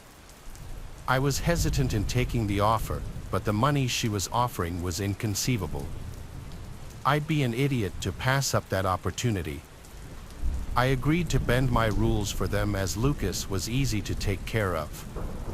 The weekend came, and I packed a suitcase to get me through 2 days. Mrs. Holloway gave me a walkthrough on how to use the appliances in the kitchen for when I cook food for Lucas. She was even going to show me the guest room where I was going to settle in. The couple eventually left, and it was just myself and Lucas. I asked him what he wanted to do, and he insisted on spending time in his bedroom drawing. I remember leaving his door open while I went to the guest room across from his and began watching TV. I checked in on Lucas every half hour to an hour or so and found it rather strange that the kid wanted to spend all his time drawing considering all the video game consoles he had in the living room. After a few minutes of prepping our respective plates, I went up to Lucas's room and noticed he was still honed in on his drawings. I could hear him utter some gibberish while simultaneously drawing as I knocked on his door and said, "Lucas, dinner's ready." Hearing this, he replied, "Dinner is ready, bring it up here. Can't you see I'm busy?" I couldn't believe what I was hearing. I was visibly taken aback and knew he could see it too due to the expression on my face.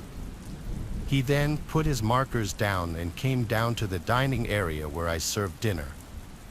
We both sat and ate in silence. I couldn't help but feel the awkward tension in the air as I could sense he was itching to head back to his room and draw more. As I tried to spark up some conversation, Lucas didn't say a word. He didn't even acknowledge my existence as he kept his eyes glued to his plate.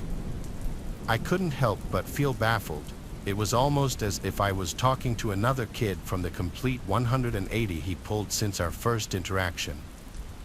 I began to question if I had done something wrong, but the little brat just kept ignoring me. Lucas then excused himself and headed back to his room. To be honest, I didn't know how to feel or act, so I just kept my mouth shut and played the waiting game until the parents arrived. As I cleaned up after the two of us, I headed upstairs and could see Lucas back at it again with his drawings through the narrow opening of his door. During the rest of my stay there, it had become a daily thing, maybe an hourly thing, or even an every-minute kind of thing where Lucas would completely indulge himself in his drawings. Every time I passed by his room, every time I asked him to come down and eat, he would just shout stuff like, "I'm busy. Leave," and pointed out the door like I was some dog or something. I then came to the realization that the kid I once thought was charming and funny was anything but an obsessed narcissist who was infatuated with his artistic craft and nothing else. I didn't bother to alert his parents and opted to just ride out the rest of the gig until his parents arrived back, as I knew this would be the last time I would ever babysit this kid again. On the last night, just an hour shy before the parents arrived back, I made it my duty to check out his drawings before leaving the house. I couldn't help but feel curious as to what the hell he was drawing that would not make him want to leave his room. I remember curling up in my bed while watching some TV when I heard the little twerp head downstairs. That was my cue to head to his bedroom, so I quickly turned off the TV and darted down the hallway. I could feel my heart racing out of my chest despite my adversary only being 7 years old. I wasn't down to face the noise and certainly wasn't down to deal with an inevitable temper tantrum if I was to get caught red-handed in his room.